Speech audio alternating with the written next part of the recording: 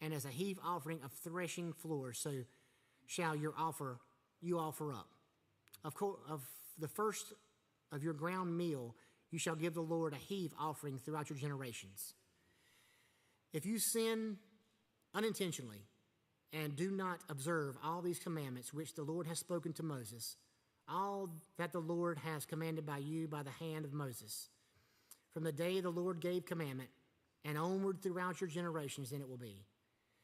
If it is unintentionally committed without the knowledge of the congregation, the whole congregation shall offer one young bull as a burnt offering, as a sweet aroma to the Lord, with its grain offering and drink offering according to the ordinance, and one kid of the goats as a sin offering. So the priest shall make atonement for the whole congregation of the children of Israel, and it shall be forgiven them, for it was unintentional. They shall bring their offering, an offering made by fire to the Lord, and their sin offering before the Lord, for their unintended sin. It shall be forgiven, the whole congregation of the children of Israel, and the stranger who dwells among them, because all the people did it unintentionally. And if a person sins unintentionally, then he shall bring a female goat in his first year as a sin offering. So the priest shall make atonement for the person who sins unintentionally. When he sins unintentionally before the Lord, to make atonement for him, and it shall be forgiven him. You shall have one law for him who sins unintentionally, for him who is native born among the children of Israel, and for the stranger who dwells among them. But the person who does anything presumptuously, whether he is native born or stranger, that one brings reproach to the Lord, and he shall be cut off from among his people, because he has despised the word of the Lord, and he has broken his commandment, that the person shall be completely cut off. His guilt shall be upon him. Now, while the children of Israel were in the wilderness, they found a man gathering sticks on the Sabbath day. And those who found him gathering sticks brought him to Moses and Aaron, and said to all the congregation, they put him under guard, because it had not been explained what should be done to him. When the Lord said to Moses, the man must surely be put to death, and all congregation shall stone him with stones outside the camp. So as the Lord commanded, Moses and all the congregation brought him outside the camp and stoned him with stones, and he died. Again the Lord spoke to Moses, saying, speak to the children of Israel. Tell them to make tassels on the corners of their garments throughout their generations, and to put a blue thread in the tassels of the corners. And you shall have the tassel, that you may look upon it and remember all the commandments of the Lord, and do them, and that they may not follow the harlotry to which your own heart and your own eyes have inclined, and that you may remember to do all my commandments and be holy for your God. I am the Lord, your God, who brought you out of the land of Egypt to be your God. I am the Lord, your God.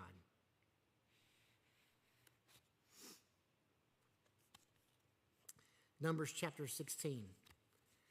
Now Korah, the son of Ishar, the son of Kohath, and the son of Levi, with Dathan and Abram, the sons of Eliab, and On, the son of Peleth, sons of Reuben, took men, and they rose up before Moses with some of the children of Israel, 250 leaders of the congregation, representatives of the congregation, men of renown.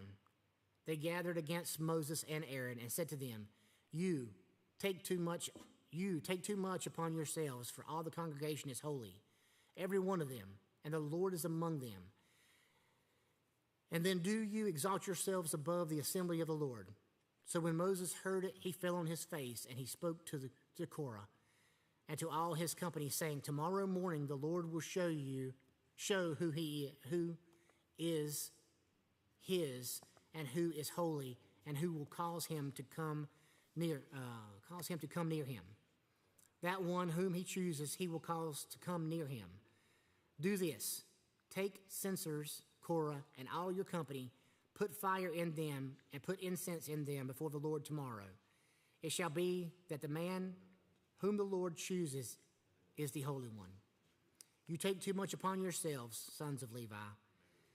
Then Moses said to Korah, hear now, you sons of Levi, is it a small thing to you that the God of Israel has separated you from the congregation of Israel, to bring you near to himself, to do the work of the tabernacle of the Lord, and to stand before the congregation to serve them, and that he has brought you near to himself?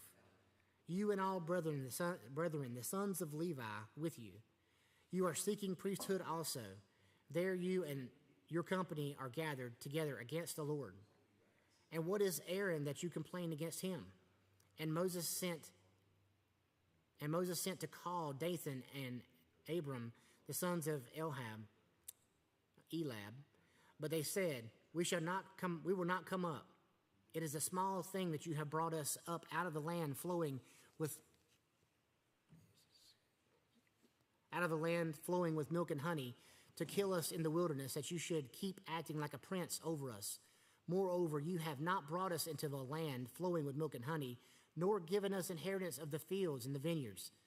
Will you put out the eyes of these men? We will not come up. Then Moses was very angry, and he said to the Lord, do not respect their offering. I have not taken one donkey from them, nor have I hurt one of them. And Moses said to Korah, tomorrow you and all your company be present before the Lord, you and they as well as Aaron. Let each take his censer and put incense in it, and of you bring his censer before the Lord. 250 censers, both you and Aaron, with each his censer. So every man took his censer, put fire in it, laid incense on it, and stood at the door of the tabernacle, meeting Moses and Aaron. And Korah gathered all the congregation against them at the door of the tabernacle of meeting. Then the glory of the Lord appeared to all the congregation. And the Lord spoke to Moses and Aaron, saying, separate yourselves from among this congregation, that I may consume them in a moment. Then they fell on their faces and said, O God, the God of the spirits of all flesh, shall one man sin, and you be angry with all the congregation?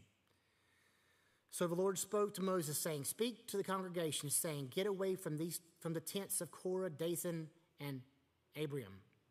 Then Moses rose and went to Dathan and Abiram, and the elders of Israel followed him. And he spoke to the congregation, saying, depart now from the tents of these wicked men. Touch nothing of theirs, lest you be consumed in all their sins.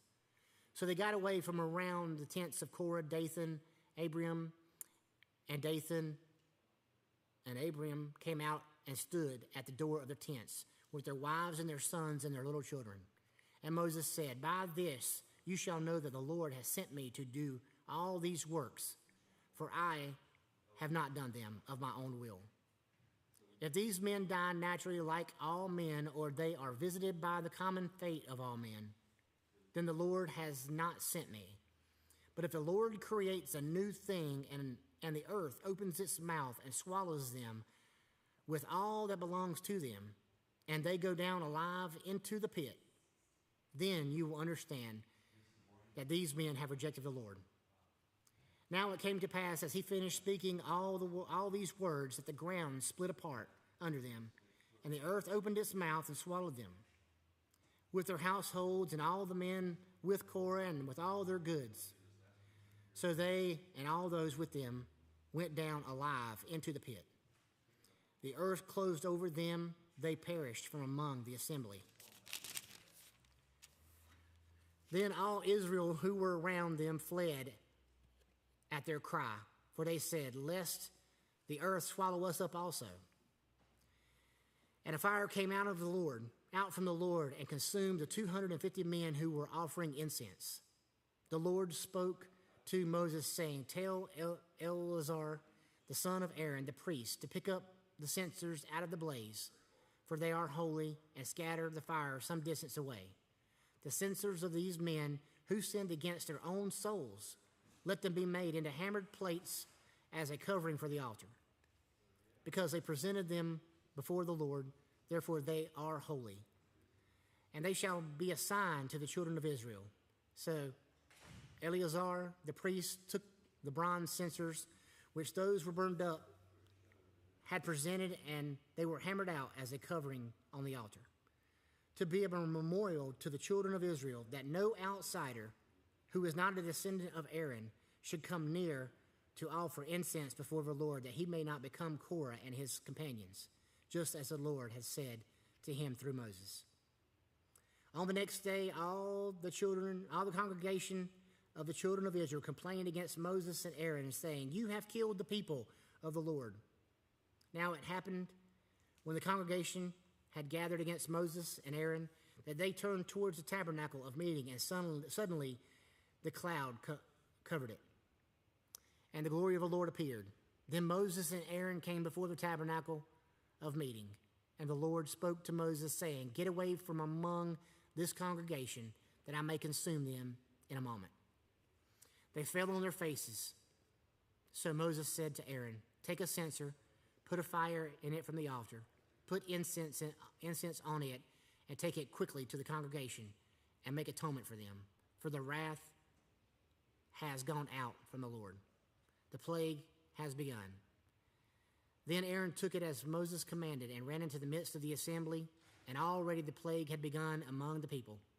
So he put in the incense and made atonement for the people. And he stood between the dead and the living, so the plague was stopped. Now those who died in the plague were 14,700, besides those who were died in the Korah incident. So Aaron returned to Moses at the door of the tabernacle of meeting, for the plague had stopped.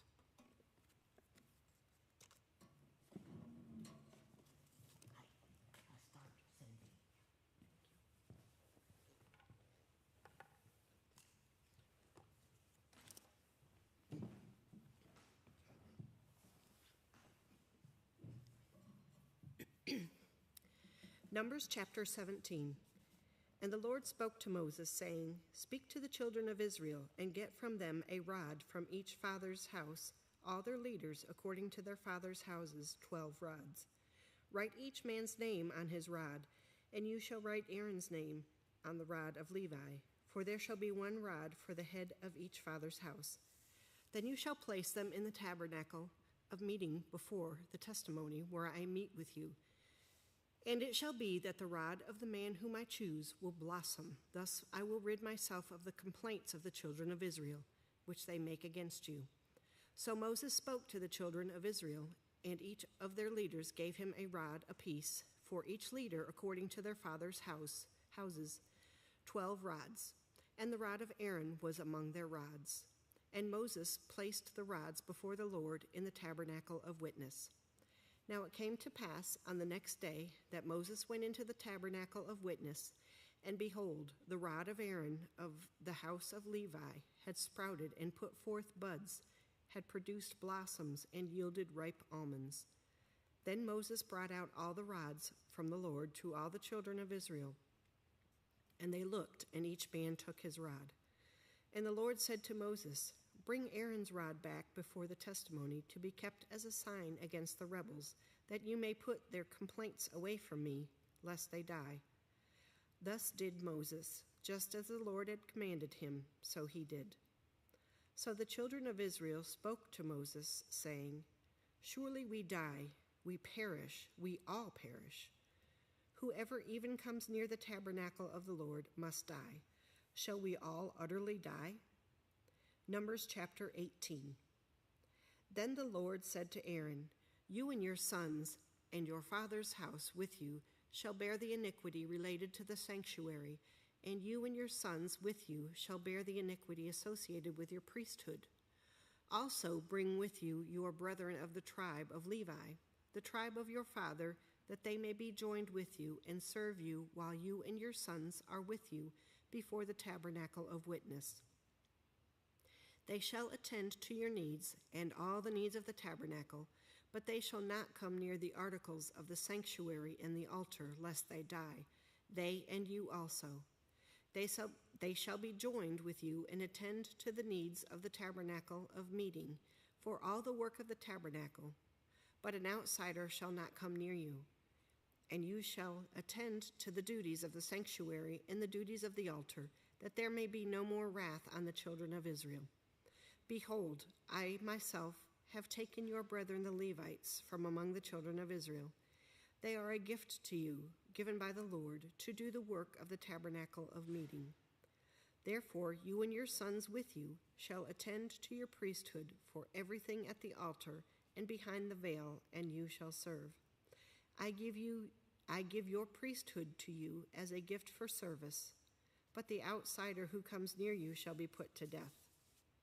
And the Lord spoke to Aaron, Here I myself have also given you charge of my heave offerings. All the holy gifts of the children of Israel I have given them as a portion to you and your sons as an ordinance forever. This shall be yours of the most holy things reserved from the fire.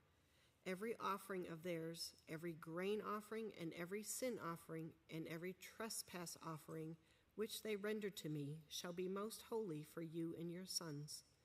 In a most holy place you shall eat it. Every male shall eat it. It shall be holy to you. This also is yours, the heave offering of their gift, with all the wave offerings of the children of Israel. I have given them to you and your sons and daughters with you as an ordinance forever. Everyone who is clean in your house may eat it. All the best of the oil, all the best of the new wine and the grain, their first fruits which they offer to the Lord, I have given them to you. Whatever first ripe fruit is in their land, which they bring to the Lord, shall be yours. Everyone who is clean in your house may eat it. Every devoted thing in Israel shall be yours.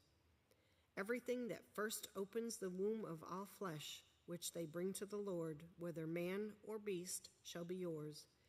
Nevertheless, the firstborn of man you shall surely redeem, and the firstborn of unclean animals you shall redeem. And those redeemed of the devoted things you shall redeem when 1 month old, according to your valuation, for 5 shekels of silver, according to the shekel of the sanctuary, which is 20 gerahs. But the firstborn of a cow, the firstborn of a sheep, or the firstborn of a goat you shall not redeem. They are holy. You shall sprinkle their blood on the altar and burn their fat as an offering made by fire for a sweet aroma to the Lord. And their flesh shall be yours, just as the wave breast and the right thigh are yours. All the heave offerings of the holy things which the children of Israel offer to the Lord, I have given to you and your sons and daughters with you as an ordinance forever. It is a covenant of salt forever before the Lord with you and your descendants with you. Then the Lord said to Aaron, You shall have no inheritance in their land, nor shall you have any portion among them. I am your portion and your inheritance among the children of Israel. Behold, I have given the children of Levi all the tithes in Israel as an inheritance in return for the work which they perform, the work of the tabernacle of meeting. Hereafter the children of Israel shall not come near the tabernacle of meeting, lest they bear sin and die. But the Levites shall perform the work of the tabernacle of meeting, and they shall bear their iniquity. It shall be a statute forever throughout your generations, that among the children of Israel they shall have no inheritance.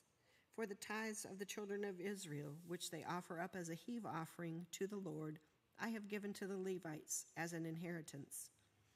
Therefore I have said to them, Among the children of Israel they shall have no inheritance.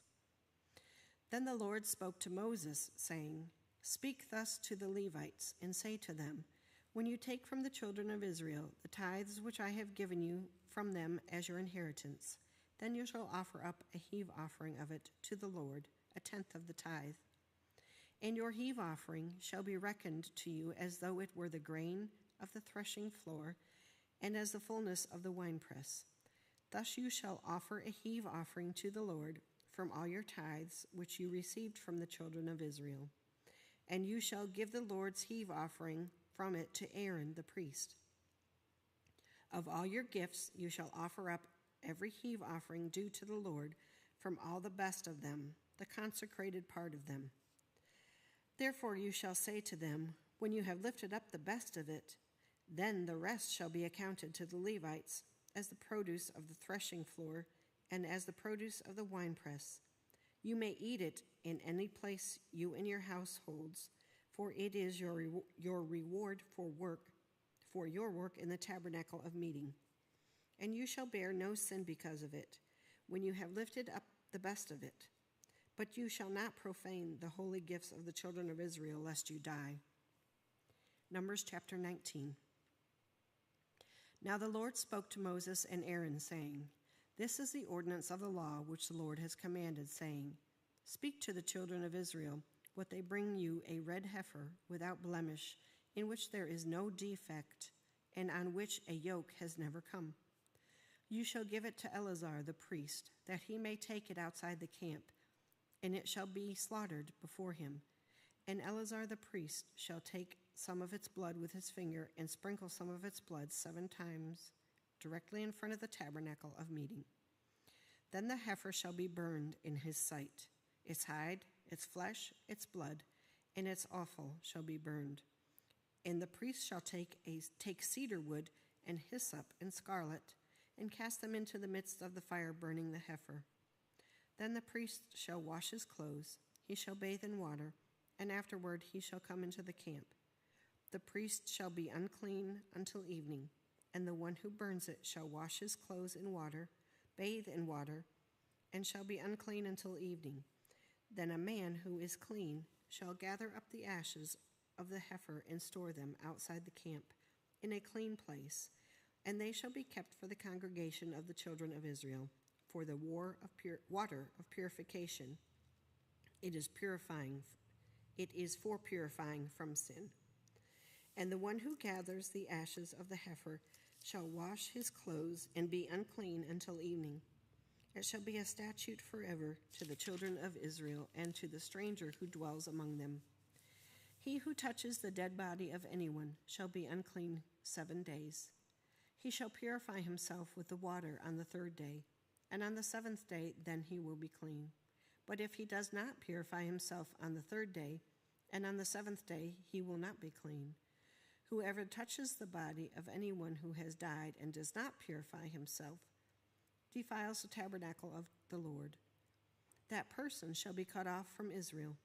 He shall be unclean, because the water of purification was not sprinkled on him. His uncleanness is still on him. This is the law when a man dies in a tent. All who come into the tent and who are in the tent shall be unclean 7 days.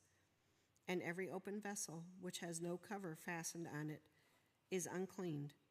Whoever in the hope field touches one who is slain by a sword, or who has died, or a bone of a man, or a grave, shall be unclean 7 days.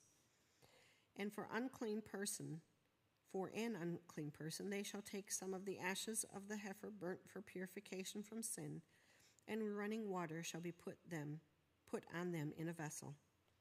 A clean person shall take hyssop and dip it in the water, sprinkle it on the tent, on all the vessels, on the persons who were there, or on the one who touched a bone, the slain, the dead, or a grave.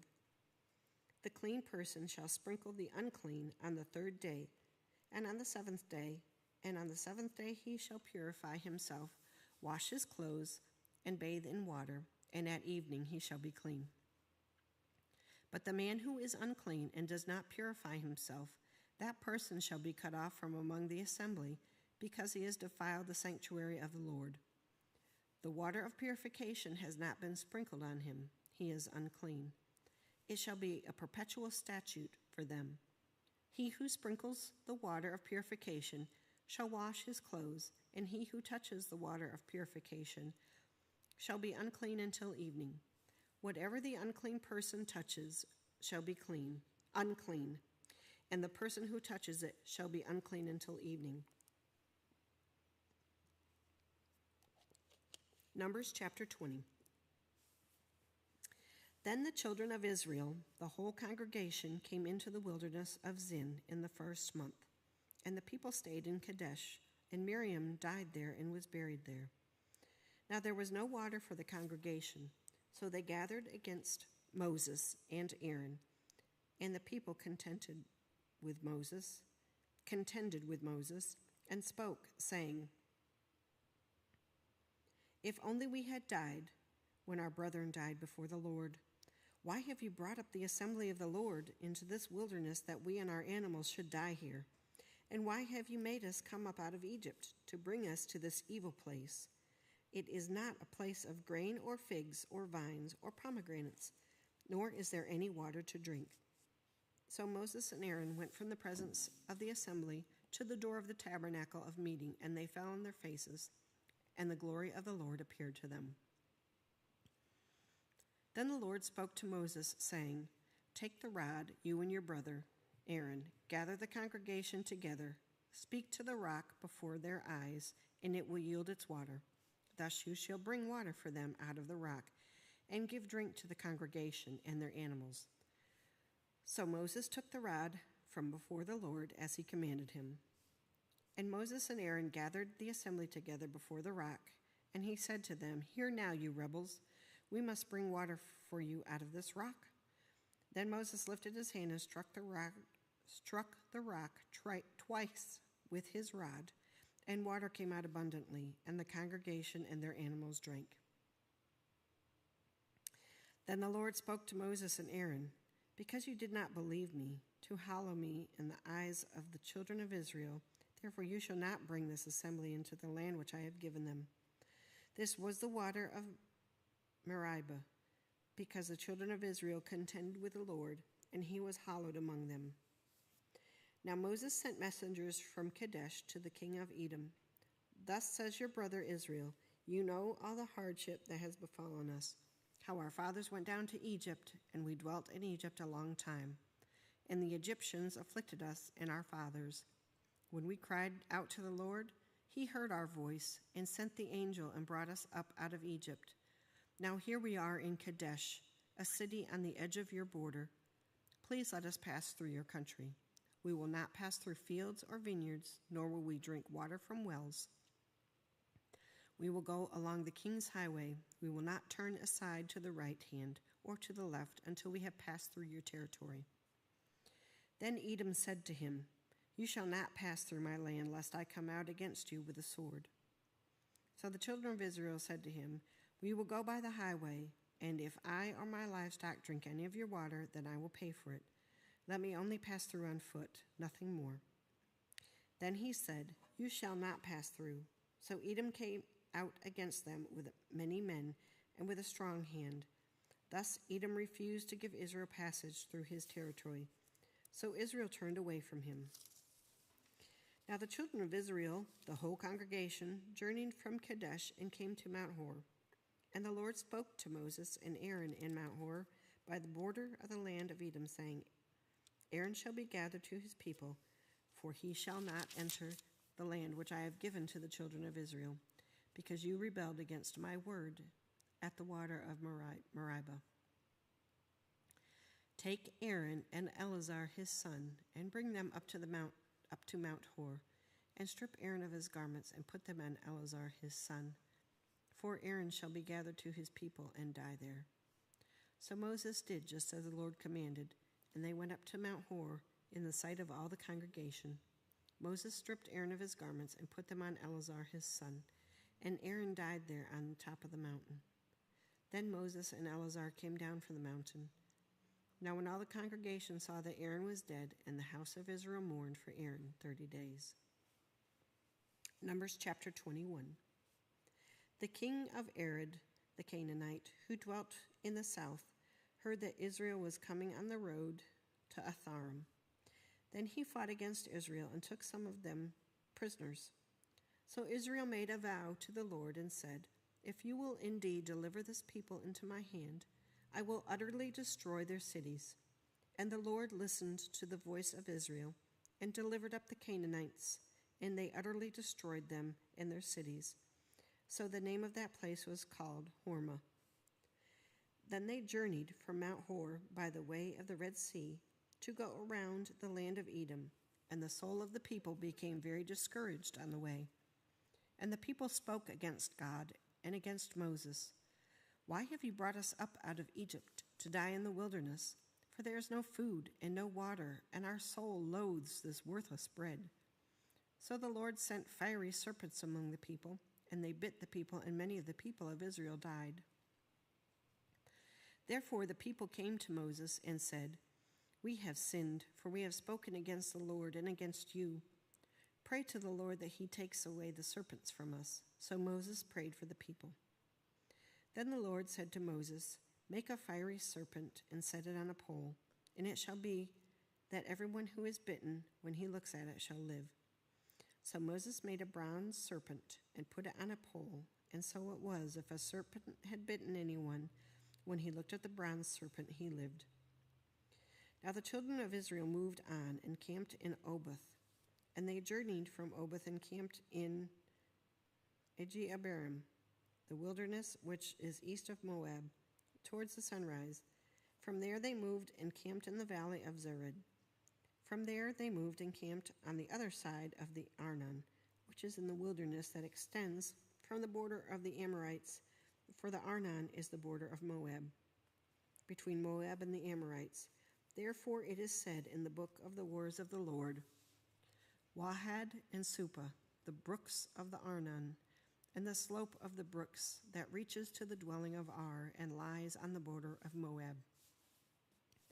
From there they went to Beer, which is the well where the Lord said to Moses, "Gather the people together, and I will give them water." Then Israel sang this song: "Spring up, O well, all of you sing to it. The well the leaders sank, dug by the nation's nobles, by the lawgiver with their staves." And from the wilderness they went to Mattanah, from Mattanah to Nahaliel, from Nahaliel to Bamoth, and from Bamoth in the valley that is in the country of Moab to the top of Pisgah, which looks down on the wasteland. Then Israel sent messengers to Sihon, king of the Amorites, saying, "Let me pass through your land. We will not turn aside into fields or vineyards. We will not drink water from wells. We will go by the king's highway until we have passed through your territory." But Sihon would not allow Israel to pass through his territory. So Sihon gathered all his people together and went out against Israel in the wilderness, and he came to Jahaz and fought against Israel. Then Israel defeated him with the edge of the sword and took possession of his land from the Arnon at the Jabbok, as far as the people of Ammon. For the border of the people of Ammon was fortified. So Israel took all these cities, and Israel dwelt in all the cities of the Amorites, in Heshbon, and in all its villages. For Heshbon was the city of Sihon, king of the Amorites, who had fought against the former king of Moab, and had taken all his land from his hand as far as the Arnon. Therefore those who speak in Proverbs say, "Come to Heshbon, let it be built. Let the city of Sihon be repaired. For fire went out from Heshbon, a flame from the city of Sihon. It consumed Ar of Moab, the lords of the heights of Arnon. Woe to you, Moab! You have perished, O people of Chemosh. He has given his sons as fugitives and his daughters into captivity to Sihon, king of the Amorites. But we have shot at them. Heshbon has perished as far as Dibon. Then we laid waste as far as Nopah, which reaches Medeba." Thus Israel dwelt in the land of the Amorites. Then Moses sent out to spy out Jazer, and they took its villages and drove out the Amorites who were there. And they turned and went up by the way to Bashan. So Og, king of Bashan, went out against them, he and all his people, to batter at Edrei. Then the Lord said to Moses, "Do not fear him, for I have delivered him into your hand with all his people and his land. And you shall do to him as you did to Sihon, king of the Amorites, who dwelt at Heshbon." So they defeated him, his sons, and all his people, until there was no survivor left of him. And they took possession of his land. Numbers chapter 22. Then the children of Israel moved and camped into the plains of Moab on the side of Jordan across from Jericho. Now Balak, the son of Zippor, saw all that Israel had done to the Amorites, and Moab was exceedingly afraid of the people because they were many, and Moab was sick with dread because of the children of Israel. So Moab said to the elders of Midian, "Now this company will lick up everything around us, as an ox licks up the grass of the field." And Balak the son of Zippor was king of the Moabites at that time. Then he sent messengers to Balaam, the son of Beor, at Pethor, which is near the river in the land of the sons of his people, to call him, saying, "Look, a people has come from Egypt. See, they cover the face of the earth and are settling next to me. Therefore, please come at once, curse this people for me, for they are too mighty for me. Perhaps I shall be able to defeat them and drive them out of the land. For I know that he whom you bless is blessed, and he whom you curse is cursed." So the elders of Moab and the elders of Midian departed with the diviner's fee in their hand, and they came to Balaam and spoke to him the words of Balak. And he said to them, "Lodge here tonight, and I will bring back word to you, as the Lord speaks to me." So the princes of Moab stayed with Balaam. Then God came to Balaam and said, "Who are these men with you?" So Balaam said to God, "Balak, the son of Zippor, the king of Moab, has sent to me, saying, 'Look, a people has come out of Egypt, and they cover the face of the earth. Come now, curse them for me. Perhaps I shall be able to overpower them and drive them out.' And God said to Balaam, 'You shall not go with them. You shall not curse the people, for they are blessed.' So Balaam rose in the morning and said to the princes of Balak, 'Go back to your land, for the Lord has refused to give me permission to go with you.' And the prince of Moab rose and went to Balak and said, 'Balaam refuses to come with us.' Then Balak again sent princes more numerous and more honorable than they, and they came to Balaam and said to him, 'Thus say Balak the son of Zippor, please let nothing hinder you from coming to me, for I will certainly honor you greatly, and I will do whatever you say to me. Therefore, please come, curse this people for me.' Then Balaam answered and said to the servants of Balak, 'Though Balak were to give me his house full of silver and gold, I could not go beyond the word of the Lord my God to do less or more. Now therefore, please, you also stay here tonight, that I may know what more the Lord will say to me.'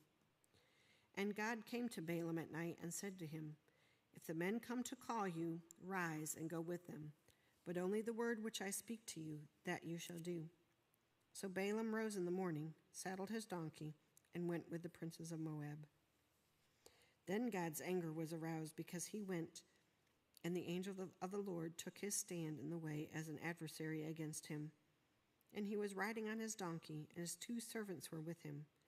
Now the donkey saw the angel of the Lord standing in the way with his drawn sword in his hand, and the donkey turned aside out of the way and went into the field. So Balaam struck the donkey to turn her back onto the road. Then the angel of the Lord stood in the narrow path between the vineyards, with a wall on this side and a wall on that side. When the donkey saw the angel of the Lord, she pushed herself against the wall and crushed Balaam's foot against the wall. So he struck her again. Then the angel of the Lord went further and stood in a narrow place where there was no way to turn either to the right hand or to the left. And when the donkey saw the angel of the Lord, she lay down under Balaam. So Balaam's anger was aroused, and he struck the donkey with his staff. Then the Lord opened the mouth of the donkey, and she said to Balaam, 'What have I done to you that you have struck me these 3 times?' And Balaam said to the donkey, 'Because you have abused me, I wish there were a sword in my hand, for now I would kill you.' So the donkey said to Balaam, 'Am I not your donkey on which you have ridden ever since I became yours to this day? Was I ever disposed to do this to you?' And he said, 'No.' Then the Lord opened Balaam's eyes, and he saw the angel of the Lord standing in the way with his drawn sword in his hand. And he bowed his head and fell flat on his face. And the angel of the Lord said to him, 'Why have you struck your donkey these 3 times? Behold, I have come out to stand against you, because your way is perverse before me. The donkey saw me and turned aside from me these 3 times. If she had not turned aside from me, surely I would also have killed you by now and let her live." And Balaam said to the angel of the Lord, "I have sinned, for I did not know you stood in the way against me. Now therefore, if it displeases you, I will turn back." Then the angel of the Lord said to Balaam, "Go with the men, but only the word that I speak to you, that you shall speak." So Balaam went with the princess of Balak. Now when Balak heard that Balaam was coming, he went out to meet him at the city of Moab, which is on the border at the Arnon, the boundary of the territory. Then Balak said to Balaam, "Did I not earnestly send to you, calling for you? Why did you not come to me? Am I not to honor you?" And Balaam said to Balak, "Look, I have come to you. Now have I any power at all to say anything? The word that God puts in my mouth, that I must speak." So Balaam went with Balak, and they came to Kirjath Huzoth. Then Balak offered oxen and sheep, and sent some to Balaam and to the princes who were with him. So it was the next day that Balak took Balaam and brought him up to the high places of Baal, that from there he might observe the extent of the people.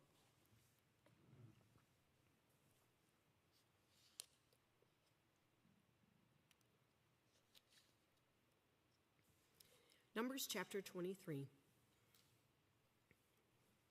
Then Balaam said to Balak, "Build 7 altars for me here, and prepare for me here 7 bulls and 7 rams." And Balak did just as Balaam had spoken. But Balak and Balaam offered a bull and a ram on each altar. Then Balaam said to Balak, "Stand by your burnt offering, and I will go.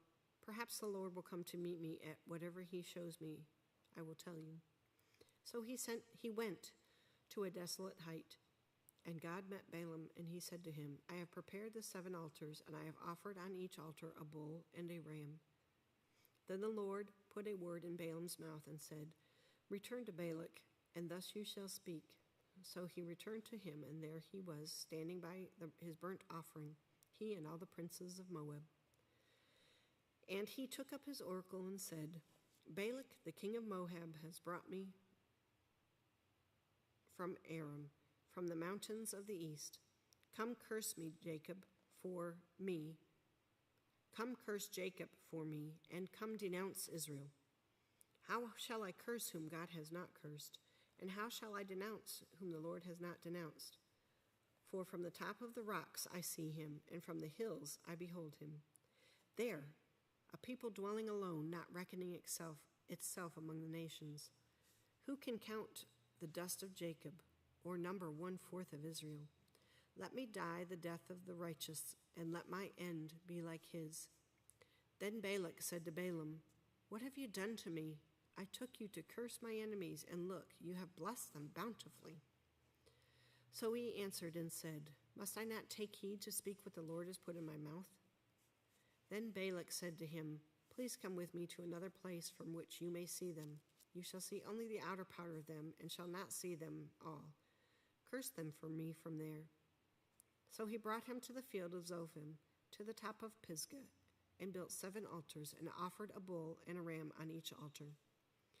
And he said to Balak, "Stand here by your burnt offering, while I meet the Lord over there." Then the Lord met Balaam, and put a word in his mouth, and said, "Go back to Balak, and thus you shall speak." So he came to him, and there he was, standing by his burnt offering, and the princes of Moab were with him. And Balak said to him, "What has the Lord spoken?" Then he took up his oracle and said, "Rise up, Balak, and hear. Listen to me, son of Zippor. God is not a man that he should lie, nor a son of a man that he should repent. Has he said, no, he will not, and will not? Has he said, and will he not do? Or has he spoken, and will he not make it good? Behold, I have received a command to bless. He has blessed, and I cannot reverse it. He has not observed iniquity in Jacob, nor has he seen wickedness in Israel. The Lord his God is with him, and the shout of a king is among them. God brings them out of Egypt. He has strength like a wild ox. For there is no sorcery against Jacob, nor any divination against Israel. It It now must be said of Jacob and of Israel, oh, what God has done. Look, a people rises like a lioness and lifts itself up like a lion. It shall not lie down until it devours all the prey and drinks the blood of the slain. Then Balak said to Balaam, neither curse them at all, nor bless them at all. So Balaam answered and said to Balak, did I not tell you, saying, all that the Lord speaks that I must do? Then Balak said to Balaam, please come, I will take you to another place. Perhaps it will please God that you may curse them for me from there. So Balak took Balaam to the top of Peor, that overlooks the wasteland. Then Balaam said to Balak, build for me here 7 altars, and prepare for me here 7 bulls and 7 rams. And Balak did as Balaam had said, and offered a bull and a ram on every altar. Numbers chapter 24. Now when Balaam saw that it pleased the Lord to bless Israel, he did not go as at other times to seek to use sorcery, but to set his face toward the wilderness. And Balaam raised his eyes and saw Israel encamped according to their tribes, and the Spirit of God came upon him, when he took up his oracle and said, the utterance of Balaam the son of Beor, the utterance of the man whose eyes are opened, the utterance of him who hears the words of God, who sees the vision of the Almighty, who falls down with eyes wide open. How lovely are your tents, O Jacob, your dwellings, O Israel, like valleys that stretch out, like gardens by riverside, like aloes planted by the Lord, like cedars beside the waters. He shall pour water from his buckets, and his seed shall be in many waters. His king shall be higher than Agag, and his kingdom shall be exalted. God brings him out of Egypt. He has strength like a wild ox. He shall consume the nations, his enemies. He shall break their bones and pierce them with his arrows. He bows down, he lies down as a lion, and as a lion, who shall rouse him? Blessed is he who blesses you, and cursed is he who curses you. Then Balak's anger was aroused against Balaam, and he struck his hands together, and Balak said to Balaam, I called you to curse my enemies, and look, you have bountifully blessed them in these 3 times. Now therefore flee to your place. I said I would greatly honor you, but in fact the Lord has kept you back from honor. So Balaam said to Balak, did I not also speak to your messengers, whom you sent to me, saying, if Balak were here to give me his house full of silver and gold, I could not go beyond the word of the Lord, to do good or bad of my own will? What the Lord says, that I must speak. And now, indeed, I am going to my people. Come, I will advise you what this people will do to your people in the latter days. So he took up his oracle and said, the utterance of Balaam, the son of Beor, and the utterance of the man whose eyes are opened, the utterance of him who hears the words of God and has the knowledge of the Most High, who sees the vision of the Almighty, who falls down with eyes wide open. I see him, but not now. I behold him, but not near. A star shall come out of Jacob.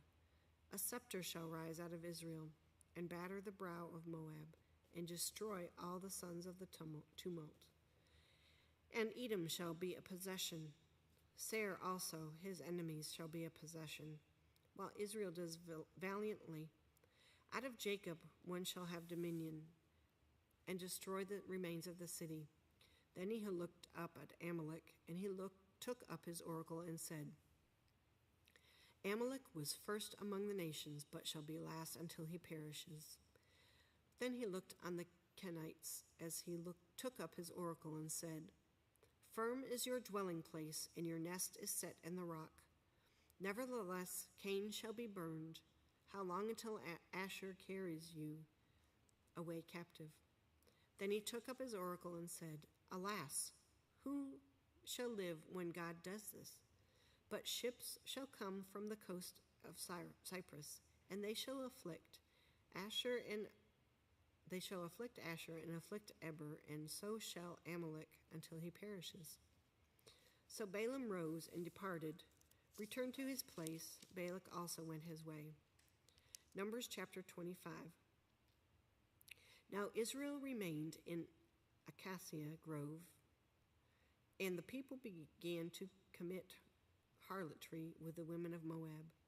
They invited the people to the sacrifices of their gods, and the people ate and bowed down to their gods. So Israel was joined to the Baal of Peor, and the anger of the Lord was aroused against Israel. Then the Lord said to Moses, "Take all the leaders of the people and hang the offenders before the Lord out in the sun, that the fierce anger of the Lord may turn away from Israel." So Moses said to the judges of Israel, "Every one of you kill his men who were joined to Baal of Peor." And indeed, one of the children of Israel came and presented to his brethren a Midianite woman in the sight of Moses and in the sight of all the congregations of the children of Israel, who were weeping at the door of the tabernacle of meeting. Now when Phinehas, the son of Eleazar, the son of Aaron the priest, saw it, he rose from among the congregation and took a javelin in his hand. And he went after the man of Israel into the tent and thrust both of them through the man of Israel and through the woman, and the woman through her body. So the plague was stopped among the children of Israel, and those who died in the plague were 24,000. Then the Lord spoke to Moses, saying, "Phinehas, the son of Eleazar, the son of Aaron the priest, has turned back my wrath from the children of Israel, because he was zealous with my zeal among them, so that I did not consume the children of Israel in my zeal. Therefore say, Behold, I give to him my covenant of peace, and it shall be to him and his descendants after him a covenant of everlasting priesthood, because he was zealous for his God and made atonement for the children of Israel." Now the name of Israel, the Israelite who was killed with the Midianite woman, was Zamir, the son of Salu, a leader of the father's house among the Simeonites. And the name of the Midianite woman who was killed was Cosbi, the daughter of Zur. He was head of the people of a father's house in Midian. Then the Lord spoke to Moses, saying, "Harass the Midianites and attack them, for they harassed you with their schemes, by which they seduced you in the matter of Peor and the matter of Cosbi, the daughter of a leader of a Midian, their sister, who was killed in the day of the plague because of Peor." Numbers chapter 26.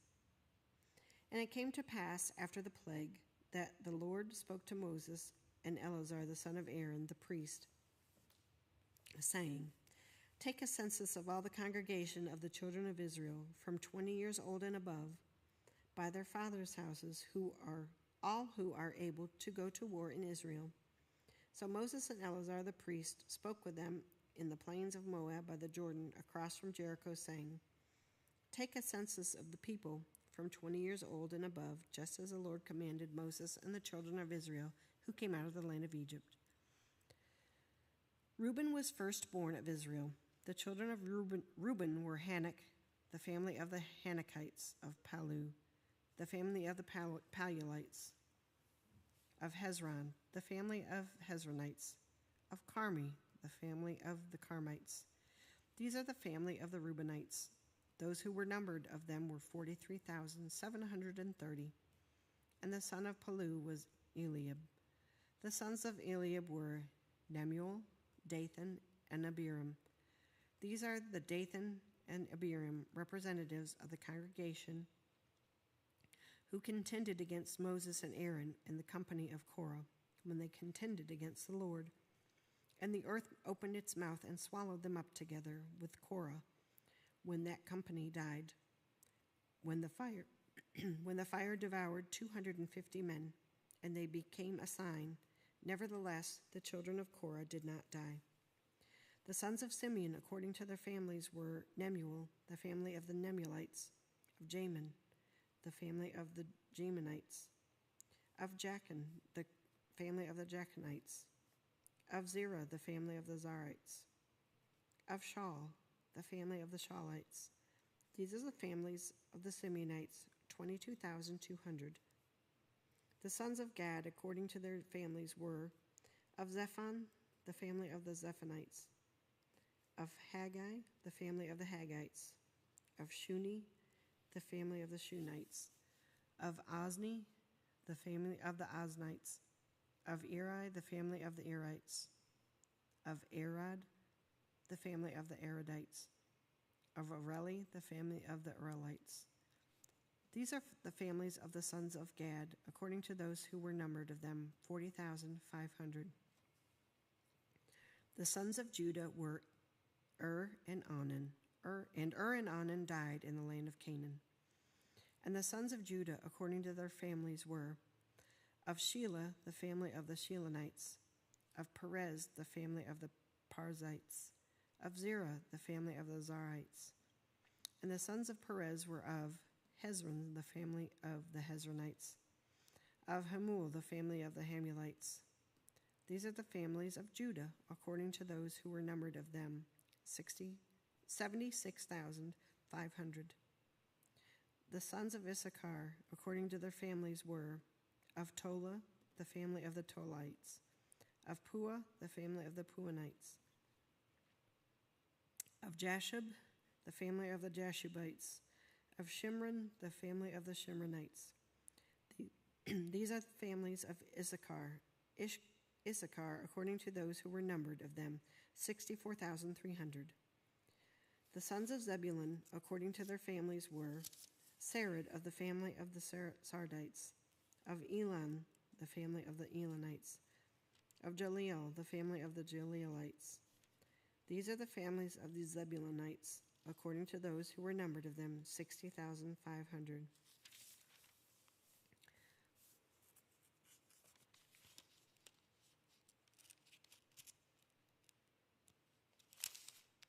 The sons of Joseph, according to their families by Manasseh and Ephraim, were the sons of Manasseh, of Machir, the family of the Machirites. And Machir begot Gilead, of Gilead, the family of the Gileadites. These are the sons of Gilead, of Jezer, the family of the Jezerites, of Helek, the family of the Helekites, of Asriel, the family of Asrielites, of Shechem, the family of the Shechemites, of Shemida, the family of the Shemidites, of Hepher, the family of the Hepherites. Now Zelophehad, the son of Hepher, had no sons but daughters, and the names of the daughters of Zelophehad were Mahlah, Noah, Hoglah, Milcah, and Tirzah. These are the families of Manasseh, and those who were numbered of them were 52,700. These are the sons of Ephraim, according to their families of Shuthelah, the family of the Shuthelites, of Becher, the family of the Becherites, of Tahan, the family of the Tahanites. And these are the sons of Shuthelah, of Eran, the family of the Aaronites. These are the families of the sons of Ephraim, according to those who were numbered of them, 32,500. These are the sons of Joseph, according to their families. The sons of Benjamin, according to their families, were of Bela, the family of the Belites, of Ashbel, the family of the Ashbelites, of Ariam, the family of the Aramites, of Shuppim, the family of the Shuppimites, of Huppim, the family of the Huppimites. And the sons of Bela were Ard and Nahum, of Ard, the family of the Ardites, of Nahum, the family of the Nahamites. These are the sons of Benjamin, according to their families, and those who were numbered of them were 45,600. These are the sons of Dan, according to their families, of Shuam, the family of the Shuamites. These are the families of Dan, according to their families. All the families of the Shuamites, according to those who were numbered of them, were 64,400. The sons of Asher, according to their families, were of Jimnah, the family of the Jimnites, of Jesui, the family of Jesuites, of Beriah, the family of the Berites, of the sons of Beriah, of Heber, the family of the Heberites, of Malchiel, the family of the Malchielites. And the name of the daughter of Asher was Sarah. These are the families of the sons of Asher, according to those who were numbered of them, 53,400. The sons of Naphtali, according to their families, were of Jozeel, the family of the Jozeelites, of Guni, the family of the Gunites, Of Jezer, the family of the Jezerites. Of Shillem, the family of the Shillemites. These are the families of Naphtali according to their families, and those who were numbered of them were 45,400. These are those who were numbered of the children of Israel, 601,730. Then the Lord spoke to Moses, saying, "To these the land shall be divided as an inheritance according to the number of names. To a large tribe you should give a larger inheritance, and to a small tribe you shall give a smaller inheritance. Each shall be given its inheritance according to those who were numbered of them. But the land shall be divided by lot. They shall inherit according to the names of the tribes of their fathers. According to the lot, their inheritance shall be divided between the larger and the smaller. And these are those who were numbered of the Levites according to their families: of Gershon, the family of the Gershonites; of Kohath, the family of the Kohathites; of Merari, the family of the Merarites. These are the families of the Levites: the family of the Libnites, the family of the Hebronites, the family of the Malites, the family of the Mushites, and the family of the Korathites. And Kohath begot Amram, the name of Amram's wife was Jochebed, the daughter of Levi, who was born to Levi in Egypt. And to Amram she bore Aaron and Moses and their sister Miriam. To Aaron were born Nadab and Abihu, Eleazar and Ithamar. And Nadab and Abihu died when they offered profane fire before the Lord. Now those who were numbered of them were 23,000, and every male from a month old and above, for they were not numbered among the other children of Israel, because there was no inheritance given to them among the children of Israel. These are those who were numbered by Moses and Eleazar the priest, who numbered the children of Israel in the plains of Moab by Jordan, across from the Jericho. But among these there was not a man of those who were numbered by Moses and Aaron the priest, when they numbered the children of Israel in the wilderness in Sinai. For the Lord had said of them, They shall surely die in the wilderness. So there was not left of them, except Caleb and the son of Jephunneh, and Joshua the son of Nun. Numbers chapter 27. Then came the daughters of Zelophehad, the son of Hepher, the son of Gilead, the son of Machir, the son of Manasseh, from the families of Manasseh, the son of Joseph. And these were the names of his daughters: Mahlah, Noah, Hoglah, Milcah, and Tirzah. And they stood before Moses and Eleazar the priest, and before the leaders and all the congregations by the doorway of the tabernacle of the meeting, saying, Our father died in the wilderness, but he was not in the company of those who gathered together against the Lord in company with Korah, but he died in his own sin and had no sons. Why should the name of our father be removed from among his family because he had no son? Give us a possession among our father's brothers. So Moses brought their case before the Lord. And the Lord spoke to Moses, saying, The daughters of Zelophehad speak what is right. You shall surely give them a possession of inheritance among their father's brothers, and cause the inheritance of their father to pass to them. And you shall speak to the children of Israel, saying, If a man dies and has no son, then you shall cause his inheritance to pass to his daughter.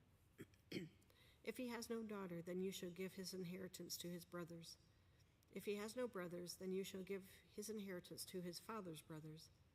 And if his father has no brothers, then you shall give his inheritance to the relative closest to him in his family, and he shall possess it. And it shall be to the children of Israel a statute of judgment, just as the Lord commanded Moses.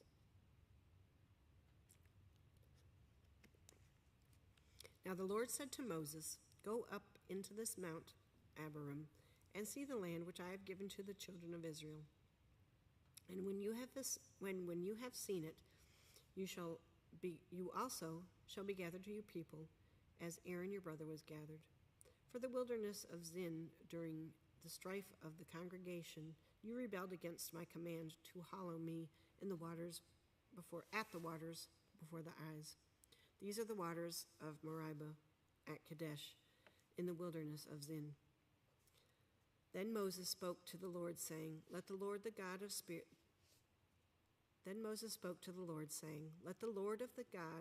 of the spirits of all flesh set a man over the congregation, who may go out before them and go in before them, who may lead them out and bring them in, that the congregation of the Lord may not be like sheep which have no shepherd.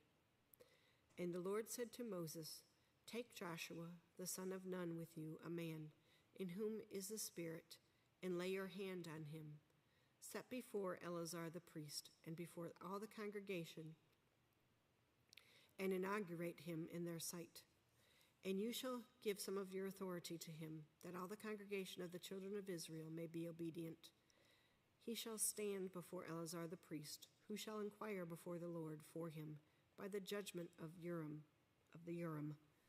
At his word they shall go out, and at his word they shall come in, he and all the children of Israel with him, all the congregation. So Moses did as the Lord commanded him. He took Joshua and set him before Eleazar the priest and before all the congregation, and he laid his hands on him and inaugurated him, just as the Lord commanded by the hand of Moses.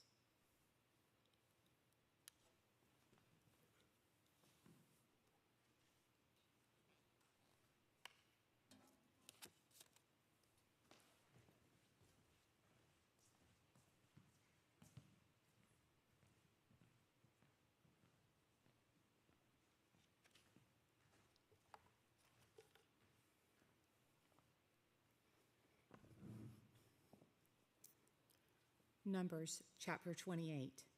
Now the Lord spoke to Moses, saying, Command the children of Israel, and say to them, My offering, my food, for my offerings made by fire, as sweet as aroma to you, shall be careful to offer to me at their appointed time. And you shall say to them, This is the offering made by fire, which you shall offer to the Lord. 2 male lambs in their first year without blemish, day by day, as a regular burnt offering. The one lamb you shall offer in the morning, the other lamb you shall offer in the evening. And the one of the fine flour of grain offering mixed with 1/4 of him of pressed oil. It is a regular burnt offering, which was ordained at Mount Sinai for a sweet aroma, an offering made by fire to the Lord, and its drink offering shall be 1/4 of him for each lamb.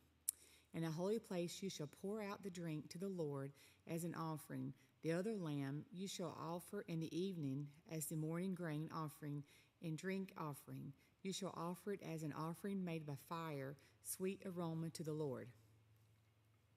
And on the Sabbath day, 2 lambs in their first year, without blemish, and 2/10 of an ephah at the time of flour of grain offering mixed with oil is a drink offering.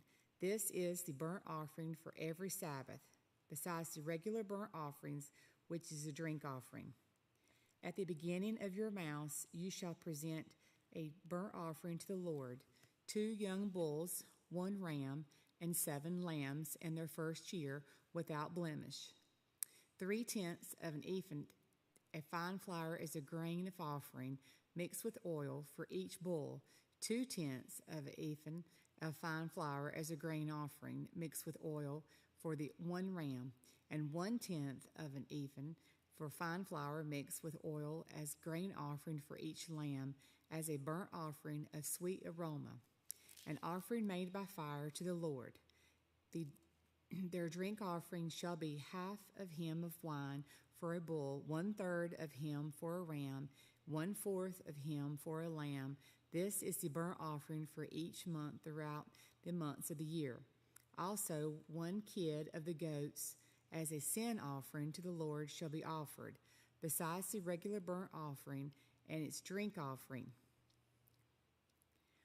On the 14th day of the first month in the Passover of the Lord, and on the 15th day of the first month in the feast, unleavened bread shall be eaten for 7 days.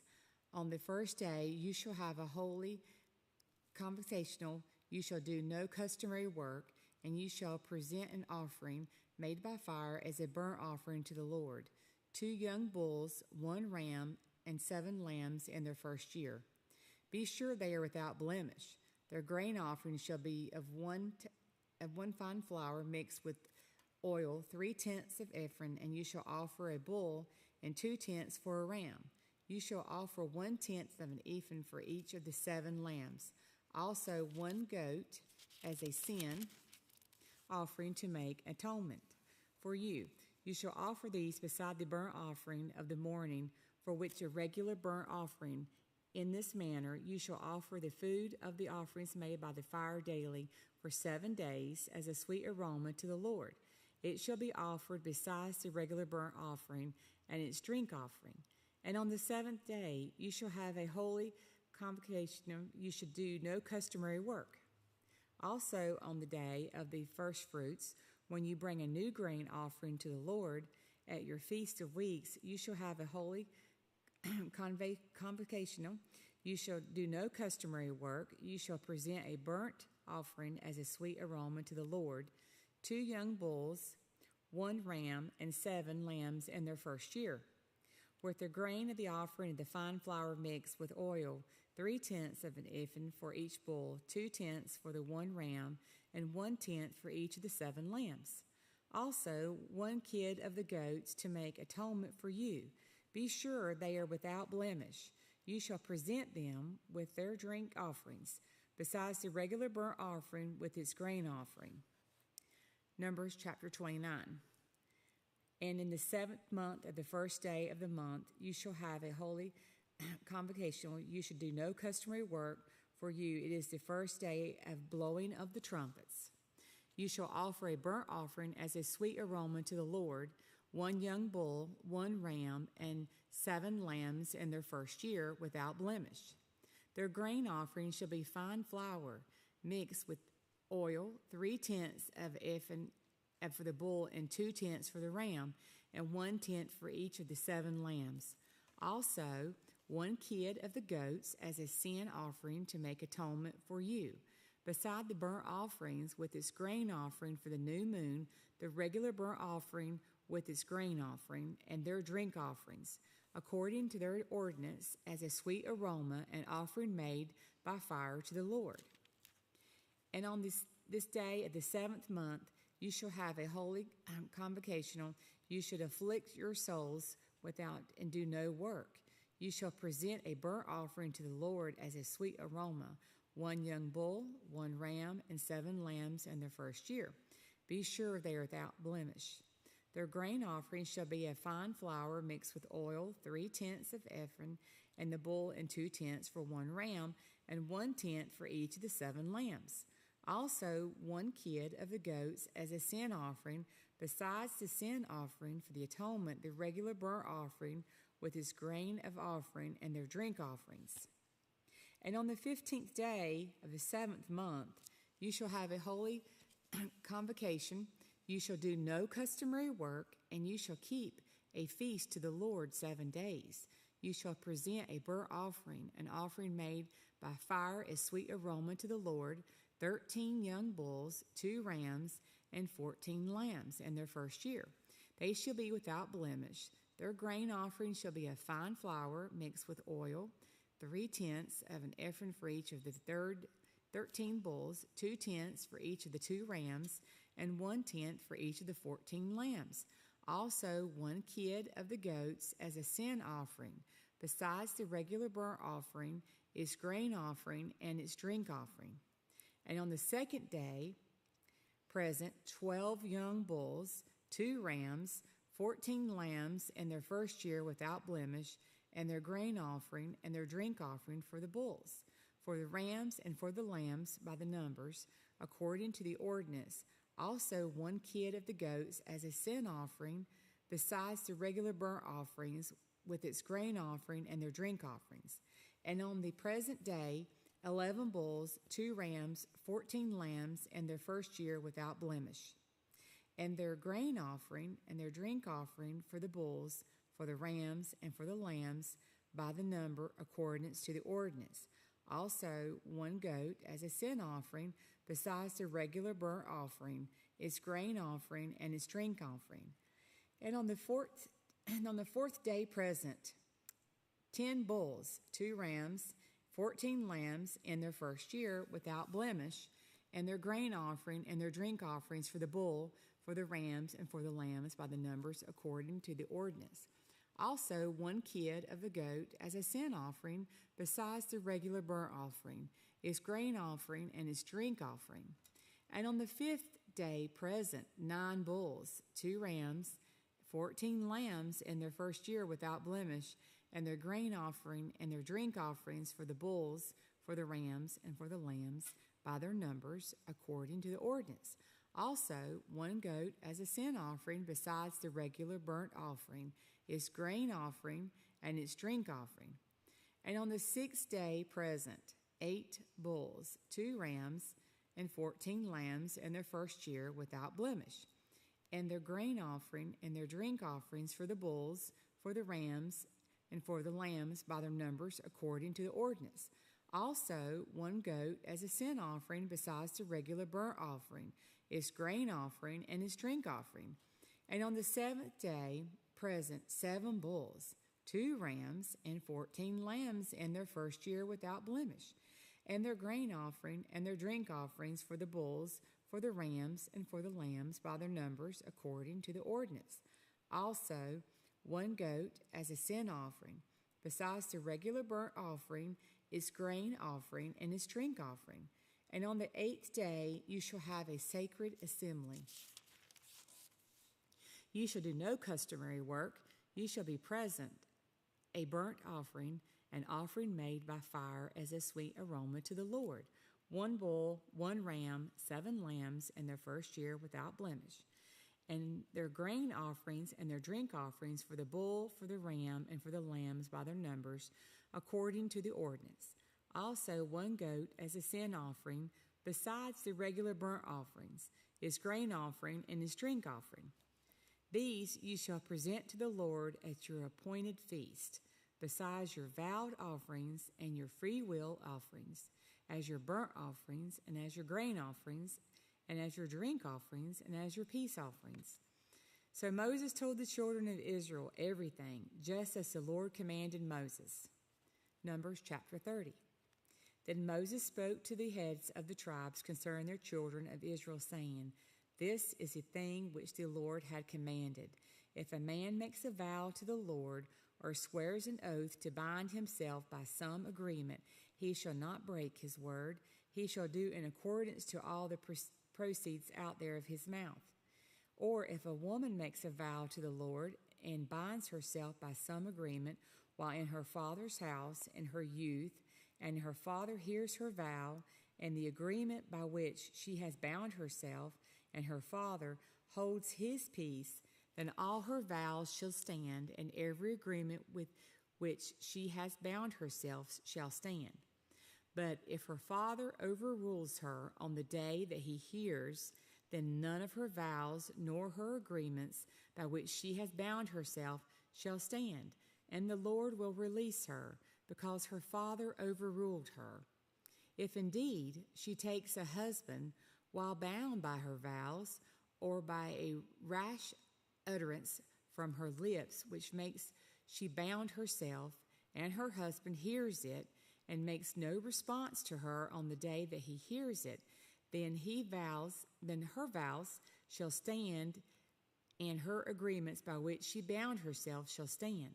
But if her husband overrules her on the day that he hears it, he shall make void her vow which she took, and what she uttered with her lips by which she bounded herself, and the Lord will release her.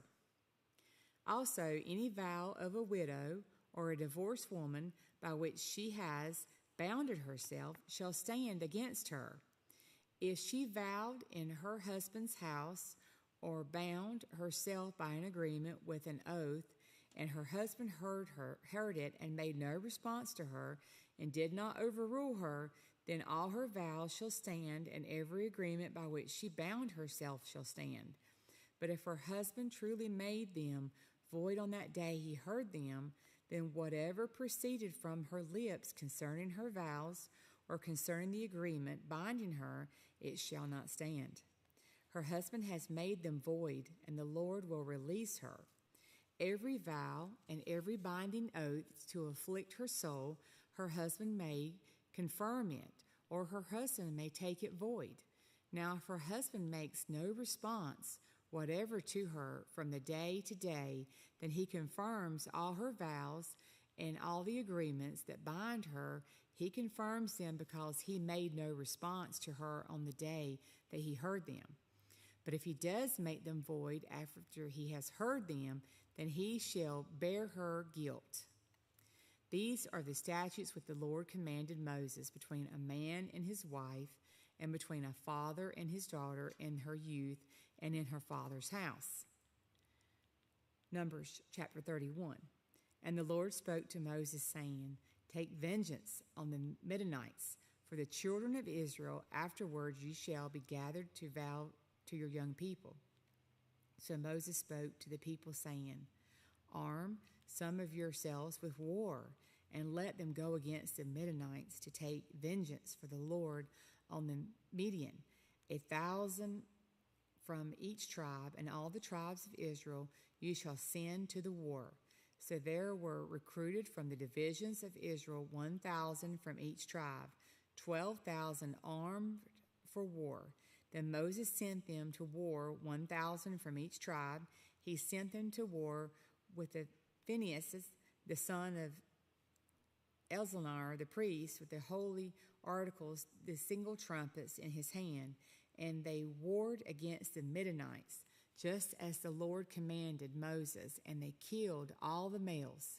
They killed all the kings of the Midian with the rest of those who were killed, Eva, Rekem, Zur, Hut, and Reba, the 5 kings of the Midianites, of Midian. Balaam, the son of Beor, they also killed with the sword. And the children of Israel took the women of Midian captive with their little ones, and took as spoil all their cattle, all their flocks, all their goods.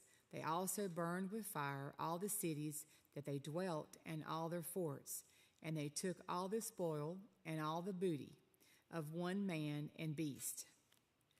When they brought the captives, the booty, and the spoil to Moses, to Eleazar the priest, and to the congregation of the children of Israel, to the camp in the plains of Moab, by the Jordan across from Jericho, and Moses, Eleazar, and the priest, and all the leaders of the congregation went to meet them outside the camp.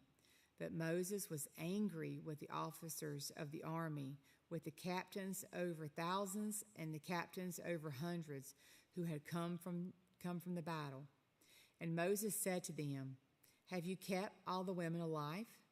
Look, these women caused the children of Israel through the counsel of Balaam to trespass against the Lord in the indecent of the poor, and they were the plague among the congregation of the Lord. Now therefore, kill every male among the little ones, and kill every woman who has known a man intimately.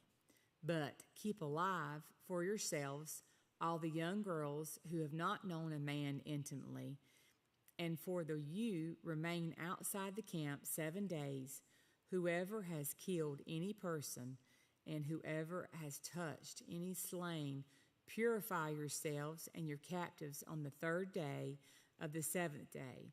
Purify every garment, everything made out of leather, everything woven of goat's hair, and everything made of wood. Then Eleazar the priest said to the men of war who had gone to battle, This is the ordinance of the law which the Lord commanded Moses. Only the gold, the silver, the bronze, the iron, and the tin of the lead, everything that can endure fire, you shall put through the fire, and it shall be clean, and it shall be purified within the water of purification. But all that cannot endure fire you shall put through water, and you shall wash your clothes on the 7th day and be clean, and afterward you may come into the camp. Now the Lord spoke to Moses, saying, Count up the plunder that was taken of man and beast. You and Ezra, the priest, and the chief fathers of the congregation, and divide the plunder into 2 parts between those who took part in the war, who went out to the battle, and all the congregation, and levy a tribute for the Lord on the men of war who went out to battle, one of every 500 of the persons, the cattle, the donkeys, and the sheep. Take it from their half and give it to Elzanah the priest as a heave offering to the Lord. And from the children of Israel's half you shall take one of every 50, drawn from the persons, the cattle, the donkeys, and the sheep, all from the livestock, and give them to the Levites, but keep charge of those tabernacle of the Lord. So Moses and Elzanah the priest did as the Lord commanded Moses. The booty remaining from the plunder which the men of the war had taken was 675,000 sheep, 72,000 cattle, 61,000 donkeys, and 32,000 persons in all, of women who had not known a man intimately. And the half of the portion of those who had gone out to war was in the number 337,500 sheep. And the Lord's tribute of the sheep was 675. The cattle were 36,000, of which the Lord's tribute was 72. The donkeys were 30,500, of which the Lord's tribute was 61. The persons were 16,000, of which the Lord's tribute was 32 persons. So Moses gave the tribute, which was the Lord's heaven of offering, to Elzanah the priest, as the Lord commanded Moses.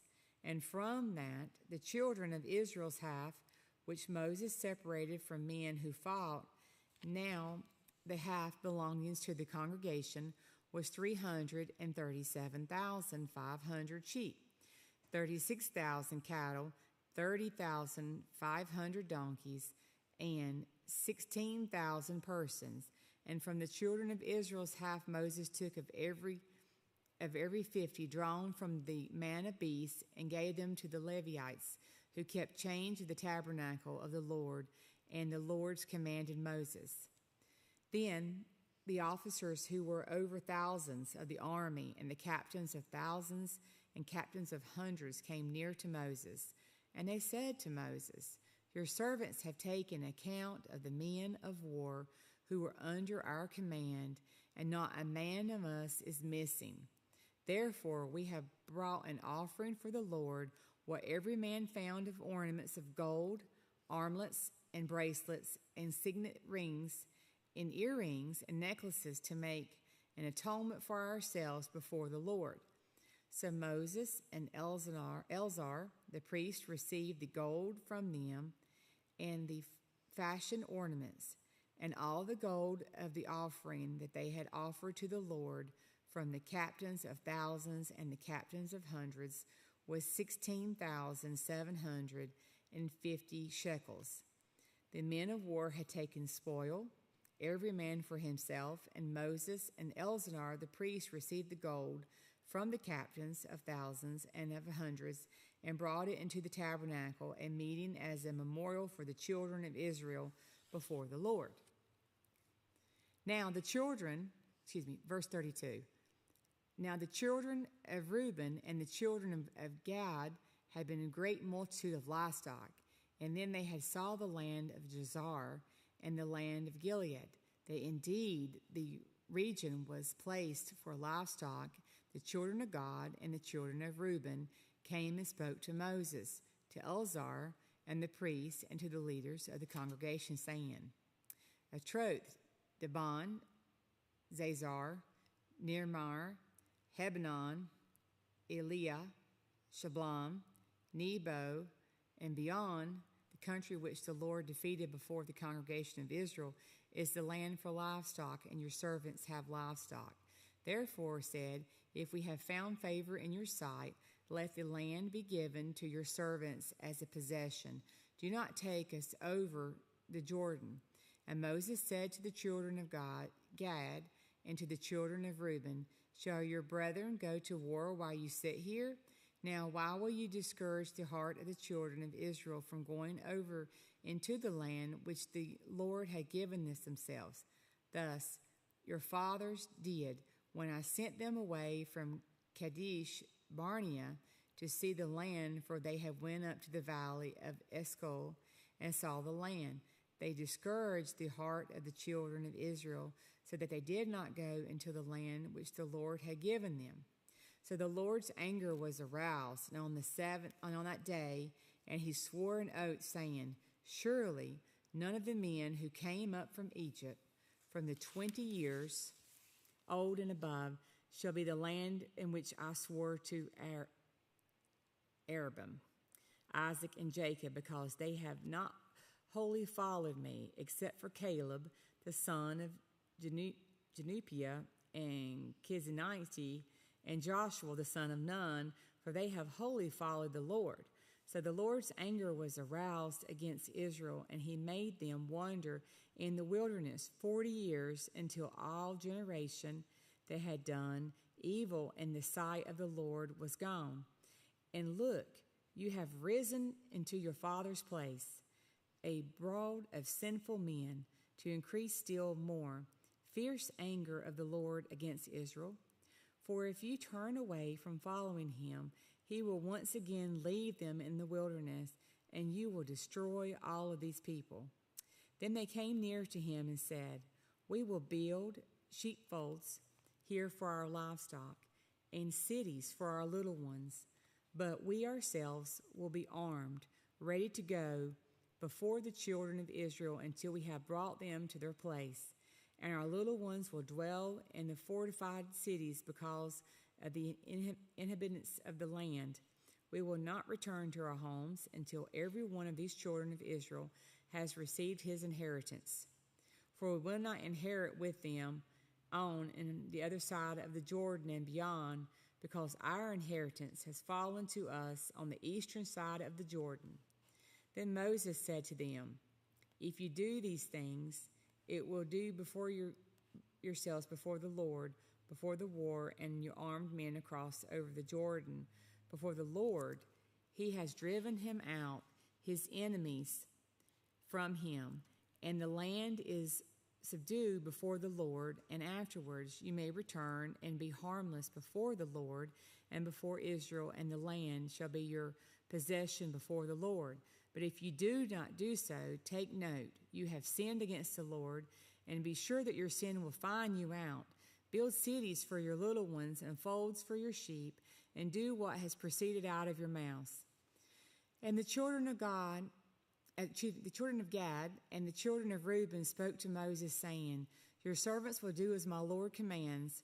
Our little ones, our wives, our flocks, and our livestock will be there in the cities of Gilead.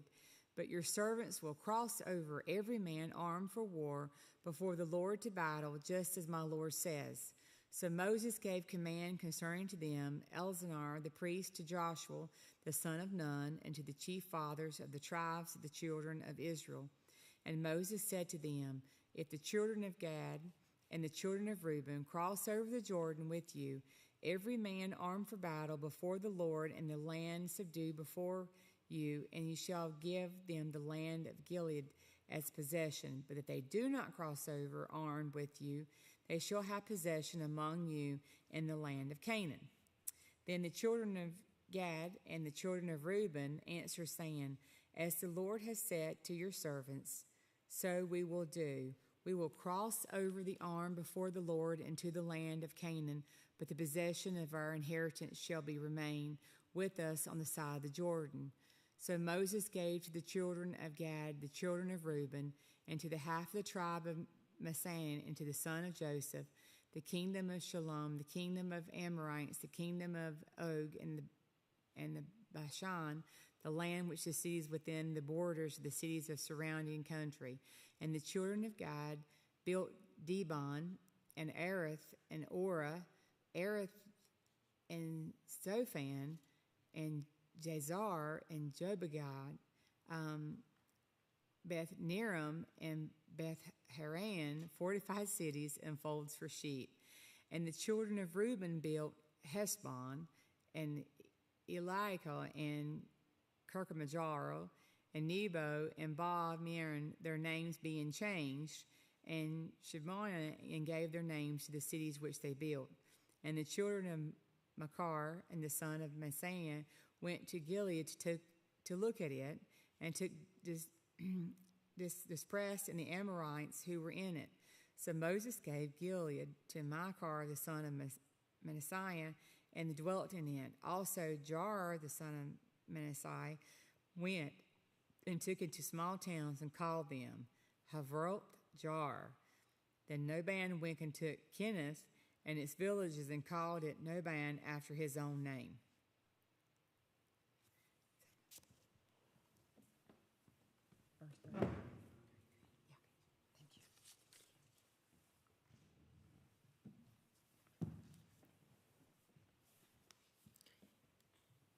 Israel's journey from Egypt reviewed.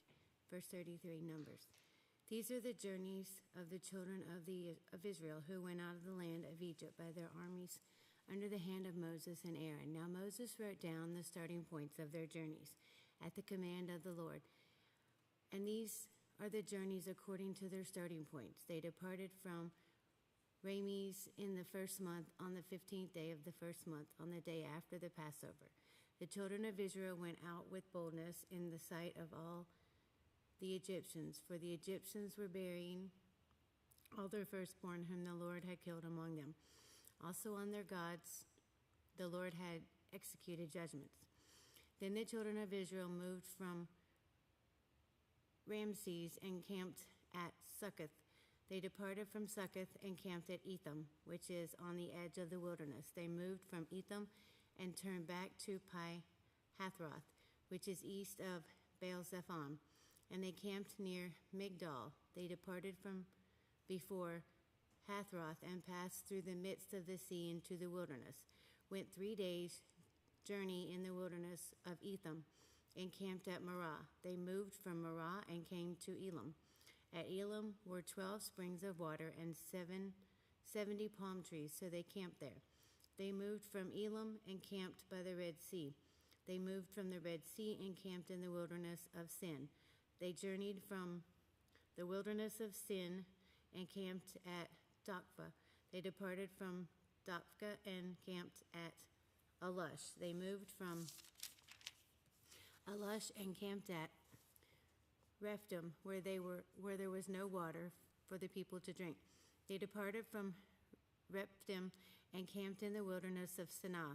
They moved from the wilderness of Sinai and camped at Kibroth Hattaavah. They departed from Kibroth Hattaavah and camped at Hazeroth. They departed from Hazeroth and camped at Rithmath. They departed from Rithmath and camped at Rimmon Perez. They departed from Rimmon Perez and camped at Libnah. They moved from Libnah and camped at Rissah. They journeyed from Rissah and camped at Kehelath. They went from Kehelath and camped at Mount Shepher. They moved from Mount Shepher and camped at Haradah. They moved from Haradah and camped at Machelath. They moved from Machelath and camped at Tahath. They departed from Tahath and camped at Terah. They moved from Terah and camped at Mithkah. They went from Mithkah and camped at Hashmanah. They departed from Hashmanah and camped at Moseroth. They departed from Moseroth and camped at Bene-Jacan. They moved from Bene-Jacan and camped at Hor-Hagadad. They went from Hor-Hagadad and camped at Jothbathah. They moved from Jothbathah and camped at Abranah. They departed from Abranah and camped at Ezen-Geber. They moved from Ezen-Geber and camped in the wilderness of Zin, which is Kadesh. They moved from Kadesh and camped at Mount Hor on the boundary of land of Edom. Then Aaron the priest went up to the Mount Hor at the command of the Lord and died there in the 40th year after the children of Israel had come out of the land of Egypt on the first day of the 5th month. Aaron was 123 years old when he died on Mount Hor. Now the king of Arad, the Canaanite, who dwelt in the south in the land of Canaan, heard the coming of the children of Israel. So they departed from Mount Hor and camped at Zalmanah. They departed from Zalmanah and camped at Punan.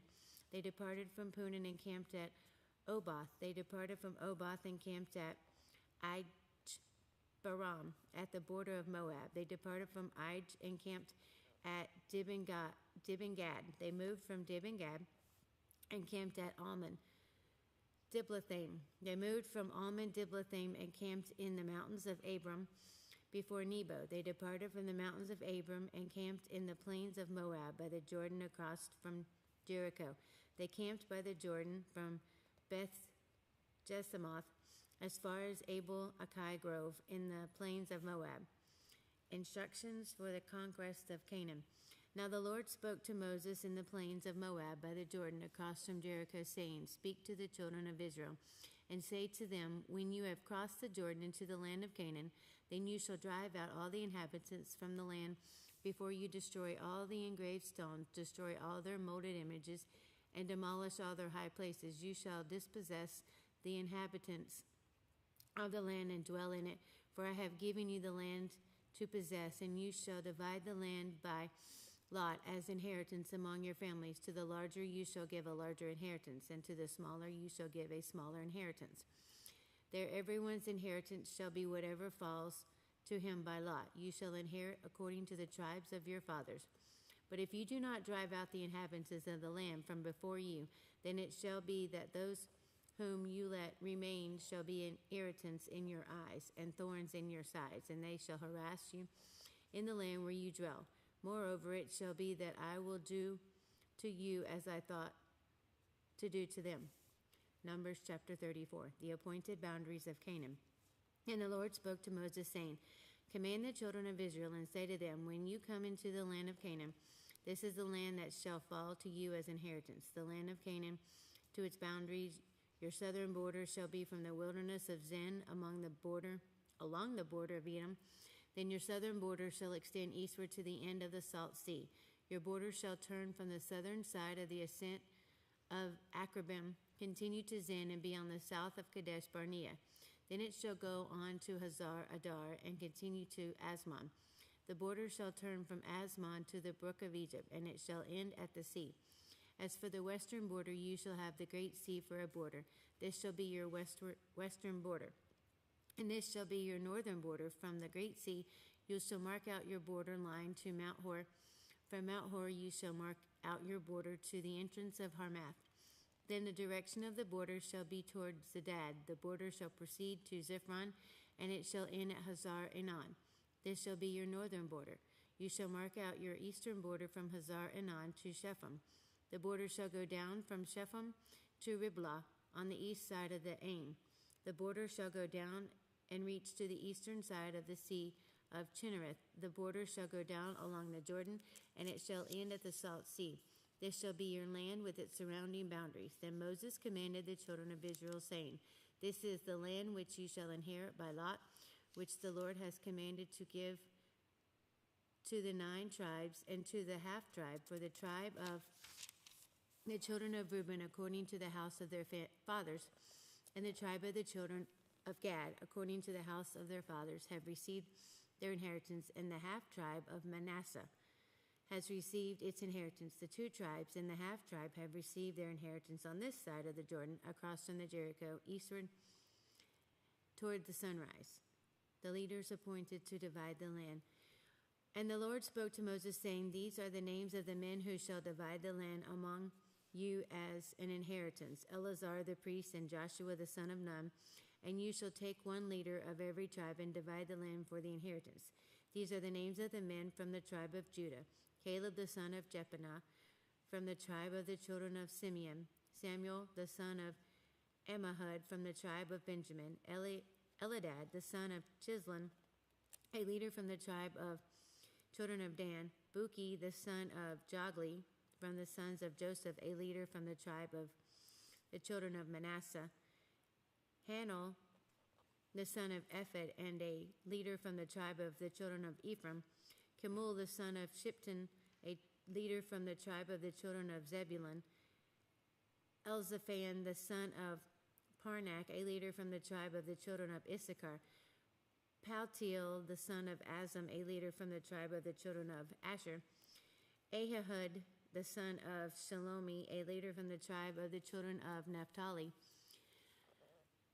Pedahol, the son of Ammihud. These are the ones the Lord commanded to divide the inheritance among the children of Israel in the land of Canaan. Numbers chapter 35. And the Lord spoke to Moses in the plains of Moab by the Jordan across from the Jericho, saying, Command the children of Israel that they give the Levites cities to dwell in from the inheritance of their possession, and you shall also give the Levites common land around the cities. They shall have the cities to dwell in, and their common land shall be for the cattle, for their herds, and for all the animals. The common land of the cities which you will give the Levites shall extend from the wall of the city outward 1,000 cubits all around, and you shall measure outside the city of the east side 2,000 cubits, on the south side 2,000 cubits, on the west side 2,000 cubits, and on the north side 2,000 cubits. The city shall be in the middle. This shall belong to them as common land for the cities. Now among the cities which you will give to the Levites, you shall appoint 6 cities of refuge, to which a manslayer may flee. And to these you shall add 40 cities. So all the cities you will give to the Levites shall be 48. These you shall give with their common land, and the cities which you will give shall be from the possession of the children of Israel. From the larger tribe you shall give many of the smaller. From the larger tribe you shall give many. From the smaller you shall give few. Each shall give some of its cities to the Levites in proportion to the inheritance that each receives. Then the Lord spoke to Moses, saying, Speak to the children of Israel and say to them, When you cross the Jordan into the land of Canaan, then you shall appoint cities to be cities of refuge for you, that the manslayer who kills any person accidentally may flee there. They shall be cities of refuge for you from the avenger, that the manslayer may not die until he stands before the congregation in judgment. And the cities which you give, you shall have 6 cities of refuge. You shall appoint 3 cities on this side of the Jordan, and 3 cities you shall appoint in the land of Canaan, which will be the cities of refuge. These 6 cities shall be for refuge for the children of Israel, for the stranger and for the sojourner among them, that anyone who kills a person accidentally may flee there. But if he strikes him with an iron implement so that he dies, he is a murderer. The murderer shall surely be put to death. And if he strikes him with a stone in the hand, by which one could die, and he does die, he is a murderer. The murderer shall surely be put to death. Or if he strikes him with a wooden hand weapon, by which one could die, and he does die, he is a murderer. The murderer shall surely be put to death. The avenger of blood himself shall put the murderer to death. When he meets him, he shall put him to death. If he pushes him out of the hatred, or while lying in wait, hurls something at him so that he dies, or in enmity he strikes him with his hand so that he dies, the one who struck him shall surely be put to death. He is a murderer. The avenger of blood shall put the murderer to death when he meets him. However, if he pushes him suddenly without enmity, or throws anything at him without lying in wait, or uses a stone by which a man could die, throwing it at him without seeing him so that he dies while he was not his enemy or seeking his harm, then the congregation shall judge between the manslayer and the avenger of blood according to these judgments. So the congregation shall deliver the manslayer from the hand of the avenger of blood, and the congregation shall return him to the city of refuge where he had fled, and he shall remain there until the death of the high priest, who was anointed with the holy oil. But if the manslayer at any time goes outside the limits of the city of refuge where he fled, and the avenger of blood finds him outside the limits of his city of refuge, and the avenger of blood kills the manslayer, he shall not be guilty of blood, because he should have remained in the city of refuge until the death of the high priest. But after the death of the high priest, the manslayer may return to the land of his possession. And these things shall be a statute of judgment to you throughout your generations in all your dwellings. Whoever kills a person, the murderer shall be put to death on the testimony of witnesses. But one witness is not sufficient testimony against a person for the death penalty. Moreover, you shall take no ransom for the life of a murderer who is guilty of death, but he shall surely be put to death. And you shall take no ransom for him who has fled to this city of refuge, that he may return to dwell in the land before the death of the priest. So you shall not pollute the land where you are, for blood defiles the land, and no atonement can be made for the land for the blood that is shed on it, except by the blood of him who shed it. Therefore do not defile the land which you inhabit, in the midst of which I dwell, for I, the Lord, dwell among the children of Israel. Numbers chapter 36. Now the chief fathers of the families of the children of Gilead, the son of Machir and the son of Manasseh, of the families of the sons of Joseph, came near and spoke before Moses and before the leaders of the chief fathers of the children of Israel. And they said, The Lord commanded my lord Moses to give the land as an inheritance by lot to the children of Israel. And my lord was commanded by the Lord to give the inheritance of our brother Zelophehad to his daughters. Now, if they are married to any of the sons of the other tribes of the children of Israel, then their inheritance will be taken from the inheritance of our fathers, and it will be added to the inheritance of the tribe into which they marry. So it will be taken from the lot of our inheritance. And when the jubilee of the children of Israel comes, then their inheritance will be added to the inheritance of the tribe into which they marry. So their inheritance will be taken away from the inheritance of the tribe of the fathers, of our fathers.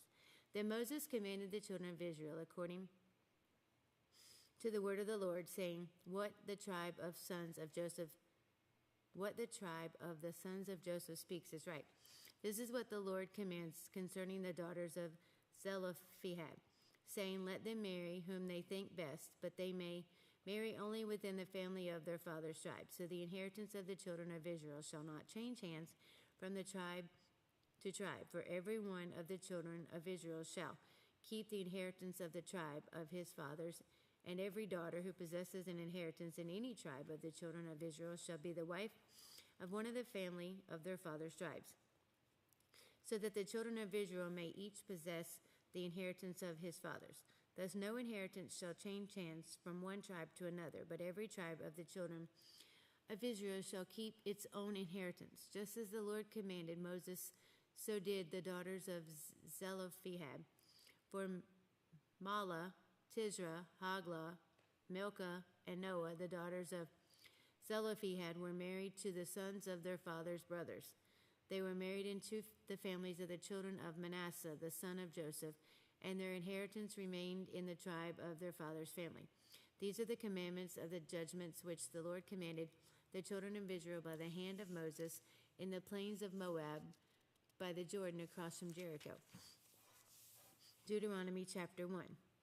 These are the words which Moses spoke to all Israel on the side of the Jordan in the wilderness, in the plain opposite Suf, between Paran, Topel, Laban, Hazeroth, and Dizab.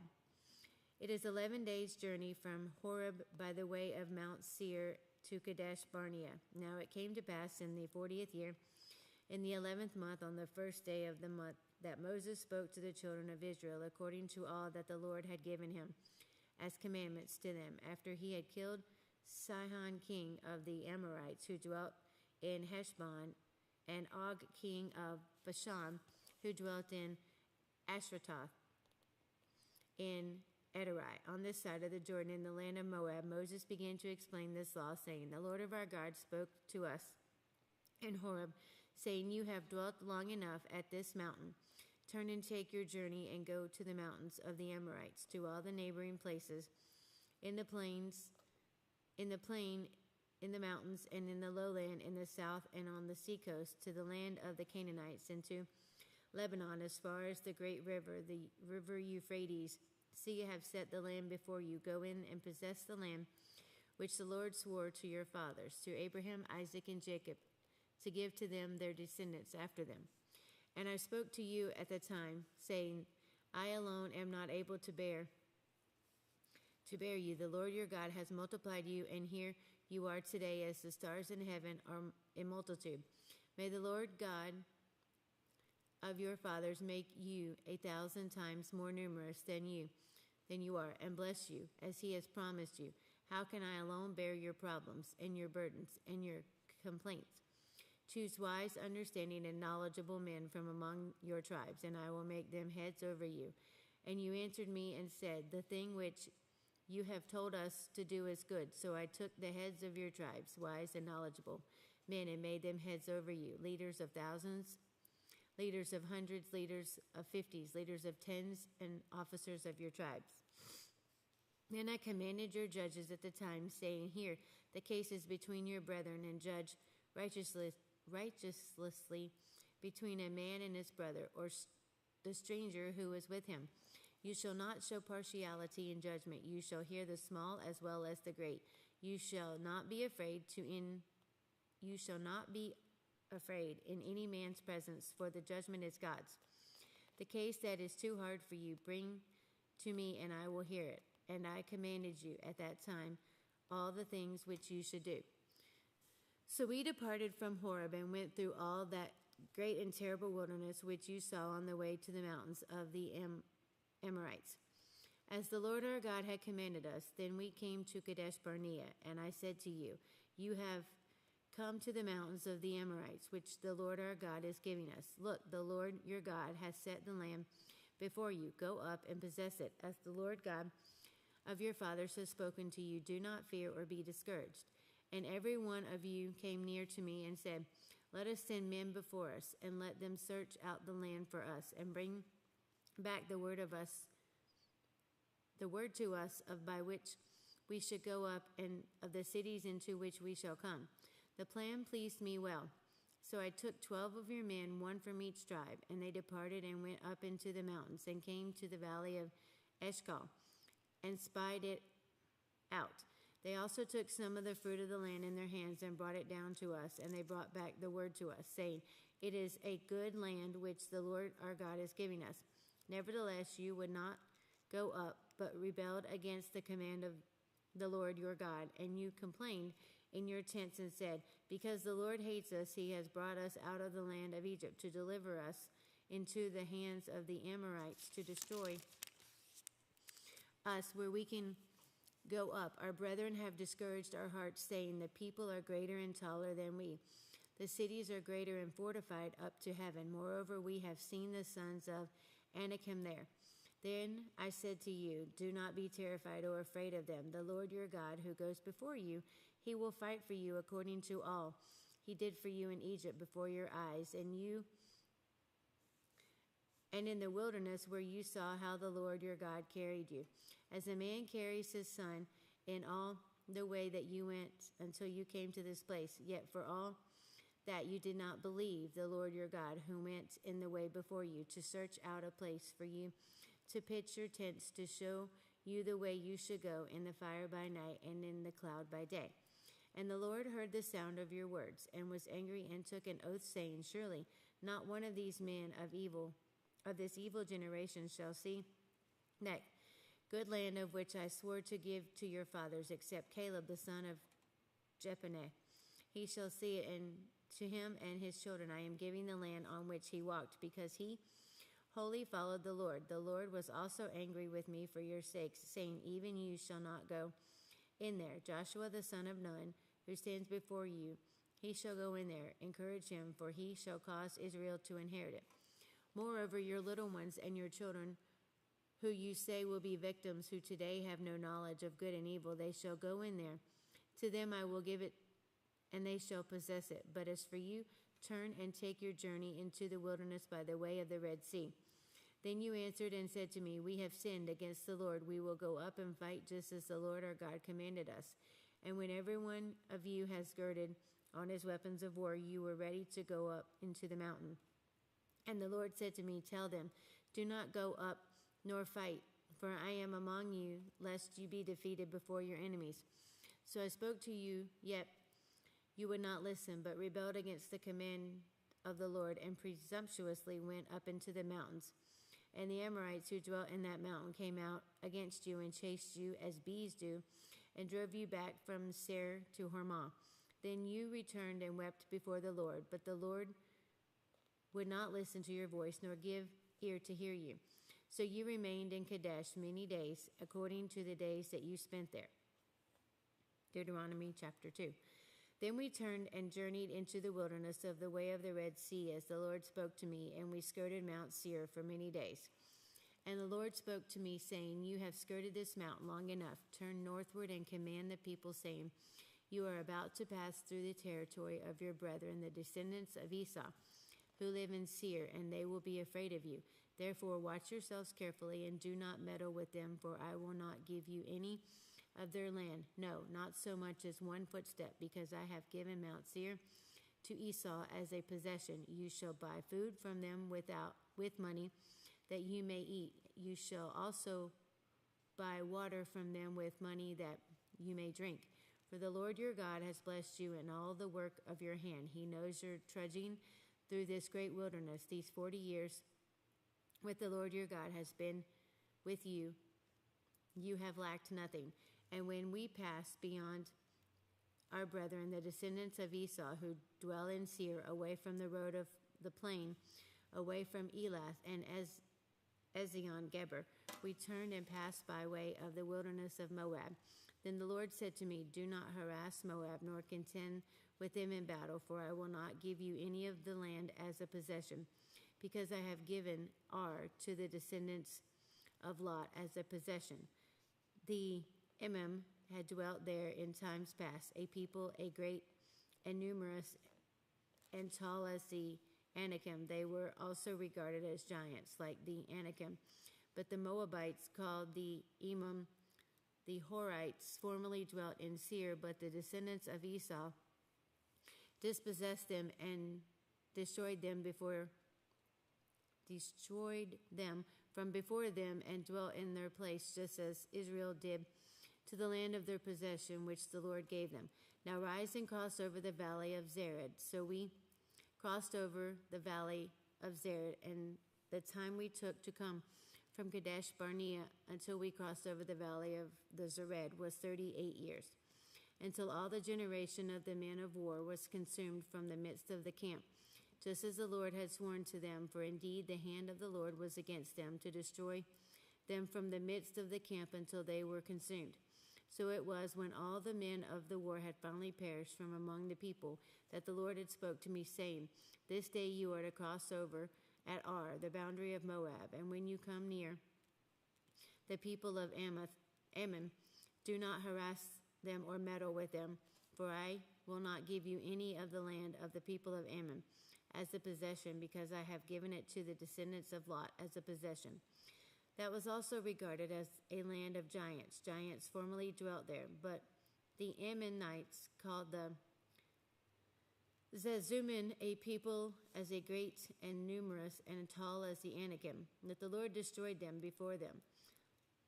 And they dispossessed them and dwelt in their place, just as he had done for the descendants of Esau, who dwelt in Seir when he destroyed the Horites from before them. They dispossessed them and dwelt in their place, even to this day. And the Avim, who dwelt in the villages as far as Gaza, the Caphtorim, who came from Caphtor, destroyed them and dwelt in their place. Rise, take your journey, and cross over the river Arnon.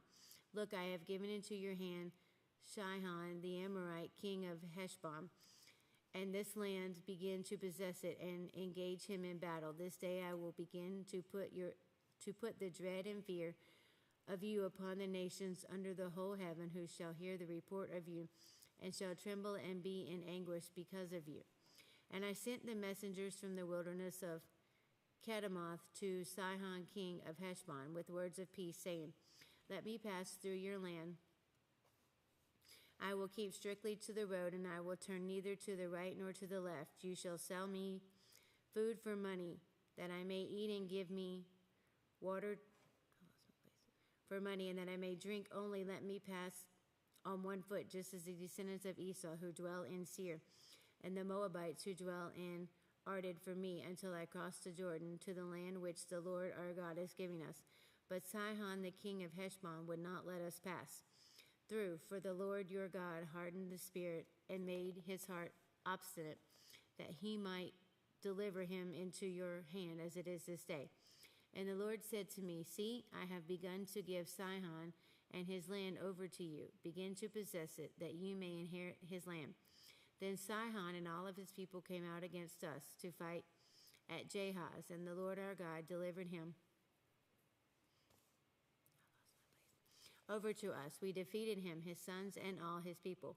We took all his cities at that time until we utterly destroyed the men, women, and the little ones of every city. We left none remaining.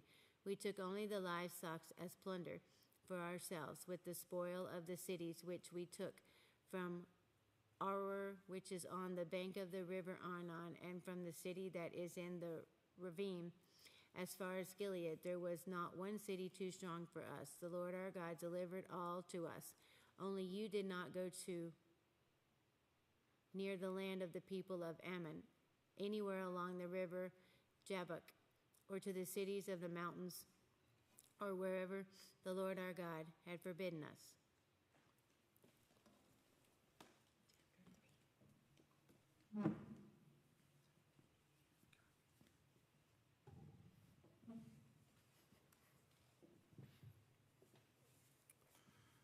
Deuteronomy chapter 3.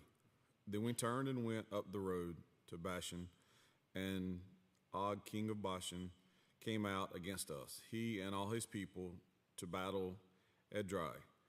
And the Lord said to me, Do not fear him, for I have delivered him and all his people and his land into your hand. You shall do to him as you did to Sihon, king of the Amorites, who dwelt at Heshbon. So the Lord our God also delivered into our hands Og, king of Bashan, with all his people, and we attacked him until he had no survivors remaining. And we took all his cities at that time. There was not a city which we did not take from them. 60 cities, all the region of Argob, the kingdom of Og in Bashan. All these cities were fortified with high walls, gates, and bars, besides a great many rural towns. And we utterly destroyed them, as we did to Sihon, king of Heshbon, utterly destroying the men, women, and children of every city. But all the livestock and the spoil of the cities we took as booty for ourselves. And at the time we took the land from the hand of the two kings of the Amorites, who were on this side of the Jordan, from the river Arnon to Mount Hermon, the Sidonians called Hermon Syrian, and the Amorites call it Senir. All the cities of the plain, all Gilead and all Bashan, as far as Salcah and Edrei, cities of the kingdom of Og in Bashan. For only Og, king of Bashan, remained of the remnants of the giants. Indeed, his bedstead was an iron bedstead. It is not in Rabbah of the people of Ammon. 9 cubits is its length, and 4 cubits its width, according to the standard cubit. And this land, which was possessed at that time from Aroer, which is by the river Arnon, and half the mountains of Gilead and its cities, I gave to the Reubenites and the Gadites. The rest of Gilead and Bashan, the kingdom of Og, I gave half to tribe of Manasseh. All the region of Argob with all Bashan was called the land of the giants. Jair, the son of Manasseh, took all the region of Argob as far as the border of the Geshurites and the Maccathites, and called Bashan after his own name, Havoth Jair, to this day. Also I gave Gilead to Machir, and to the Reubenites and the Gadites I gave from Gilead as far as the river Arnon, the middle of the river as the border, as far as the river Jabbok, the border of the people of Ammon, the plain also with the Jordan as the border from Chinnereth, as far as east of the sea of the Arabah, below the slopes of Pisgah. Then I commanded you at that time, saying, The Lord your God has given you this land to possess. All you men of valor shall cross over armed before your brethren, the children of Israel. But your wives, your little ones, and your livestock, I know that you have much livestock, shall stay in your cities which I have given you, until the Lord has given rest to your brethren as you, and they also possess the land which the Lord your God is giving them beyond the Jordan. Then each of you may return to his possession which I have given you. And I commanded Joshua at that time, saying,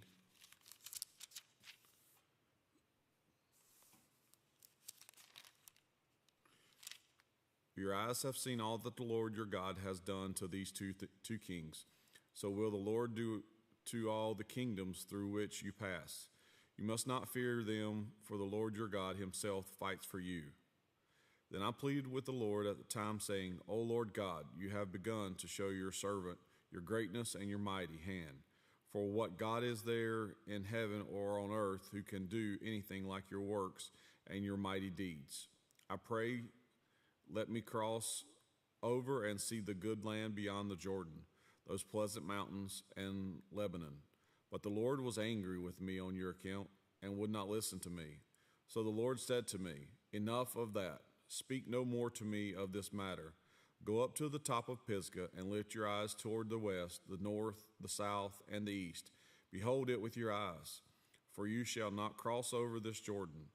But command Joshua and encourage him and strengthen him, for he shall go over before this people, and he shall cause them to inherit the land which you see.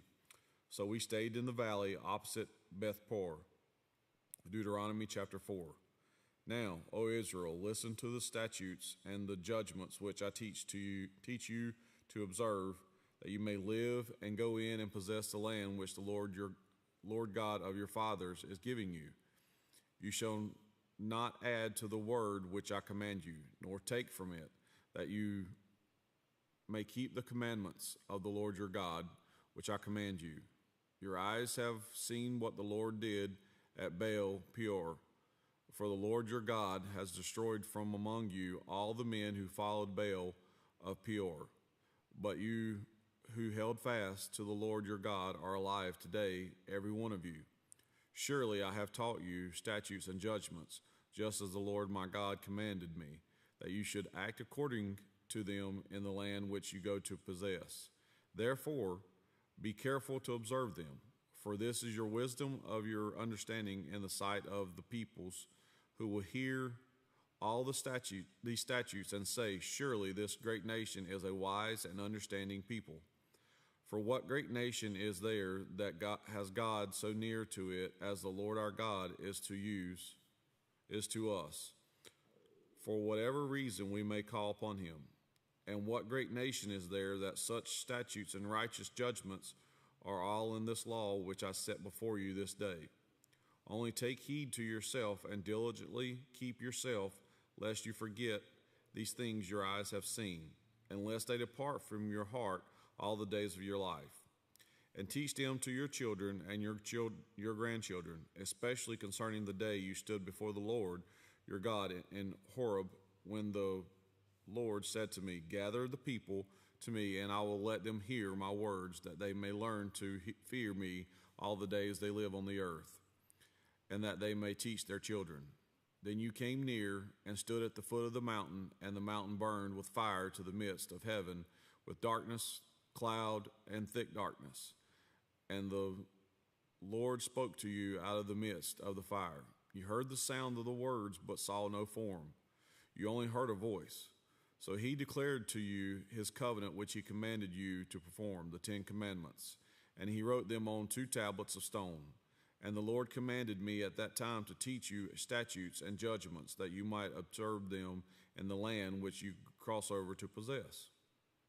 Take careful heed to yourselves, for you saw no form when the Lord spoke to you at Horeb out of the midst of the fire, lest you act corruptly and make yourselves a carved image in the form of any figure, the likeness of male or female, the likeness of any animal that is on the earth, or the likeness of any winged bird that flies in the air, the likeness of anything that creeps on the ground, or the likeness of any fish that is in the water beneath the earth. And take heed lest you lift your eyes to heaven, and when you see the sun, the moon, and the stars, all the hosts of heaven, you feel driven to worship them and serve them, which the Lord your God has given to all the people under the whole heaven as a heritage. But the Lord has taken you and brought you out of the iron furnace, out of Egypt, to be his people, an inheritance as you are this day. Furthermore, the Lord was angry with me for your sakes, and swore that I would not cross over the Jordan, and that I would not enter that good land which the Lord your God is giving you as an inheritance. But I must die in this land. I must not cross over Jordan, but you shall cross over and possess that good land. Take heed to yourselves, lest you forget the covenant of the Lord your God, which he made with you, and make for yourselves a carved image in your form of anything which is the Lord your God has forbidden you. For the Lord your God is consuming fire, a jealous God. When you beget children and grandchildren and have grown old in the land, and act corruptly, and make carved image in the form of anything, and do evil in the sight of the Lord your God to provoke him to anger, I call heaven and earth to witness against you this day, that you will soon utterly perish from the land which you cross over the Jordan to possess. You will not prolong your days in it, but will be utterly destroyed. And the Lord will scatter you among the peoples, and you will be left few in number among the nations where the Lord will drive you. And there you will serve gods, the works of men's hands, wood and stone, which neither see nor hear nor eat nor smell. But from there you will seek the Lord your God, and you will find him if you seek him with all your heart and with all your soul. When you are in distress and all of these things come upon you in the latter days, when you turn to the Lord your God and obey his voice, for the Lord your God is a merciful God. He will not forsake you nor destroy you, nor forget the covenant of your fathers which he swore to them. For ask now concerning the days that are past, which were before you, since the day that God created man on the earth, and ask from one end of heaven to the other, whether any great thing like this has happened, or anything like it has been heard. Did any people ever hear the voice of God speaking out of the midst of the fire, as you have heard, or live? Have heard and live?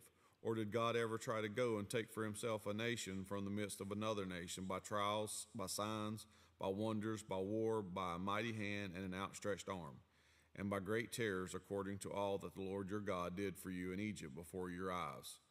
To you it was shown that you might know that the Lord himself is God. There is none other besides him. Out of heaven he let you hear his voice, that he might instruct you. On earth he showed you his great fire, and you heard his words out of the midst of the fire. And because he loved your fathers, therefore he chose their descendants after them, and he brought you out of Egypt with his presence, with his mighty power, driving out from before you nations greater and mightier than you, to bring you in to give you their land as an inheritance, as it is this day. Therefore know this day and consider it in your heart that the Lord himself is God in heaven above and on earth beneath. There is no other. You shall therefore keep his statutes and his commandments, which I have commanded you today, that it may go well with you and with your children after you, and that you may prolong your days in the land which the Lord your God is giving you for all time. Then Moses set apart 3 cities on the side of the Jordan toward the rising of the sun, that the manslayer might flee there who kills his neighbor unintentionally without having hated him in the past, and that by fleeing to one of these cities he might live. Bezer in the wilderness on the plateau for the Reubenites, Ramoth in Gilead for the Gadites, and Golan in Bashan for the Manassites. Now this is the law which Moses set before the children of Israel. These are the testimonies, the statutes, and the judgments which Moses spoke to the children of Israel after they came out of Egypt. On this side of the Jordan, in the valley opposite Beth Peor, in the land of Sihon king of Amorites, who dwelt at Heshbon, whom Moses and the children of Israel defeated after they came out of Egypt. And they took possession of his land and the land of Og king of Bashan, 2 kings of the Amorites, who were on the side of the Jordan toward the rising of the sun, from Aroer, which is on the bank of the river Arnon, even to Mount Sion, that is Hermon, and all the plain on the east side of the Jordan, as far as the sea of the Arabah below the slopes of Pisgah. Deuteronomy chapter 5. And Moses called Israel and said to them, Hear, O Israel, the statutes and judgments which I speak in your hearing today, that you may learn them and be careful to observe them.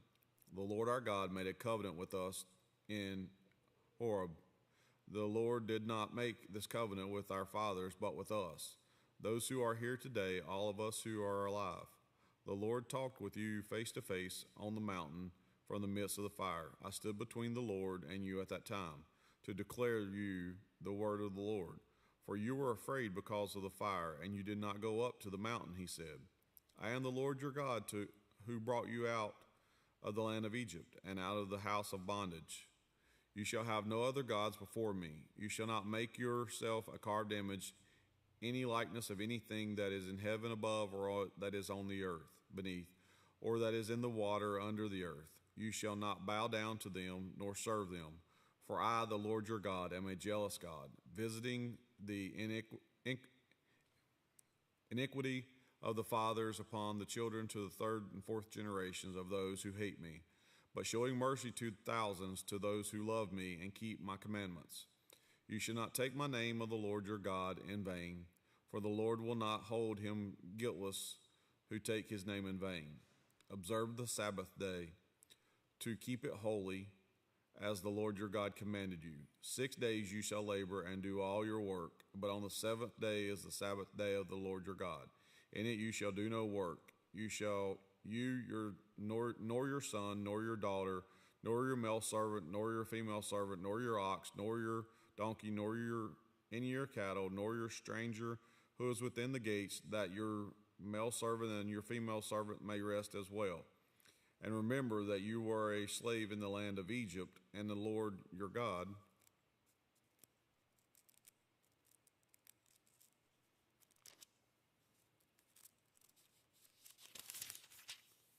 brought you out from there with a mighty hand and an outstretched arm. Therefore the Lord your God commanded you to keep the Sabbath day. Honor your father and your mother, as the Lord your God has commanded you, that your days may be long, and that it may be well with you in the land which the Lord your God is giving you. You shall not murder, you shall not commit adultery, you shall not steal, you shall not bear false witness against your neighbor. You shall not covet your neighbor's wife, and you shall not desire your neighbor's house, his field, his male servant, his female servant, his ox, his donkey, or anything that is your neighbor's. These words the Lord spoke to all your assembly in the mountain from midst of the fire, the cloud, and the thickness, with a loud voice, and he added no more. And he wrote them on 2 tablets of stone and gave them to me. So it was, when you heard the voice from the midst of the darkness, while the mountain was burning with fire, that you came near to me, all the heads of your tribes and your elders. And you said, Surely the Lord our God has shown us his glory and his greatness, and we have heard his voice from the midst of the fire. We have seen this day that God speaks with man, yet he still lives. Now, therefore, why should we die? For this great fire will consume us. If we hear the voice of the Lord our God any more, then we shall die. For who is there of all flesh who has heard the voice of the living God speaking from the midst of the fire as we have, and lived? You go near and hear all that the Lord our God may say, and tell us that the Lord our God says to you, and we will hear and do it. Then the Lord heard the voice of your words when you spoke to me, and the Lord said to me, I have heard the voice of the words of this people, which they have spoken to you. They are right in all that they have spoken. They had such a heart in them that would fear me, and always keep all my commandments, that it might be well with them, with their children forever. Go and say to them, Return to your tents, but as for you, stand here by me. And I will speak to you all the commandments, the statutes, and the judgments, which you shall teach to them, that they may observe them in the land which I have given them to possess. Therefore, you shall be careful to do as the Lord your God has commanded you. You shall not turn your side to the right hand or to the left. You shall walk in all the ways which the Lord your God has commanded you, that you may live, and that you may be well with you, and that you may prolong your days in the land which you shall possess. Deuteronomy chapter 6. Now, this is the commandment, and these are the statutes and judgments which the Lord your God has commanded you to teach you, that you may observe them in the land which you are crossing over to possess, that you may fear the Lord your God to keep all his statutes and his commandments which I command you, and your son and your grandson all the days of your life, and that your days may be prolonged. Therefore hear, O Israel, and be careful to observe it, that it may be well with you, and that you may multiply greatly as the Lord God of your fathers has promised you, a land flowing with milk and honey. Hear, O Israel, the Lord our God, the Lord is one. You shall love the Lord your God with all your heart, with all your soul, and with all your strength. And these words which I command you today shall be in your heart. You shall teach them diligently to your children, and shall talk of them when you sit in your house, when you walk by the way, when you lie down, and when you rise up. You shall bind them as a sign on your hand, and they shall be as frontlets between your eyes. You shall write them on the doorpost of your house and on your gates. So it shall be when the Lord your God brings you into the land of which he swore to your fathers, to Abraham, Isaac, and Jacob, to give you large and beautiful cities which you did not build, houses full of all good things which you did not fill, hewn out wells which you did not dig, vineyards and olive trees which you did not plant, when you have eaten and are full, then beware lest you forget the Lord who brought you out of the land of Egypt. From the house of bondage you shall fear the Lord your God and serve him, and shall take oaths in his name. You shall not go after other gods, the gods of the peoples who are all around you. For the Lord your God is a jealous God among you, lest the anger of the Lord your God be aroused against you and destroy you from the face of the earth. You shall not tempt the Lord your God as you tempted him in Massah. You shall diligently keep the commandments of the Lord your God, his testimonies and his statutes, which he has commanded you. And you shall do what is right and good in the sight of the Lord, that it may be well with you, and that you may go in and possess the good land of which the Lord swore to your fathers, to cast out all your enemies from before you, as the Lord has spoken. When your son asks you in time to come, saying, what is the meaning of the testimonies, the statutes, and the judgments which the Lord our God has commanded you? Then you shall say to your son, we were slaves of Pharaoh in Egypt, and the Lord brought us out of Egypt with a mighty hand. And the Lord showed signs and wonders before our eyes, great and severe, against Egypt, Pharaoh and all his household. Then he brought us out from there, that he might bring us in to give us this land of which he swore to our fathers. And the Lord commanded us to observe all these statutes, to fear the Lord our God, and for our good always, that he might preserve us alive as it is this day. Then it will be righteousness for us if we are careful to observe all these commandments before the Lord our God, as he has commanded us. Deuteronomy chapter 7. When the Lord your God brings you into the land which you go to possess, and has cast out many nations before you, the Hittites and the Gershurites and the Amorites and the Canaanites and the Perizzites and the Hivites and the Jebusites, 7 nations greater and mightier than you, and when the Lord your God delivers them over to you, you shall conquer them and utterly destroy them. You shall make no covenant with them, nor show mercy to them, nor shall you make marriages with them. You shall not give your daughter to their son, nor take their daughter for your son, for they will turn your eyes away from following me to serve other gods. So the anger of the Lord will be aroused against you and destroy you suddenly. But thus you shall deal with them. You shall destroy their altars and break down their sacred pillars and cut down their wooden images and burn their carved images with fire. For you are a holy people to the Lord your God. The Lord your God has chosen you to be a people for himself, a special treasure above all the peoples on the face of the earth. The Lord did not set his love on you, nor choose you because you were more in number than any other people, for you were the least of all peoples, but because the Lord loves you, and because he would keep the oath which he swore to your fathers, the Lord has brought you out with a mighty hand and redeemed you from the house of bondage, from the hand of Pharaoh, king of Egypt. Therefore, know that the Lord your God, he is God, the faithful God who keeps covenant and mercy for 1,000 generations with those who love him and keep his commandments. And he repays those who hate him to their face to destroy them. He will not be slack with them who hates them. He will repay him to his face. Therefore you shall keep the commandments, the statutes, and the judgments which I commanded you today to observe.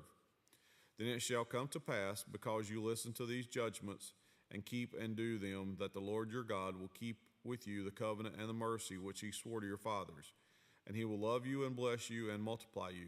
He will also bless the fruit of your womb and the fruit of your hand, your grain and your new wine and your oil, the increase of your cattle and the offspring of your flock, in the land of which he swore to your fathers to give to you. You shall be blessed above all peoples. There shall not be a male or female barren among you and among your livestock. And the Lord will take away from you all sickness and will afflict you with none of the terrible diseases of Egypt which you have known, but will lay them all on all those who hate you. Also you shall destroy all the peoples who the Lord your God delivers over to you. Your eyes shall have no pity on them, nor shall you serve their gods, for that will be a snare to you. If you should say in your heart, these nations are greater than I, how can I dispose them? You shall not be afraid of them, but you shall remember well what the Lord your God did to Pharaoh and to all of Egypt. The great trials which your eyes saw, the signs and the wonders, the mighty hand and the outstretched arm by which the Lord your God brought you out, so shall the Lord your God do to all the peoples of whom you are afraid. Moreover, the Lord your God will send the hornet among them until those are left who hide themselves from you and are destroyed. You shall not be terrified of them, for the Lord your God, the great and awesome God, is among you, and the Lord your God will drive out those nations before you little by little. You will be unable to destroy them at once, lest the beasts of the field become too numerous for you. But the Lord your God will deliver them over to you, and will inflict defeat upon them until they are destroyed. And he will deliver their kings into your hand, and you will destroy their name from under heaven. No one shall be able to stand against you until you have destroyed them. You shall burn the carved images of their gods with fire. You shall not covet the silver or gold that is on them, nor take it for yourselves, lest you be snared by it. For it is an abomination to the Lord your God. Nor shall you bring an abomination into your house, lest you be doomed to destruction like it. You shall utterly detest it and utterly abhor it, for it is unaccused and it is an accursed thing. Deuteronomy chapter 8. Every commandment which I command you today, you must be careful to observe, that you may live and multiply, go in and possess the land which the Lord swore to your fathers. And you shall remember that the Lord your God led you all the way these 40 years in the wilderness to humble you and to test you, to know what was in your heart, whether you would keep his commandments or not. So he humbled you, allowed you to hunger, and fed you with manna, which you did not know, nor did your fathers know, that he might make known that man shall not live by bread alone, but man lives by every word that proceeds from the mouth of the Lord. Your garments did not wear out on you, nor did your foot swell these 40 years. You should know in your heart that as a man chastens his son, so the Lord God chastens you. Therefore you shall keep the commandments of the Lord your God, to walk in his ways and to fear him. For the Lord your God is bringing you into a good land, a land of brooks of water, of fountains of springs that flow out of valleys and hills, a land of wheat and barley, of vines and fig trees and pomegranates, a land of olive oil and honey, a land in which you will eat bread without scarcity, in which you will lack nothing, a land whose stones are iron and are out of those whose hills you can dig copper. When you have eaten and are full, then you shall bless the Lord your God for all the land which he has given you. Beware that you do not forget that the Lord your God, forget the Lord your God by not keeping his commandments, his judgments, and his statutes, which I command you today. Lest when you have eaten and are full and have built beautiful houses and dwell in them, and when your herds and flocks multiply, and your silver and your gold are multiplied, and all that you have is multiplied, when your heart is lifted up, you forget the Lord your God, who brought you out of the land of Egypt from the house of bondage, who led you through the great and terrible wilderness, in which were fiery serpents and scorpions, and thirsty land where there was no water, who brought water for you out of the flinty rock, who fed you in the wilderness with manna, which your fathers did not know, that he might humble you and he might test you to do good in the end. When you say in your heart, my power and my might and the might of my hand have gained me this wealth, and you shall remember the Lord your God, for it is he who gives you power to get wealth, that he may establish his covenant, which he swore to your fathers, as it is this day. Then it shall be, if you by any means forget the Lord your God and follow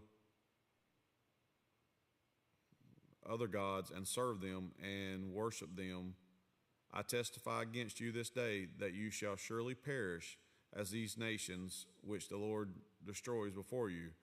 So shall perish, because you would not be obedient to the voice of the Lord your God.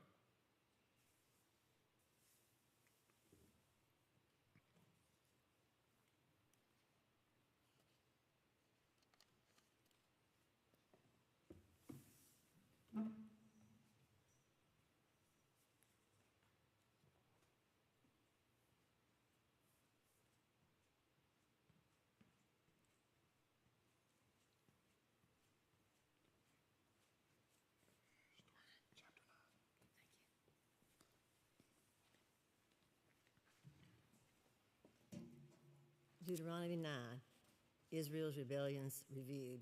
Hear, O Israel, you are to cross over the Jordan today and go into the dispossessed nations greater and mightier than yourself, cities great and fortified up to heaven, a people great and tall, and the descendants of the Anakim, whom you know, and of whom you heard it said, who can stand before the descendants of the Anak? Therefore, understand today that the Lord your God is he who goes over before you as a consuming fire.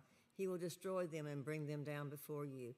So you shall drive them out and destroy them quickly, as the Lord has said to you. Do not think in your heart after the Lord your God has cast them out before you, saying, because of my righteousness the Lord has brought me in to possess this land. But it is because of the wickedness and of these nations that the Lord is driving them out from before you. It is not because of your righteousness or the uprightness of your heart that you go in to possess their land, but because of the wickedness of these nations that the Lord your God drives them out from before you, and that he may fulfill the word which the Lord swore to you, your fathers, to Abraham, Isaac, and Jacob. Therefore, understand that the Lord your God is not giving you this good land to possess because of your righteousness, for you are a stiff-necked people. Remember, do not forget how you provoked the Lord your God to wrath in the wilderness. From the day that you departed from the land of Egypt until you came to this place, you have been rebellious against the Lord. Also, in Horeb, you provoked the Lord to wrath, so that the Lord was angry enough with you to have destroyed you. When I went up into the mountain to receive the tablets of stone, the tablets of the covenant which the Lord made with you, then I stayed on the mountain for 40 days and 40 nights. I neither ate bread nor drank water. Then the Lord delivered to me 2 tablets of stone written with the finger of God, and on them were all the words which the Lord had spoken to you on the mountain from his midst of the fire in the day of the assembly. And it came to pass at the end of the 40 days and 40 nights that the Lord gave me the 2 tablets of stone, the tablets of the covenant. Then the Lord said to me, arise, go down quickly from here, for your people whom you brought out of Egypt have acted corruptly. They have quickly turned aside from the way which I commanded them. They have made themselves a molded image. Furthermore, the Lord spoke to me, saying, I have seen this people, and indeed they are the stiff-necked people. Let me alone, that I may destroy them and blot out their name from under the heaven. And I will make of you a nation, mightier and greater than they. So I turned and came down from the mountain, and the mountain burned with fire, and the 2 tablets of the covenant were in my 2 hands. And I looked up, and behold, you have sinned against the Lord your God, have made for yourselves a molten calf. You have turned aside quickly from the way which the Lord had commanded you. Then I took the 2 tablets and threw them out of my two hands and broke them before your eyes. And I fell down before the Lord at the first. 40 days and 40 nights I neither ate bread nor drank water, because of all your sin which you committed to doing wickedly in the sight of the Lord, to provoke him to anger. For I was afraid of the anger and hot displeasure with which the Lord was angry with you to destroy you. But the Lord listened to me at that time also. And the Lord was very angry with Aaron and would have destroyed him. So I prayed for Aaron also at the same time. Then I took your sin, the calf which you had made, and burned it with fire, and crushed it, and ground it to very small, until it was as fine as dust. And I threw its dust into the brook that descended from the mountain. Also at Taberah and Massah and Kinmoth and Hadawah, you provoked the Lord to wrath. Likewise, when the Lord sent you from Kadesh Barnea, I said, saying, go up and possess the land which I have given you. Then you rebelled against the commandment of the Lord your God, and you did not believe him or obey his voice. You have been rebellious against the Lord from the day that I knew you. Thus I prostrated myself before the Lord 40 days and 40 nights. I kept prostrating myself because the Lord had said he would destroy you. Therefore I prayed to the Lord and said, O Lord God, do not destroy your people and your inheritance, whom you have redeemed through greatness, whom you have brought out of Egypt with a mighty hand. Remember your servants, Abraham, Isaac, and Jacob. Do not look on the stubbornness of this people, or on their wickedness or their sin, lest the land from which you brought us should say, because the Lord was not able to bring them to the land which he promised them, and because he hated them, he has brought them out to kill them in the wilderness. Yet they are your people, and your inheritance, whom you have brought out by yourself, your mighty power, and by your outstretched arm. Deuteronomy 10, the second pair of tablets. At that time the Lord said to me, hew for yourself 2 tablets of stone like the first, and come up to me on the mountain, and make yourself an ark of wood. And I will write on the tablets the words that were on the first tablets, which you broke, and you shall put them in the ark. So I made an ark of acacia wood, hewed 2 tablets of stone like the first, and went up the mountain, having the 2 tablets in my hand.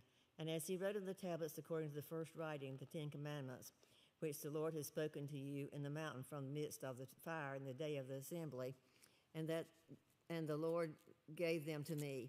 Then I turned and came down from the mountain and put the tablets in the ark which I have made, and there they are, just as the Lord commanded me. Now the children of Israel journeyed from the wells of Bene Jaakan to Marassah, from Aaron, and Aaron died, and where he was buried. And Eleazar, his son, ministered as priest in his stead. From there they journeyed to Gilgal, and from Gilgal to Jothbathah, a land of rivers of water. At that time the Lord separated the tribe of Levi to bear the ark of the covenant to the Lord, to stand before the Lord to minister to him, and to bless in his name to this day. Therefore Levi has no portion nor inheritance with his brethren. The Lord is his inheritance, just as the Lord your God promised him. At the first time I stayed in the mountain 40 days and 40 nights. The Lord also heard me at that time, and the Lord chose not to destroy you. Then the Lord said to me, arise, begin your journey before the people, that they may go in and possess the land which I swore to their fathers to give them. And now, Israel, what does the Lord your God require of you but to fear the Lord your God, to walk in all his ways, and to love him, to serve the Lord your God with all your heart and with all your soul, and to keep the commandments of the Lord and his statutes which I command you today for your good. Indeed, heaven and the highest heavens belong to the Lord your God, also the earth with all that is in it. The Lord delighted only in your fathers to love them, and he chose their descendants after them, you above all people, as it is this day, all people as it is to this day. Therefore, circumcise the foreskin of your heart, and be stiff-necked no longer, for the Lord your God is God. For the Lord your God is God of gods and Lord of lords, and the great God, mighty and awesome, who shows no partiality nor takes a bribe. He administers justice to the fatherless and the widow. He loves the stranger, giving him food and clothing.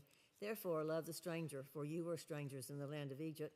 You shall fear the Lord your God. You shall serve him, and to him you shall hold fast and take oaths in his name. He is your praise, and he is your God, who has done for you those great and awesome things which your eyes have seen. Your fathers went down to Egypt with 70 persons, and now the Lord your God has made you as the stars of heaven in multitude. Deuteronomy 11, love and obedience rewarded. Therefore you shall love the Lord your God and keep his charge, his statutes, his judgments, and his commandments always. Know today that I do not speak with your children who have not known and who have not seen the chastising of the Lord your God, his greatness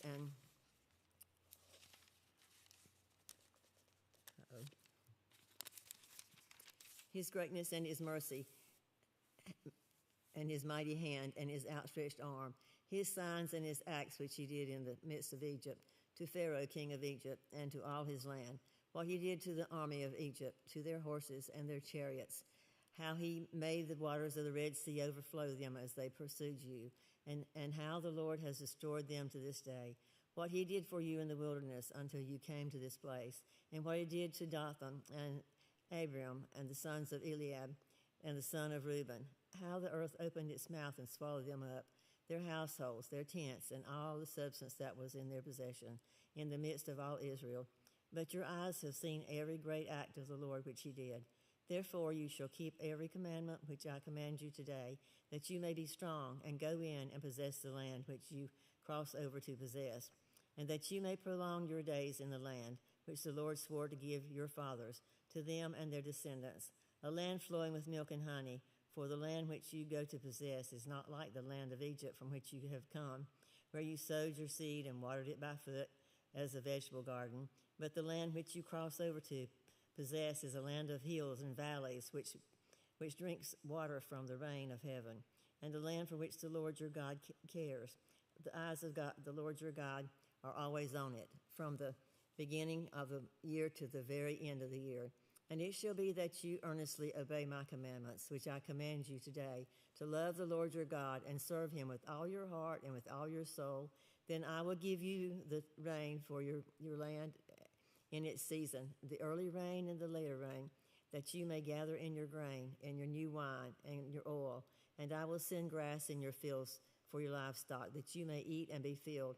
Take heed to yourselves, lest your heart be deceived, and you turn aside and serve your gods and worship them, serve other gods and worship them, lest the Lord's anger be aroused against you, and he shut up the heavens so that therefore be no rain, and the land yield no produce, and you perish quickly from the good land which the Lord is giving you.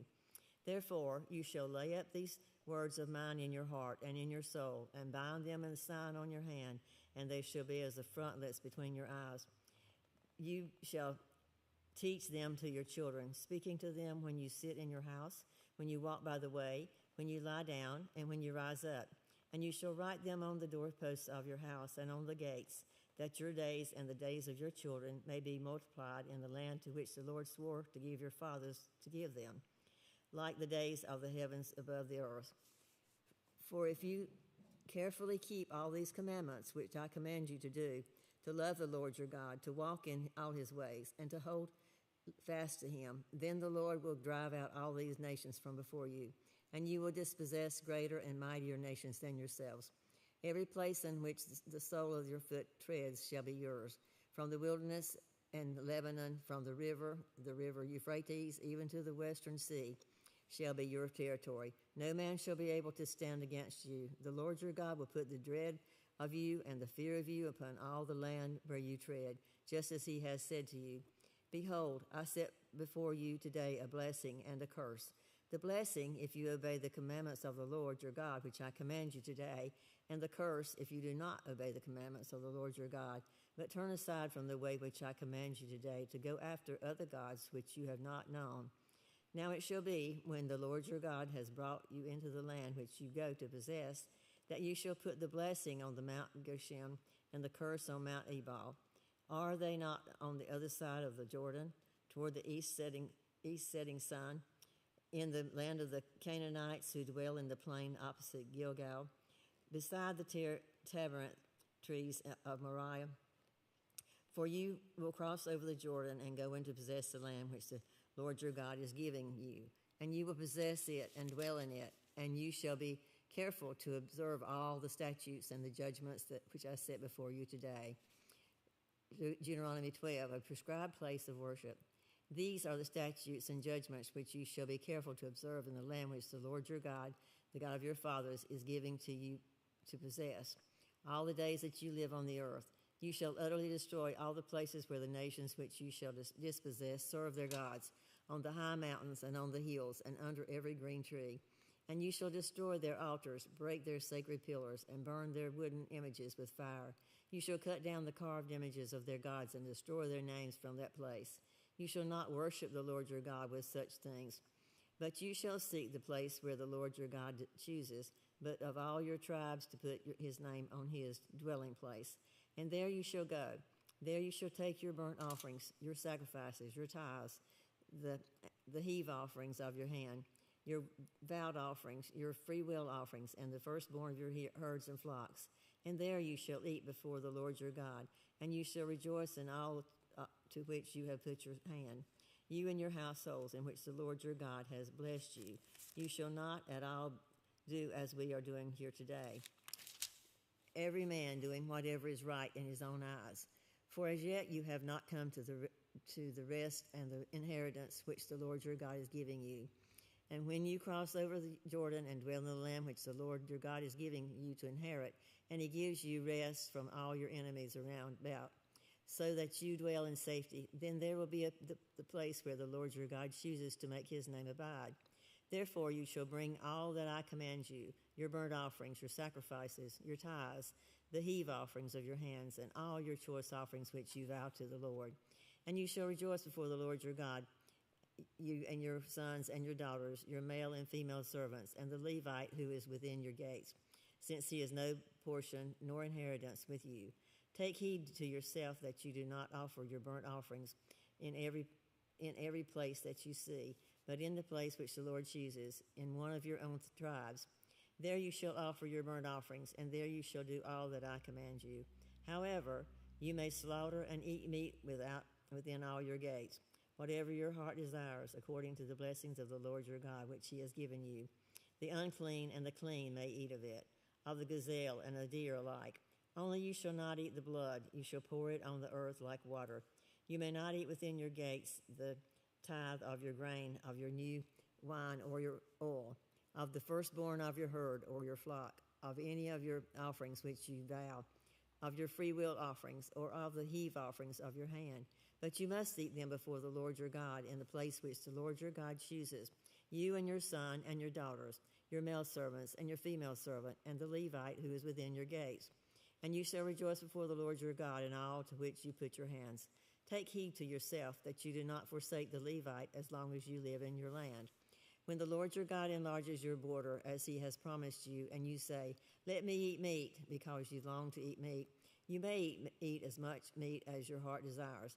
If the place where the Lord your God chooses to put his name is too far from you, then you may slaughter from your herd and from your flock which the Lord has given you, just as I have commanded you. And you may eat within your gates as much as your heart desires, just as the gazelle and the deer are eaten, so you may eat them. The unclean and the clean alike may eat them. Only be sure that you do not eat the blood, for the blood is the life. You may not eat the life You may not eat the life with the meat. You shall not eat it. You shall pour it on the earth like water. You shall not eat it, that it may go well with you and your children after you. When you do what is right in the sight of the Lord, only the holy things which you have and your vowed offerings you shall take and go to the place which the Lord chooses. And you shall offer your burnt offerings, the meat and the blood, on the altar of the Lord your God. And the blood of your sacrifices shall be poured out on the altar of the Lord your God, and you shall eat the meat. Observe and obey all these words which I command you, that it may go well with you and your children after you forever, when you do what is good and right in the sight of the Lord your God. Beware of false gods. When the Lord your God cuts off them before you, the nations which you go to dispossess, and you displace them and dwell in their land, take heed to yourself that you are not ensnared to follow them after they are destroyed from before you, and that you do not inquire after their gods, saying, how did these nations serve their gods? I also will not do likewise. You shall not worship the Lord your God in that way, for every abomination of the Lord which he hates they have done to your gods. For they burn even their sons and daughters in the fire of their gods. Whatever I command you, be careful to observe it. You shall not add to it, nor take away from it. Deuteronomy 13, punishment of apostates. If there arises among you a prophet or a dreamer of dreams, and he gives you a sign or a wonder, and the sign of the wonder comes to pass, of which he spoke to you, saying, let me go after other gods which you have not known, and let us serve them, you shall not listen to the words of that prophet on that dreamer of dreams. For the Lord your God is testing you to know whether you love the Lord your God with all your heart and with all your soul. You shall walk after the Lord your God and fear him and keep his commandments and obey his voice. You shall serve him and hold fast to him. But that prophet or that dreamer of dreams shall be put to death, because he has spoken in order to turn you away from the Lord your God, who brought you out of the land of Egypt and redeemed you from the house of bondage, to entice you from the way in which the Lord your God commanded you to walk. So you shall put away the evil from your midst. If your brother, the son of your mother, the son of your son or your daughter, the wife of your bosom, or your friend, who is as your own soul, secretly entices you, saying, let us go and serve other gods, which you had not known, neither you nor your fathers, of the gods of the people which are all around you, near to you or far off from you, from one end of the earth to the other end of the earth. You shall not consent to him or listen to him, nor shall your eye pity him, nor shall you spare him or conceal him, but you shall surely kill him. Your hand shall be first against him to put him to death, and afterward the hand of all the people, and you shall stone him with stones until he dies, because he sought to entice you away from the Lord your God, who brought you out of the land of Egypt from the house of bondage. So all Israel shall hear and fear, and not again do such wickedness as this among you. If you hear someone in one of your cities which the Lord your God gives you to dwell in, saying, corrupt men have gone out from among you, and entice the inhabitants of their cities, saying, let us go and serve other gods, which you have not known. Then you shall inquire, search out, ask diligently, and if it is indeed true and certain that such an abomination has committed among you, you shall surely strike the inhabitants of that city with the edge of the sword, utterly destroying it, all that is in it, and its livestock, with the edge of the sword. And you shall gather all the plunder into the middle of the street, and completely burn with fire the city and all the plunder, for the Lord your God. It shall be a heap forever.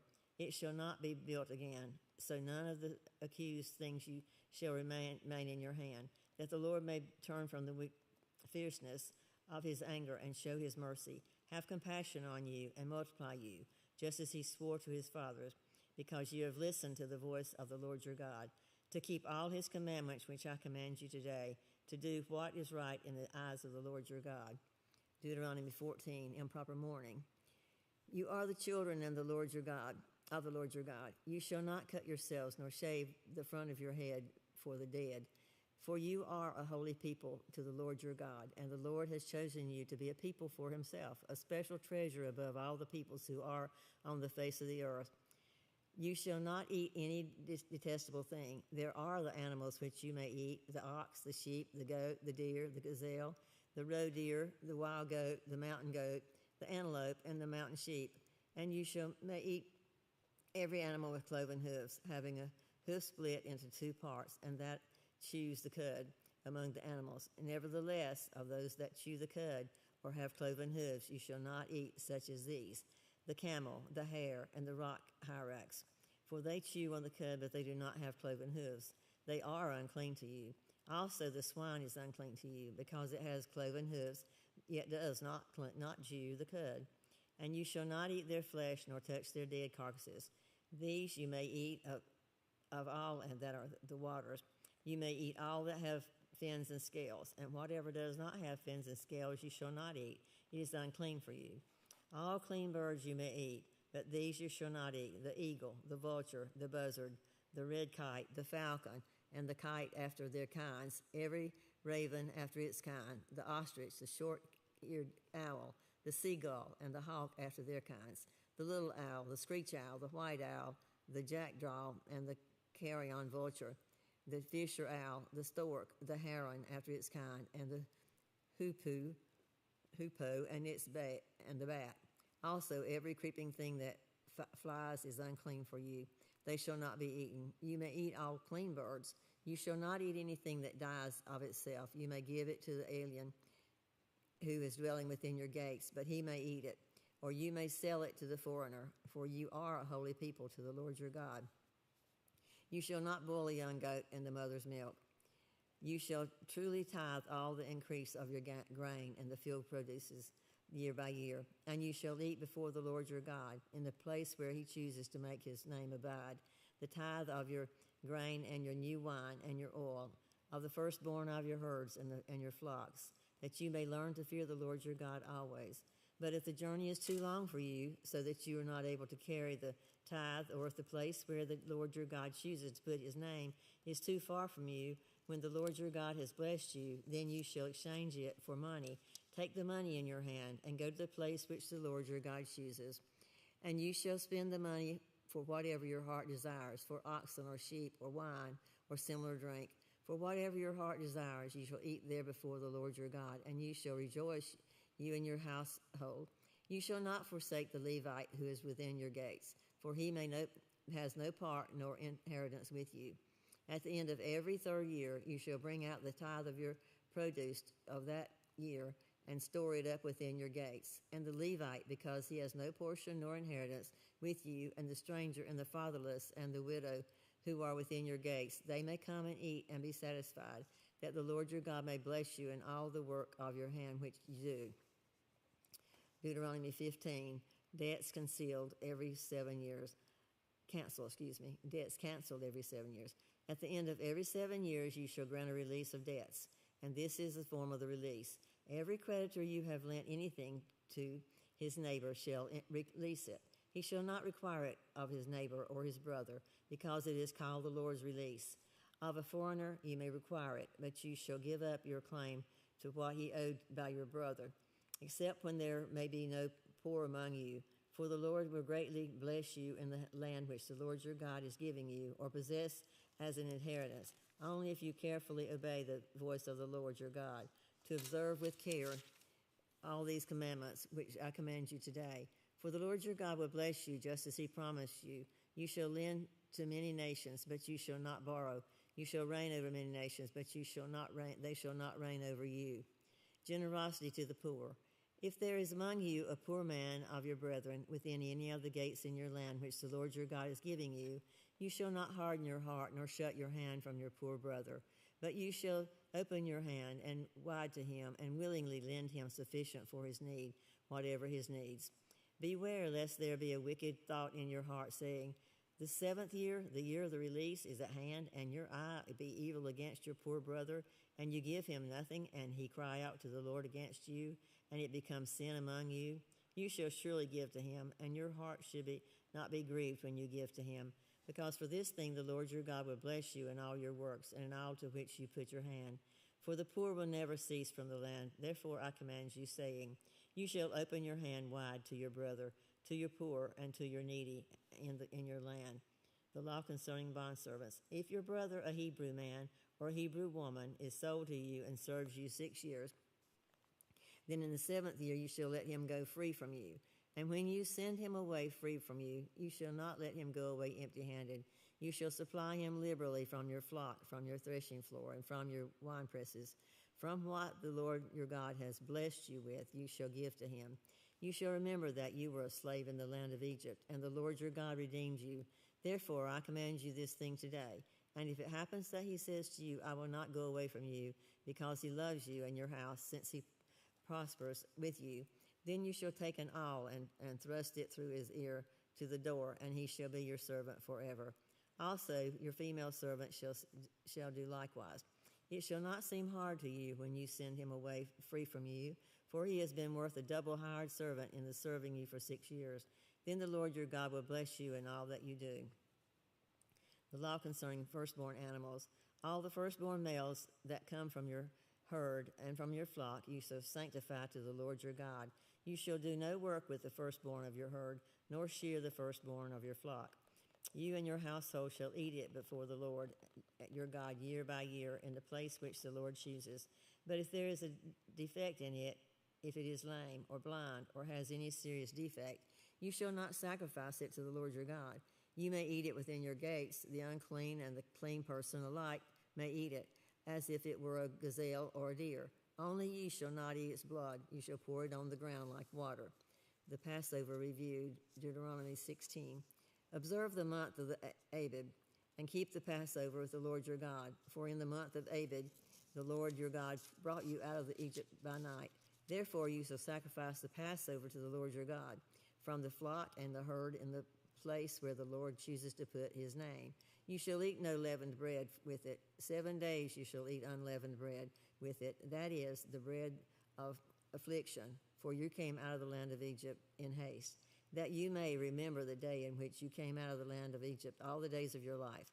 And no leaven shall be seen among you in all your territories for 7 days, nor shall any of the meat which you sacrifice on the first day at twilight remain overnight until morning. You may not sacrifice the Passover within any of your gates which the Lord your God gives you, but at the place where the Lord your God chooses to make his name abide. There you shall sacrifice the Passover at twilight, at the going down of the sun, at the time of you came out of Egypt. And you shall roast and eat it in the place which the Lord your God chooses. And in the morning you shall turn and go to your tents. 6 days you shall eat unleavened bread, and on the 7th day there shall be a sacred assembly to the Lord your God. You shall do no work on it. The Feast of Weeks reviewed. You shall count 7 weeks for yourself. Begin to count the 7 weeks from the time you begin to put the sickle to the grain.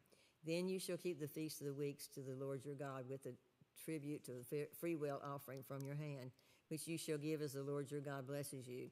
You shall rejoice before the Lord your God, you and your son and your daughter, your male servant and your female servant, the Levite who is within your gates, the stranger and the fatherless and the widow who are among you, at the place where the Lord your God chooses to make his name abide. And you shall remember that you were a slave in Egypt, and you shall be careful to observe these statutes. The Feast of Tabernacles reviewed. You shall observe the Feast of Tabernacles 7 days, when you have gathered from your threshing floor and from your winepress. And you shall rejoice in your feast, you and your son and your daughter, your male servant and your female servant, and the Levite, the stranger, and the fatherless, and the widow who are within your gates. 7 days you shall keep a sacred feast to the Lord your God in the place which the Lord chooses, because the Lord your God will bless you in all your produce and all the work of your hands, so that you surely rejoice. 3 times a year all your males shall appear before the Lord your God in a place which he chooses, at the Feast of the Unleavened Bread, at the Feast of Weeks, and at the Feast of Tabernacles. And they shall not appear before the Lord empty-handed. Every man shall give as he is able, according to the blessing of the Lord your God, which he has given you, just as to be administered. You shall appoint judges and officers in all your gates, which the Lord your God gives you, according to your tribes, and they shall judge the people with just judgment. You shall not pervert justice. You shall not show partiality, nor take a bribe, nor a bribe blinds the eyes of the wise, and twists the words of the righteous. You shall not follow what is altogether just, that you may live and inherit the land which the Lord your God is giving you.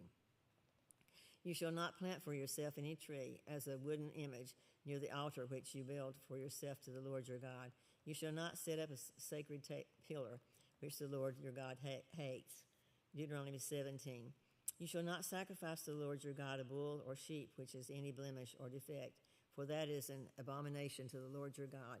If there is found among you within any of your gates which the Lord your God gives you, a man or a woman who has been wicked in the sight of the Lord your God in transgressing his covenant, who has gone and served other gods, and who worship them, either the sun or the moon or any other host of the heaven, which I have not commanded, and it is told to you, and you hear of it, then you shall inquire diligently, and it is indeed true and certain that such an abomination has been committed in Israel. Then you shall bring out to your gates, bring out to your gates that man or woman who has committed that wicked thing, and shall stone to death that man or woman with stones, Whoever is deserving of death shall be put to death on the testimony of 2 or 3 witnesses. He shall not be put to death on the testimony of 1 witness.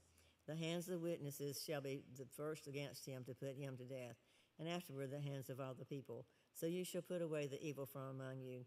If a matter arises which is too hard for you to judge, between degrees and guilt for bloodshed, between one judgment or another, or between one punishment or another, matters of controversy within your gates, then you shall arise and go up to the place which the Lord your God chooses. And you shall come to the priests, the Levites, and to the judge there in those days, and inquire of them. They shall pronounce upon you the sentence of judgment. You shall do according to the sentence which they pronounce upon you in that place which the Lord chooses. And you shall be careful to do what according to all that they order you, according to the sentence and of the law in which they instruct you, according to the judgment which they tell you. You shall do. You shall not turn aside to the right hand or to the left from the sentence which they pronounce upon you, nor the man who acts presumptuously and will not heed the priest who stands to minister there before the Lord your God, or the judge, that man who shall die. So you shall put away the evil from Israel, and all of the people shall hear and fear, and no longer act presumptuously. Principles governing kings. When you come to the land which the Lord your God is giving you, and possess it and dwell in it, and say, I will set a king over me, like all the nations, and that are around me. If you shall surely set the king over you, whom the Lord your God chooses, one from among your brethren you shall set as a king over you. You may not set a foreigner over you, who is not your brother, but he shall not multiply horses for himself, nor cause the people to return to Egypt to multiply horses. For the Lord has said to you, you shall not return that way again, neither shall he multiply wives for himself, lest his heart turn away, nor shall he greatly multiply silver or gold for himself. Also it shall be, when he sits on the throne of his kingdom, that he shall write for himself a copy of this law in a book,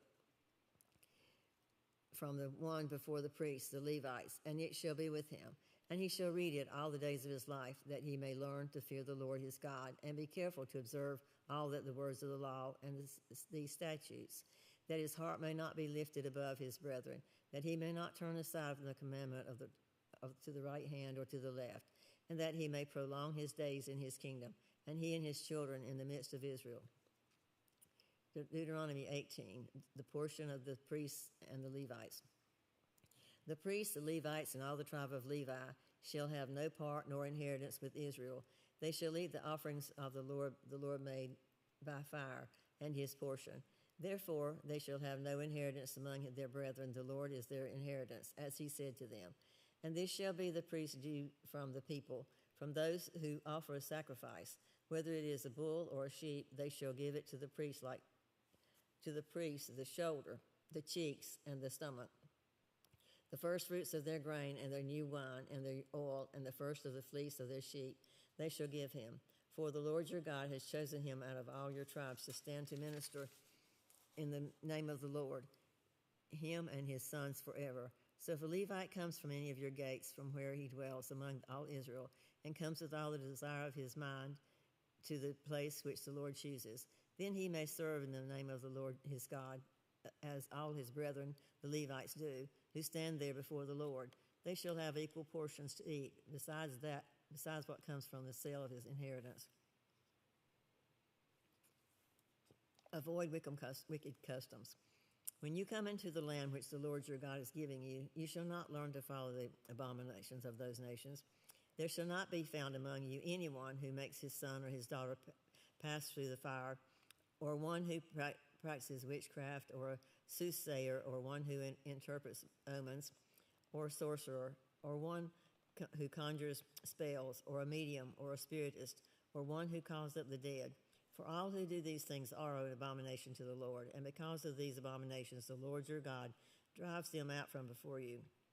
You shall be blameless before the Lord your God. For these nations which you will dispossess listen to soothsayers and diviners, but as for you, the Lord your God has not appointed such for you, a new prophet like Moses. The Lord your God will raise up for you a prophet like me from your midst, from your brethren. Him you shall hear, according to all you desired of the Lord your God, in Horeb in the day of the assembly, saying, Let me not hear again the voice of the Lord my God, nor let me see his great fire any more, lest I die. And the Lord said to me, What they have spoken is good. I will raise up for them a prophet like you from among their brethren, and will put my words in his mouth, and he shall speak to them all that I command him. And it shall be that whoever will not hear my words, which he speaks in my name, I will require it of him. But the prophet who presumes to speak a word in my name, which I have not commanded him to speak, or who speaks in the name of other gods, that prophet shall die. And if you say in your heart, How shall we know the word which the Lord has not spoken? When a prophet speaks in the name of the Lord, if the things does not happen nor come to pass, that is the thing which the Lord has not spoken. The prophet has spoken it presumptuously. You shall not be afraid of him. Excuse me. 3 cities of refuge. Deuteronomy 19. When the Lord your God has cut off the nations whose land the Lord your God is giving you, and you dispossess them and dwell in their cities and in their houses, you shall separate 3 cities from yourself into the midst of your land, which the Lord your God is giving to you to possess. You shall prepare roads for yourself and divide into 3 parts the territory of your land, which the Lord your God is giving you to inherit, that any manslayer may flee there. And this is the case of the manslayer who flees there, that he may live. Whoever kills his neighbor unintentionally, not having hated him in time past, as when a man goes to the woods with his neighbor to cut timber, and his hand swings a stroke with the axe to cut down the tree, and the head slips from the handle and strikes your neighbor so that he dies, he shall flee to one of these cities and live, lest the avenger of blood shall, while his anger is hot, pursue the manslayer and overtake him, because the way is long, and kill him, though he was not deserving of death, since he had not hated the victim in this time past. Therefore I command you, saying, You shall separate 3 cities for yourself. Now if the Lord your God enlarges your territory, as he has swore to your fathers, and gives you the land which he promised to give to your fathers, and if you keep all these commandments and do these things, which I command you today, to love the Lord your God and to walk always in his ways, then you shall add 3 more cities for yourself besides these 3, lest the innocent blood he shed in the midst of all your land, which the Lord your God is giving you as an inheritance, and thus guilt and bloodshed be upon you. But if anyone hates his neighbor, lies in wait for him, rises against him, and strikes him mortally, so that he dies, and he flees to one of these cities, then the elders of his city shall send and bring him from there, and deliver him over to the hand of the avenger of blood, that he may die. Your eye shall not pity him, but you shall put away the guilt of innocent blood from Israel, that it may go well with you. Property boundaries. You shall not remove your neighbor's landmark, which the men of old have set in your inheritance, which you will inherit in the land that the Lord your God is giving you to possess. The law concerning witnesses. 1 witness shall not rise against a man concerning any iniquity or any sin that he commits. By the mouth of 2 or 3 witnesses the matter shall be established. If a false witness rises against any man to testify against him or wrongdoing, then both men in the controversy shall stand before the Lord, before the priests and the judges who serve in those days. And the judges shall make careful inquiry, and indeed, if the witness is a false witness who has testified falsely against the brother, then you shall do to him as he thought to have done to his brother. So you shall put away the evil from among you, and those who remain shall hear and fear, and hereafter they shall not again commit such evil among you. Your eye shall not pity, his life shall be for life, eye for eye, tooth for tooth, hand for hand, foot for foot.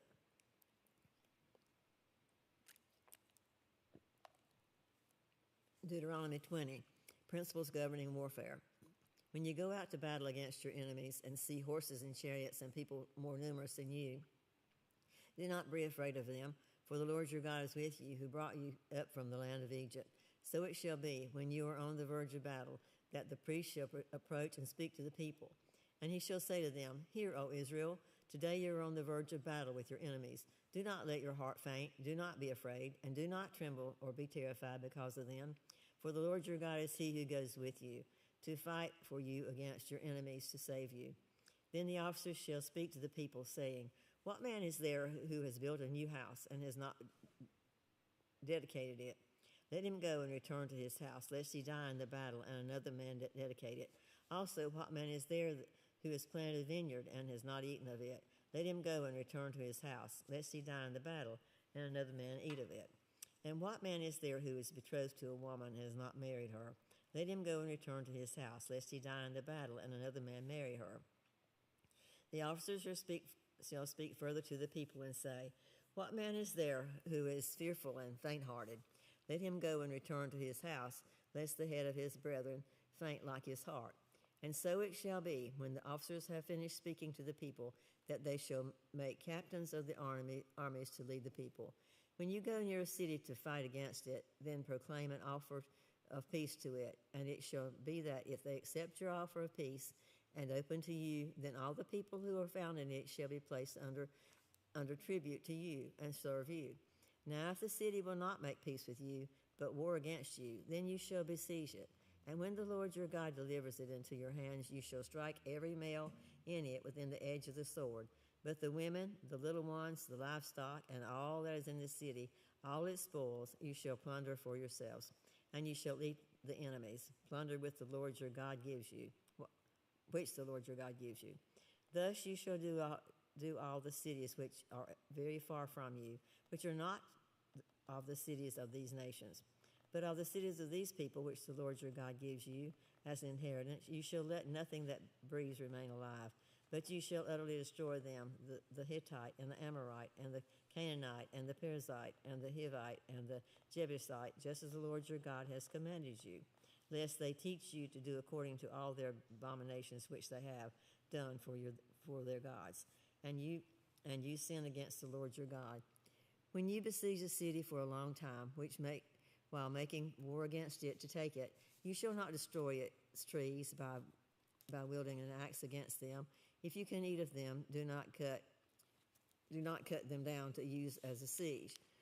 For the tree of the field is man's food. Only the trees which you know are not trees for food you may destroy and cut down, to build stage works against the city that makes war with you until it is subdued. The law concerning unsolved murder, Deuteronomy 21. If anyone is found slain, lying in the field in the land which the Lord your God is giving you to possess, and it is not known who killed him, then your elders and your judges shall go out and measure the distance from the slain man to the surrounding cities. And it shall be that the elders of that city nearest to the slain man will take the heifer which has not been worked and which is not pulled with a yoke. The elders of that city shall bring the heifer down to the valley with flowing water, which is neither plowed nor sown, and they shall break the heifer's neck there in the valley. Then the priests and the sons of Levi shall come near, for the Lord your God has chosen them to minister to him and to bless in the name of the Lord. By their word, every controversy and every assault shall be settled. And all the elders of that city nearest to the slain man shall wash their hands over the heifer whose neck is broken in the valley. Then they shall answer and say, our hands have not shed this blood, nor have our eyes seen it. Provide atonement, O Lord, for your people Israel, whom you have redeemed. And do not lay in innocent blood on the charge of your people Israel. An atonement shall be provided on them, on their behalf for the blood. So you shall put away the guilt of innocent blood, and among you, when you do what is right in the sight of the Lord.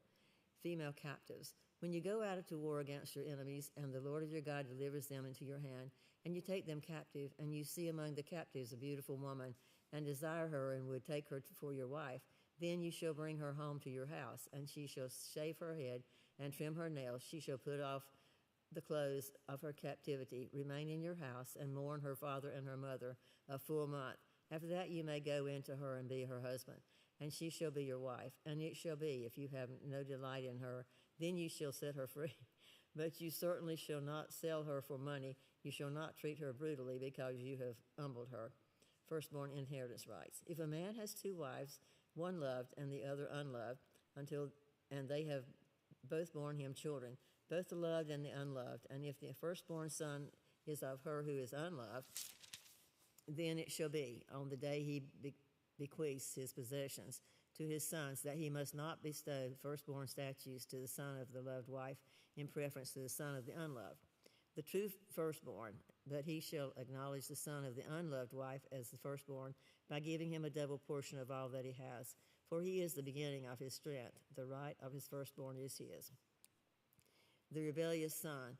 If a man has a stubborn and rebellious son who will not obey the voice of his father or the voice of his mother, and who, when he has chastened him, will not heed them, then his father and his mother shall take hold of him and bring him out of the elders and of the city to the gate of his city.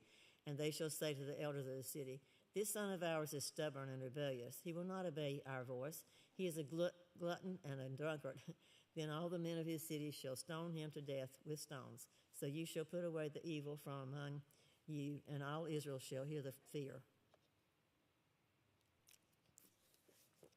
Miscellaneous laws. If a man has committed a sin deserving of death, and he is put to death, and you hang him on a tree, his body shall remain overnight on the tree. But you shall surely bury him the day so that you do not defile the land which the Lord your God is giving you as an inheritance.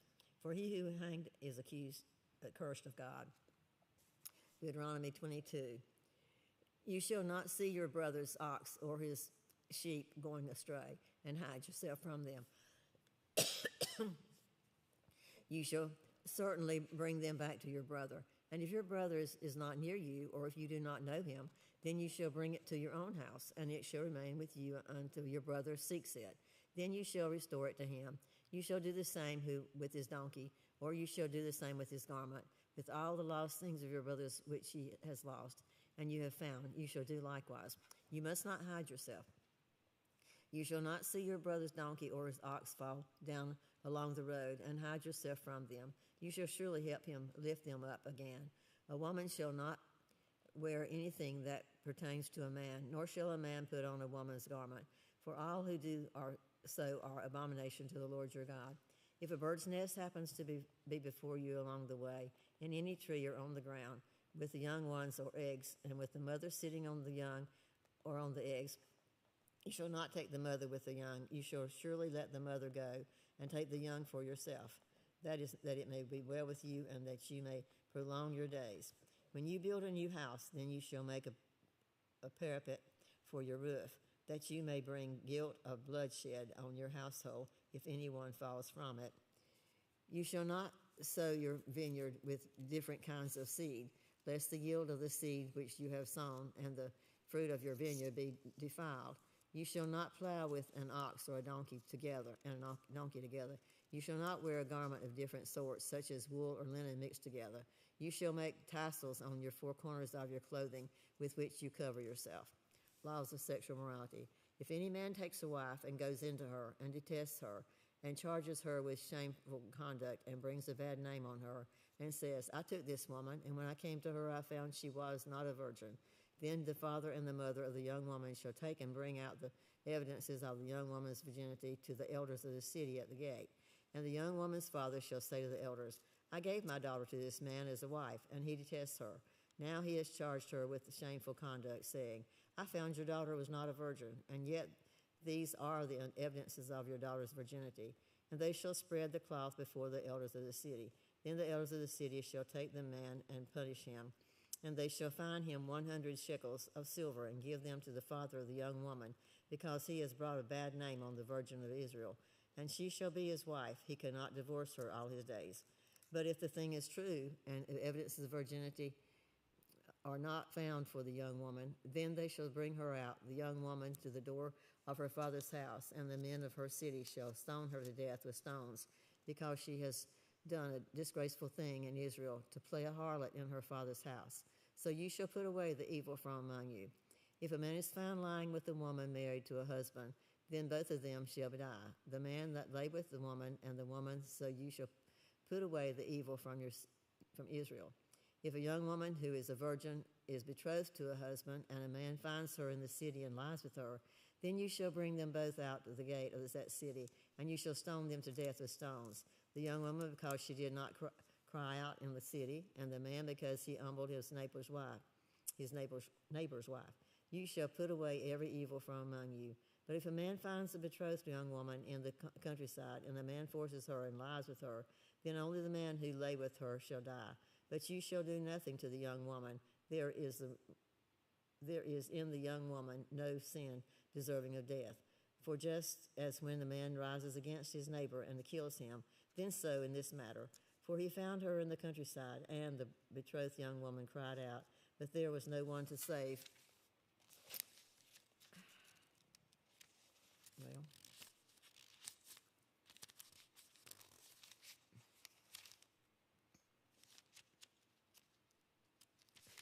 can't keep it separate.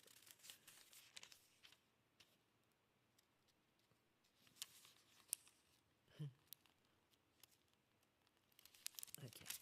There's no one to save the woman who is a virgin, who is not betrothed, and he seizes her and lies with her, and they are found out. Then the man who lay with her shall give to the young woman's father 50 shekels of silver, and he shall be his wife, because he has humbled her. He shall not be permitted to divorce her all of his days. A man shall not take his father's wife, nor uncover his father's bed. Deuteronomy 23, those excluded from the congregation. He who is emasculated by crushing a multitude or mutilating shall not enter into the assembly of the Lord. One of illegitimate birth shall not enter the assembly of the Lord. Even in the 10th generation, none of his descendants shall enter the assembly of the Lord. An Amorite or Moabite shall not enter the assembly of the Lord. Even on the 10th generation, none of his descendants shall enter into the assembly of the Lord forever. Because they did not meet you with bread and water on the road when you came out of Egypt, and because they hired against you Balaam and the son of Beor from Pethor to Mesopotamia to curse you. Nevertheless, the Lord your God shall not listen to Balaam, but the Lord your God turned the curse into a blessing for you, because the Lord your God loves you. You shall not seek their peace nor their prosperity all the days forever. You shall not abhor the Edomite, for he is your brother. You shall not abhor the Egyptian, because you were an alien in his land. The children of the third generation born to them may enter into the assembly of the Lord. Cleanliness at the campsite. When the army goes out against your enemies, then keep yourself from every wickedness and from every wicked thing. If there is any man among you who becomes unclean by some occurrence in the night, then he shall go outside the camp. He shall not come inside the camp. But it shall be when evening comes that he shall wash with water, and when the sun sets, he may come into the camp. Also you may have a place outside the camp where you may go out, and you shall have an implement among your equipment. And when you sit down outside, you shall dig with it and turn and cover yourself with refuse. For the Lord your God walks in the midst of your camp to deliver you and give you your enemies over you. Therefore your camp shall be holy, that he may see no unclean things among you, and turn away from you. Miscellaneous laws.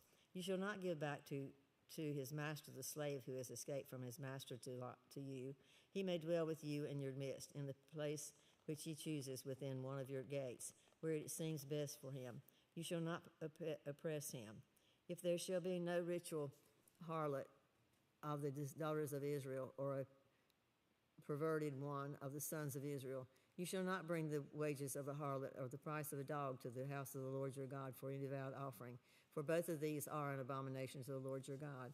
You shall not charge interest to your brother, interest or money or food or anything that is lent out of interest to a foreigner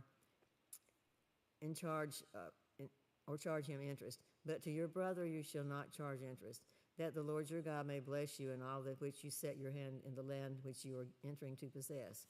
Then you make a vow to the Lord your God. You shall not delay to pay it, for the Lord your God will surely require it of you, and it would be sin to you. But if you abstain from vowing, it shall not be a sin to you.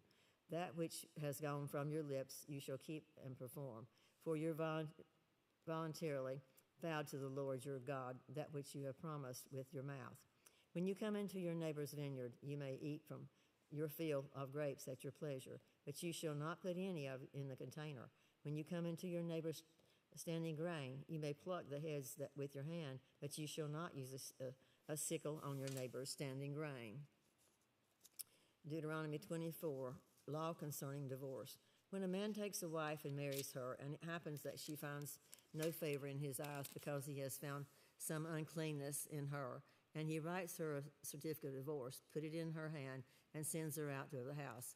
When she has departed from his house and goes and becomes another man's wife, if the latter husband detests her and writes her a certificate of divorce, puts it in her hand, and sends her out of the house, and if the latter husband dies who took her as his wife, then her former husband who divorced her must take must not take her back to be his wife after she has been defiled, for that is an abomination before the Lord. And you shall not bring sin on the land which the Lord your God is giving you as an inheritance. Miscellaneous laws. When a man has taken a new wife, he shall not go out to war or be charged with any business. He shall be free at home 1 year and bring happiness to his wife whom he has taken. No man shall take the lower of the upper millstone or pledge, for he takes one's living in pledges. If a man is found kidnapping any of his brethren of the children of Israel and mistreats him or sells him, then that kidnapper shall die, and you shall put away the evil from among you. Take heed in an outbreak of leprosy, that you may carefully observe and do according to all that the priests have said. The Levites shall teach you just as I commanded them, so you shall be careful to do. Remember what the Lord your God did to Miriam on the way when he came out of Egypt. When you lend your brother anything, you shall not go into his house to get the pledge. You shall stand outside, and the man to whom you lend shall bring the pledge out to you. And if the man is poor, and you shall not keep his pledge overnight, you shall in any case return the pledge to him again when the sun goes down, that he may sleep in his own garment and bless you, and it shall be righteousness to you before the Lord your God. You shall not oppress a hired servant who is poor and needy, whether one of your brethren or one of your aliens who is in your land within your gates. Each day you shall give him his wages, and not let the sun go down on it, for he is poor and has set his heart on it, lest he cry out against you to the Lord, and it be a sin to you.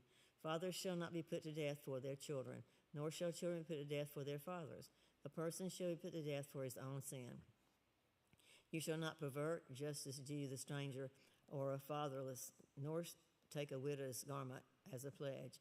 But you shall remember that you were a slave in Egypt, and the Lord your God redeemed you from there. Therefore I command you to do this thing.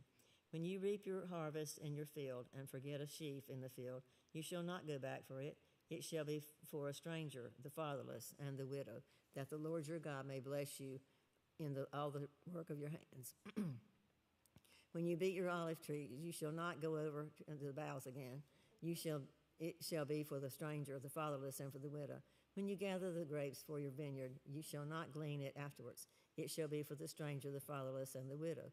And you shall remember that you were a slave in the land of Egypt. Therefore I command you to do this thing.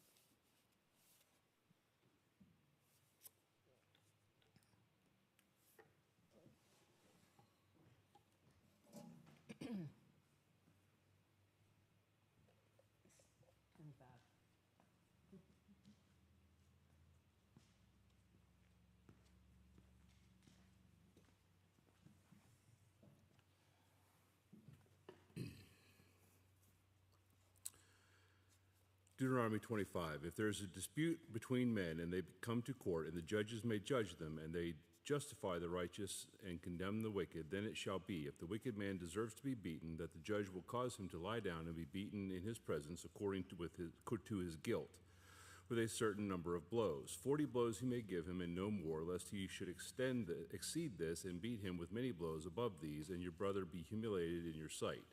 You shall not muzzle an ox while it treads out the grain. If a brother dwells together and one of them dies and has no son, the widow of the dead man shall not be married to a stranger outside the family. Her husband's brother shall go into her and take her as his wife and perform the duty of a husband's brother to her. And it shall be that the firstborn son which she bears will succeed the name of his dead brother, that his name may not be blotted out of Israel. But if the man does not want to take his brother's wife, then let his brother's wife go up to the gate of the elders and say, my husband's brother refuses to raise up a name to his brother in Israel. He will not perform the duty of my husband's brother. Then the elders of this city shall call him and speak to him. But if he stands firm and says, I do not want to take her, then his brother's wife shall come to him in the presence of the elders, remove his sandal from his foot, spit in his face, and answer and say, so shall it be done to the man who will not build up his brother's house. And his name shall be called in Israel, the house of him who had his sandal removed. If two men fight together, and the wife of one draws near to rescue her husband from the hand of the one attacking him, and puts out her hand and seizes him by the genitals, then you shall cut off her hand, and your eye shall not pity her. You shall not have in your bag differing weights, a heavy and a light. You shall not have in your house differing measures, a large and a small.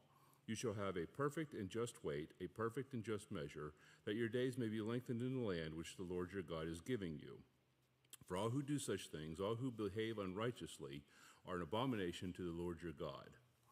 Remember what Amalek did to you on the way out as you were coming out of Egypt, how he met you on the way and attacked your rear ranks, all of the stragglers at your rear, when you were tired and weary, and he did not fear God.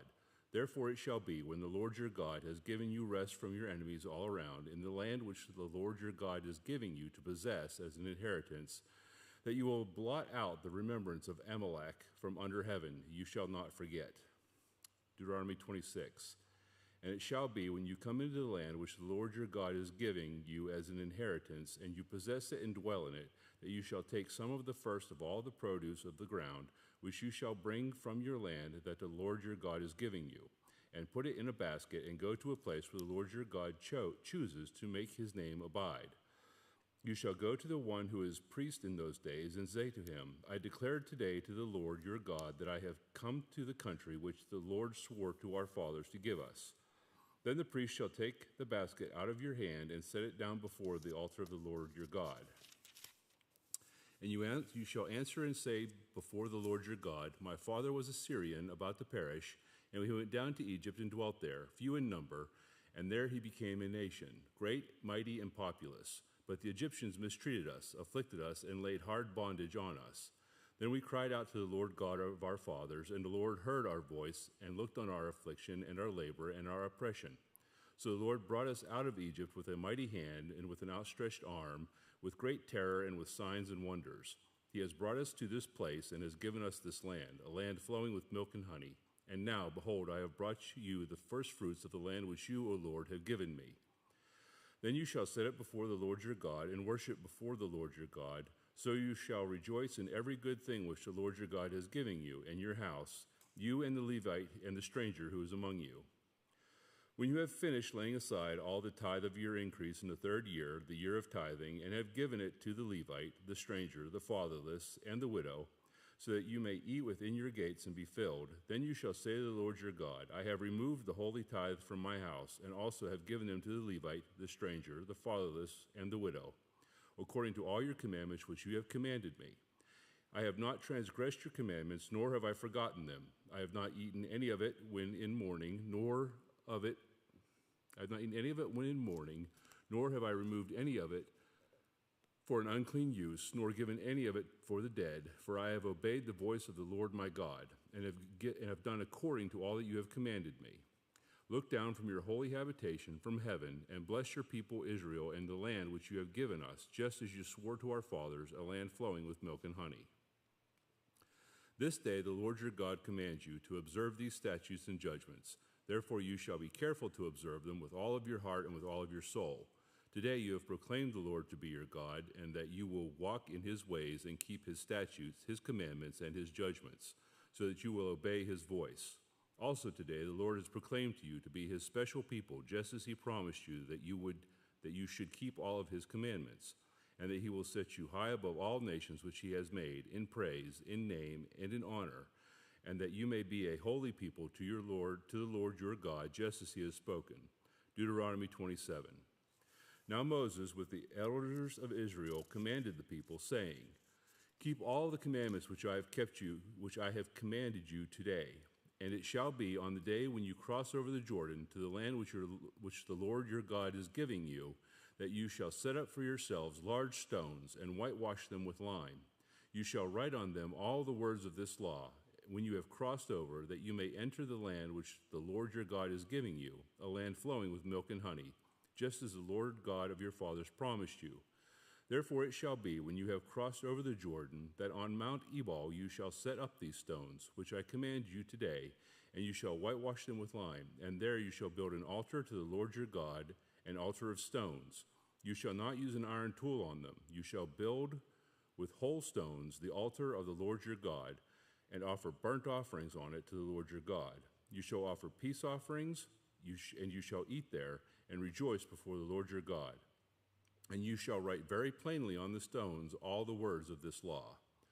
Then Moses and the priests, the Levites, spoke to all Israel, saying, Take heed and listen, O Israel. This day you have become the people of the Lord your God. Therefore you shall obey the voice of the Lord your God, and observe his commandments and his statutes, which I command you today. And Moses commanded the people on the same day, saying, These shall stand on Mount Gerizim to bless the people when you have crossed over the Jordan: Simeon, Levi, Judah, Issachar, Joseph, and Benjamin, and these shall stand on Mount Ebal to curse: Reuben, Gad, Asher, Zebulun, Dan, and Naphtali. And the Levites shall speak with a loud voice and say to all the men of Israel, Cursed is the one who makes a carved or molded image, an abomination to the Lord, the works of his hands of the craftsman, and sets it up in secret. And all the people shall answer and say, Amen. Cursed is the one who treats his father or his mother with contempt, and all the people shall say, Amen. Cursed is the one who moves his neighbor's landmark, and all the people shall say, Amen. Cursed is the one who makes the blind to wander off the road, and all the people shall say, Amen. Cursed is the one who perverts the justice due to the stranger, the fatherless, and the widow, and all the people shall say, Amen. Cursed is the one who lies with his father's wife, because he has uncovered his father's bed, and the people shall say, Amen. Cursed is the one who lies with any kind of animal, and all the people shall say, Amen. Cursed is the one who lies with his sister, the daughter of his father, or the daughter of his mother, and all the people shall say, Amen. Cursed is the one who lies with his mother-in-law, and all the people shall say, Amen. Cursed is the one who attacks his neighbor secretly, and all the people shall say, Amen. Cursed is the one who takes a bribe to slay an innocent person, and all the people shall say, Amen. Cursed is the one who does not confirm all the words of this law by observing them, and all the people shall say, Amen. Deuteronomy 28. Now it shall come to pass, if you diligently obey the voice of the Lord your God, and to observe carefully all his commandments, which I command you today, that the Lord of your God will set you high above all nations of the earth, and all these blessings shall come upon you and overtake you, because you obey the voice of the Lord your God. Blessed shall you be in the city, and blessed shall you be in the country. Blessed shall be the fruit of your body, and the produce of your ground, and the increase of your herds, the increase of your cattle, and the offspring of your flocks. Blessed shall be your basket and your kneading bowl. Blessed shall you be when you come in, and blessed shall you be when you go out. The Lord will cause your enemies who rise against you to be defeated before your face. They shall come out against you one way and flee before you seven ways. The Lord will command the blessing on you in your storehouses and in all to which you set your hand, and he will bless you in the land which the Lord your God is giving you. The Lord will establish you as a holy people to himself, just as he has sworn to you, if you keep the commandments of the Lord your God and walk in his ways. Then all the people of the earth shall see that you are called by the name of the Lord, and they shall be afraid of you. And the Lord will grant you plenty of goods in the fruit of your body, in the increase of your livestock, and in the produce of your ground, in the land which the Lord swore to your fathers to give you. The Lord will open to you his good treasure, the heavens, to give rain to your land in its season, and to bless all the work of your hand. You shall lend to many nations, but you shall not borrow. And the Lord will make you the head and not the tail. You shall be above only and not be beneath. And if you heed the commands of the Lord your God, which I command you today, and are careful to observe them, so you shall not turn aside from any of the words which I commanded you this day, to the right or to the left, to go after other gods to serve them. But it shall come to pass, if you do not obey the voice of the Lord your God, to observe carefully all of his commandments and his statutes, which I command you today, that all these curses will come upon you and overtake you. Cursed shall you be in the city, cursed shall you be in the country. Cursed shall be your basket and your kneading bowl. Cursed shall be the fruit of your body and the produce of your land, the increase of your cattle and the offspring of your flocks. Cursed shall you be when you come in, and cursed shall you be when you go out. The Lord will send you cursing, confusion, and rebuke in all that you set your hand to do, until you are destroyed and until you perish quickly, because of the wickedness of your doings in which you have forsaken me. The Lord will make the plague cling to you until he has consumed from you from the land which you are going to possess. The Lord will strike you with consumption, with fever, with inflammation, with severe burning fever, with the sword, with scorching, and with mildew, and they shall pursue you until you perish. And your heavens which are above your head shall be bronze, and the earth which is under you shall be iron. The Lord shall change the rain of your land to powder and dust. From the heaven it shall come down on you until you are destroyed. The Lord will cause you to be defeated before your enemies. You shall go out one way against them and flee 7 ways before them. You shall become troublesome to all the kingdoms of the earth. Your carcasses shall be food for all the birds of the air and the beasts of the earth, and no one shall frighten them away. The Lord will strike you with the boils of Egypt, with tumors, with the scab, and with the itch from which you cannot be healed. The Lord will strike you with madness and blindness and confusion of heart.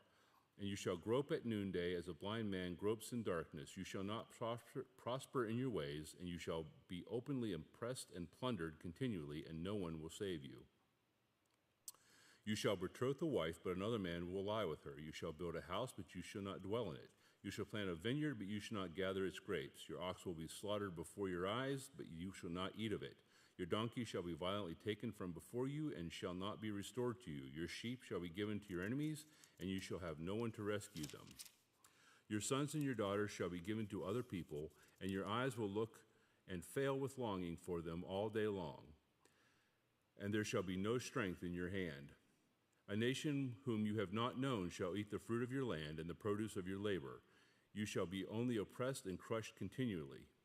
So you shall be driven mad because of the sight at which your eyes see. The Lord will strike you in the knees and on the legs with severe boils which cannot be healed, and from the sole of your foot to the top of your head. The Lord will bring you and the king whom you set over you to a nation which shall neither you nor your fathers have known. And there you shall serve other gods, wood and stone. And you shall become an astonishment, a proverb, and a byword among all nations where the Lord will drive you. You shall carry much seed out to the field, but gather little in, for the locust shall consume it. You shall plant vineyards and tend them, but you shall neither drink of the wine nor of the grapes, for the worms shall eat them. You shall have olive trees throughout all of your territory, but you shall not anoint yourself with the oil, for your olives shall drop off. You will beget sons and daughters, but they shall not be yours, for they shall go into captivity. Locusts shall consume all your trees and the produce of your land. The alien who is among you shall rise higher and higher above you, and you shall come down lower and lower. He shall lend to you, but you shall not lend to him, and he shall be the head, and you shall be the tail. Moreover, all these curses that come upon you and pursue and overtake you until you are destroyed, because you did not obey the voice of the Lord your God, to keep his commandments and his statutes which he has commanded you. And they shall be upon you for a sign and a wonder, and on your descendants forever, because you did not serve the Lord your God with joy and gladness of heart. For the abundance of everything, therefore, shall serve your enemies, whom the Lord will send against you, in hunger and thirst, in nakedness and in need of everything. He will put a yoke of iron on your neck until he has destroyed you.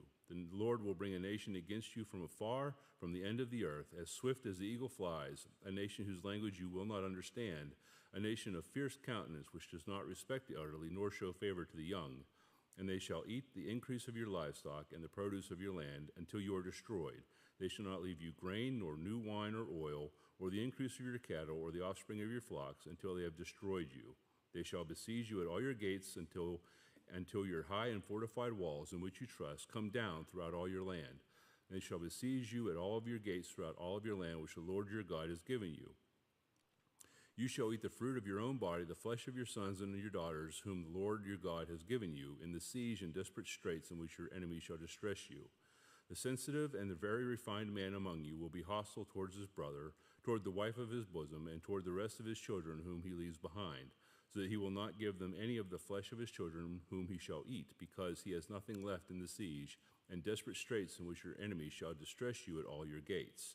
The tender and delicate women among you, who would not venture to seek the sole of her foot on the ground because of her delicateness and sensitivity, will refuse to the husband of her bosom, and to her son and her daughter, her placenta which comes out of her between her feet, and her children whom she bears, for she will eat them secretly for lack of everything in the siege and desperate straits in which your enemy shall distress you to all your gates. If you do not carefully observe all the words of this law that are written in this book, that you may fear the glorious and awesome name, the Lord your God, then the Lord will bring upon you and your descendants extraordinary plagues, great and prolonged plagues, and serious prolonged sickness. Moreover, he will bring back on you all the diseases of Egypt, of which you were afraid, and they shall cling to you. Also every sickness and every plague which is not written in this book of the Lord will bring upon you until you are destroyed. You shall be left few in number, whereas you were as the stars of the heaven in multitude, because you would not obey the voice of the Lord your God. And it shall be that just as the Lord rejoiced over you to do you good and multiply you, so the Lord will rejoice over you to destroy you and bring you to nothing, and you shall be plucked from the land which you go to possess. Then the Lord will scatter you among all peoples from one end of the earth to the other, and there you shall serve other gods, which neither you nor your fathers have known, wood and stone. And among those nations you shall find no rest, nor shall the sole of your foot have a resting place. But there the Lord will give you a trembling heart, failing eyes, and anguish of soul. Your life shall hang in doubt before you. You shall fear day and night, and you shall have no assurance of life. In the morning you shall say, Oh, that it were evening. And in the evening you shall say, Oh, that it were morning, because of the fear which terrifies your heart, and because of the sight which your eyes see.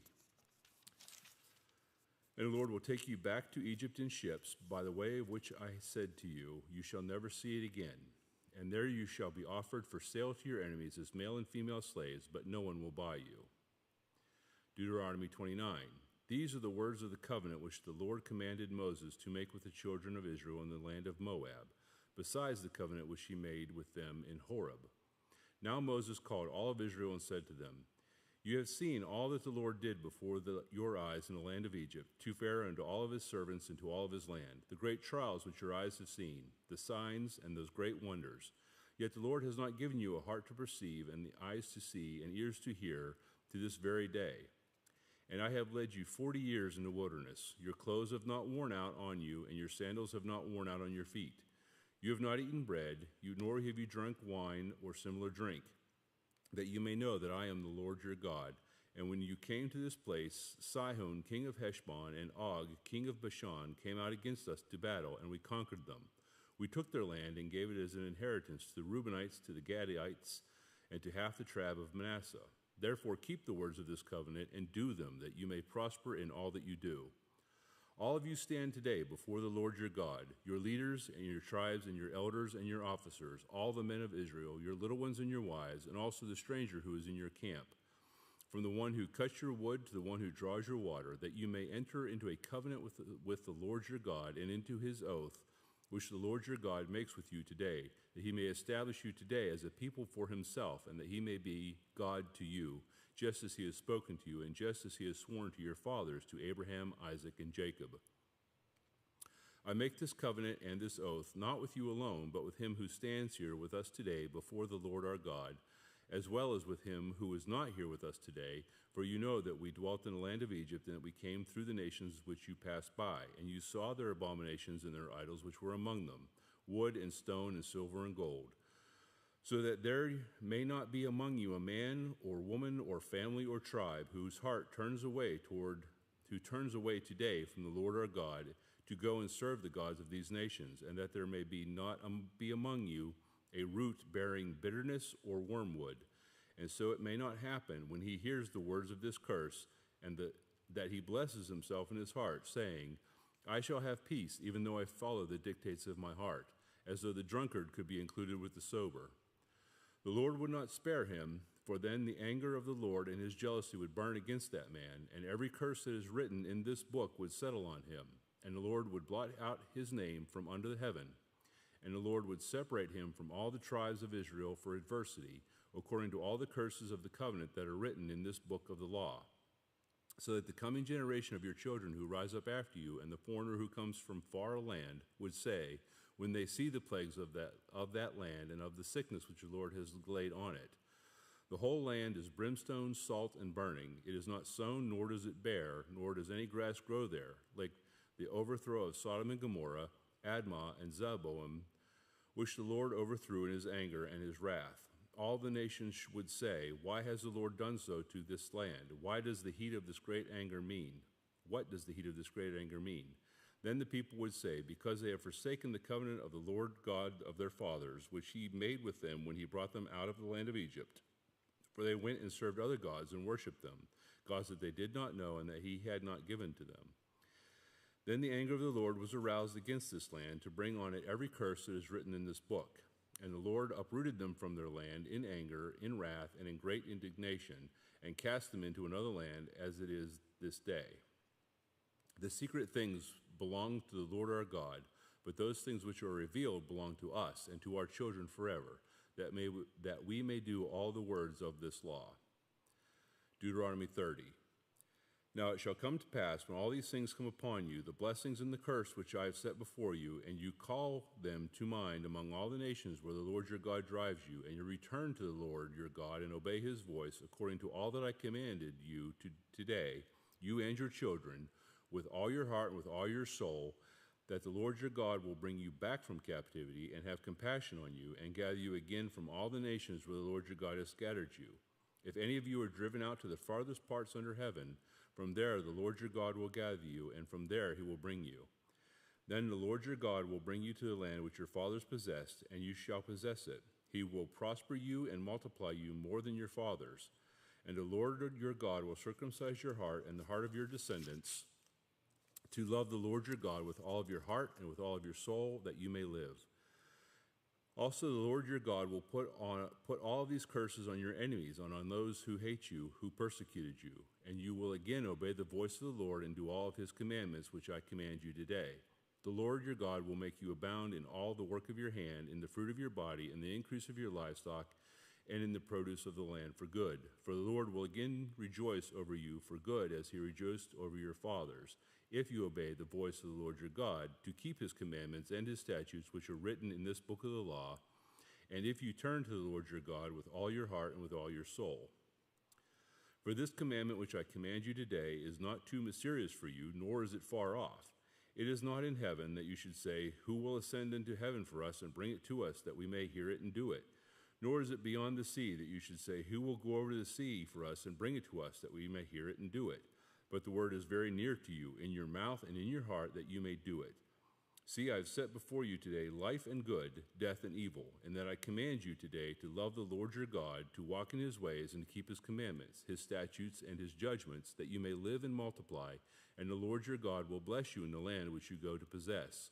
But if your heart turns away so that you do not hear, and are drawn away and worship other gods and serve them, I announce to you today that you shall surely perish. You shall not prolong your days in the land which you cross over the Jordan to go in and possess. I will call heaven and earth as witnesses today against you, that I have set before you life and death, blessing and cursing. Therefore choose life, that both you and your descendants may live, and that you may love the Lord your God, that you may obey his voice, and that you may cling to him. For he is your life and the length of your days, and that you may dwell in the land which the Lord swore to your fathers, to Abraham, Isaac, and Jacob, to give them. Deuteronomy 31. Then Moses went and spoke these words to all of Israel, and he said to them, I am 120 years old today. I can no longer go out and come in. Also the Lord has said to me, you shall not cross over this Jordan. The Lord your God himself crosses over before you. He will destroy these nations from before you, and you shall dispose them. Joshua himself crosses over before you, just as the Lord has said, and the Lord will do to them as he did to Sihon and Og, the kings of the Amorites and their land, when he destroyed them. The Lord will give them over to you, that you may do to them according to every commandment which I have commanded you. Be strong and of good courage. Do not fear nor be afraid of them, for the Lord your God, he is the one who goes with you. He will not leave you nor forsake you. Then Moses called Joshua and said to him in the sight of all Israel, Be strong and of good courage, for you must go with this people to the land which the Lord has sworn to their fathers to give them, and you shall cause them to inherit it. And the Lord, he is the one who goes before you. He will be with you. He will not leave you nor forsake you. Do not fear nor be dismayed. So Moses wrote this law and delivered it to the priests, the sons of Levi, who bore the ark of the covenant of the Lord, and to all the elders of Israel. And Moses commanded them, saying, At the end of every 7 years, at the appointed time in the year of release, at the Feast of Tabernacles, when all Israel comes to appear before the Lord your God in the place which he chooses, you shall read this law before all Israel in their hearing. Gather the people together, men and women and little ones, and the stranger who is within your gates, that they may hear and that they may learn to fear the Lord your God and carefully observe all the words of this law, and that their children who have not known it may hear and learn to fear the Lord your God as long as you live in the land which you cross the Jordan to possess. Then the Lord said to Moses, Behold, the days approach when you must die. Call Joshua and present yourselves in the tabernacle of meeting, that I may inaugurate him.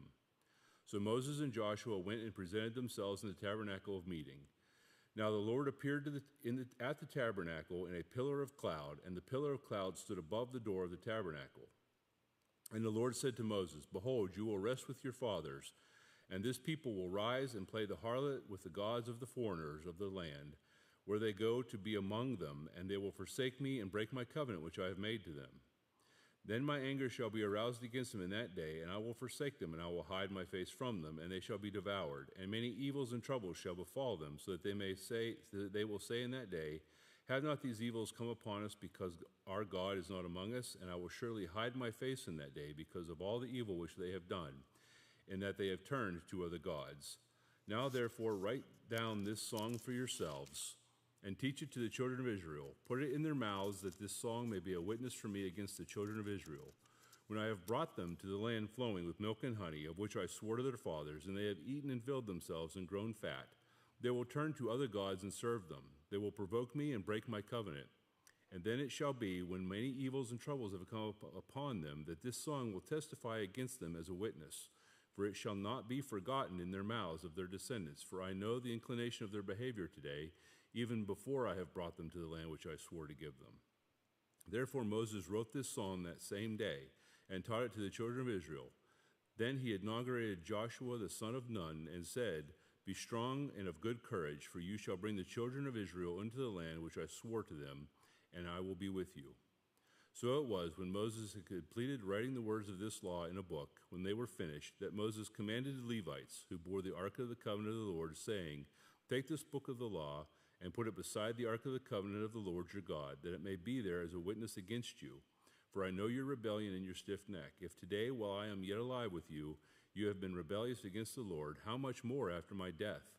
Gather to me all the elders of your tribes and your officers, that I may speak these words in their hearing, and call heaven and earth to witness against them. For I know that after my death you will become utterly corrupt, and turn aside from the way which I have commanded you.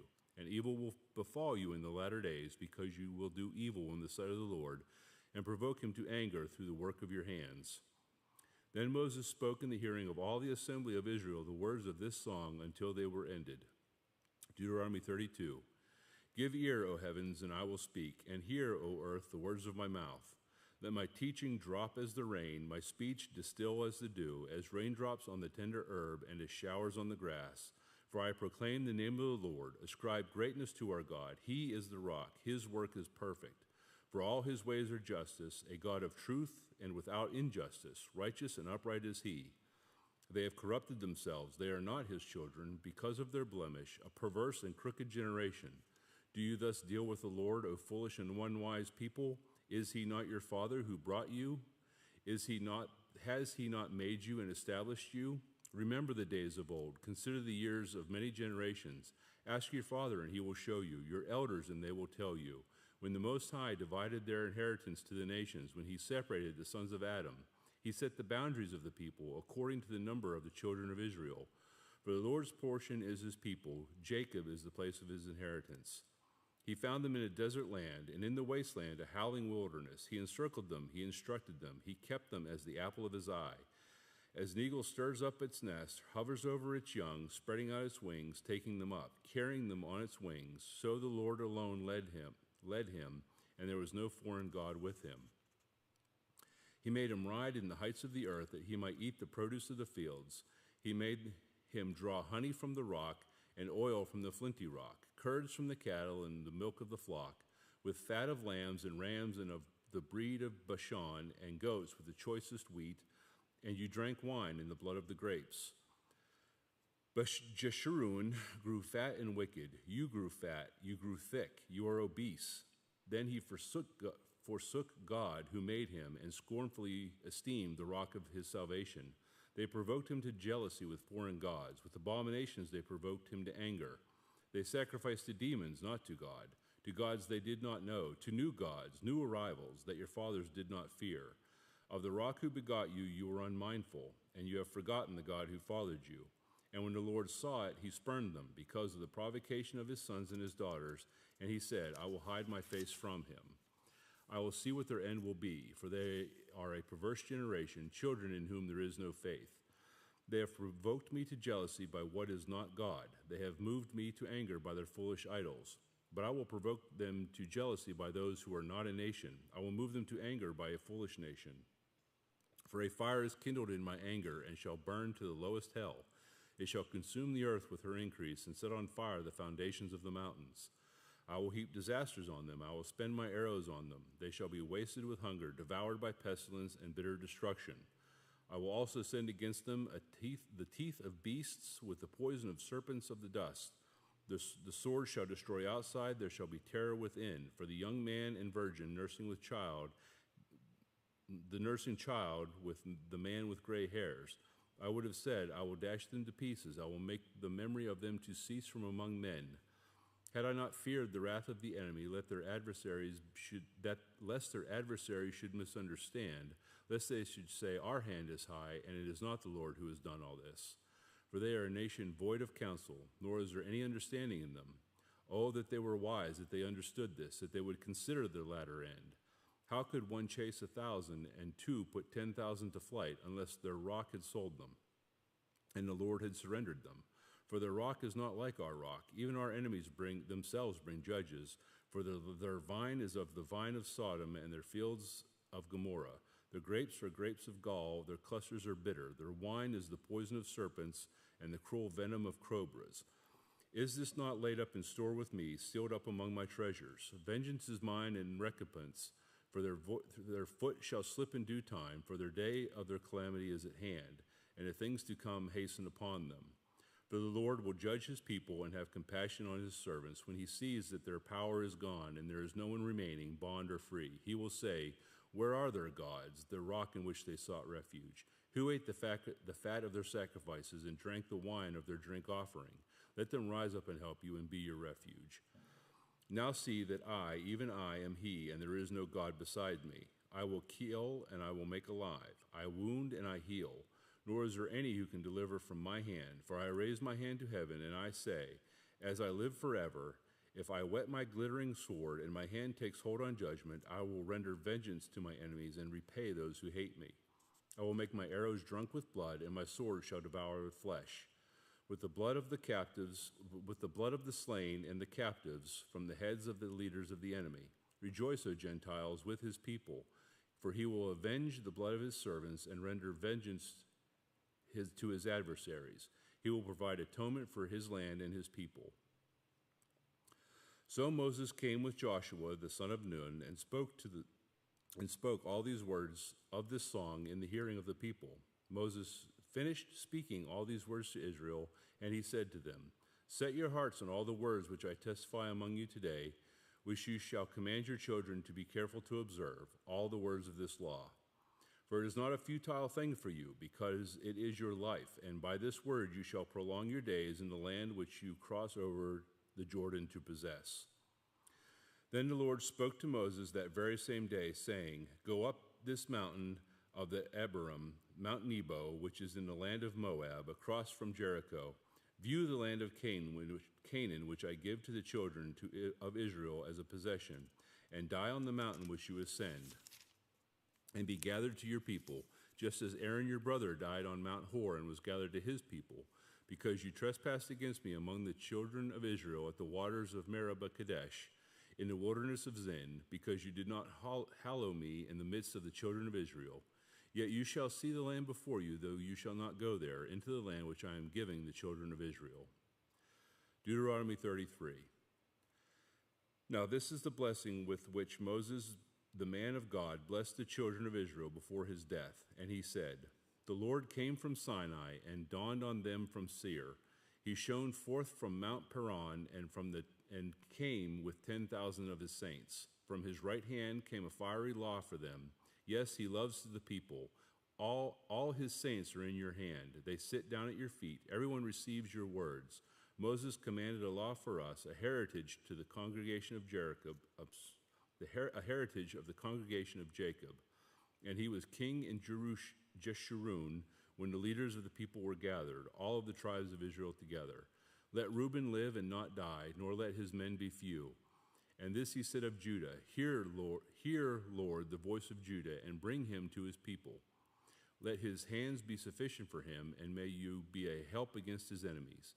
And of Levi he said, let your Thummim and your Urim be with your Holy One, whom you tested at Massah, and with whom you contended at the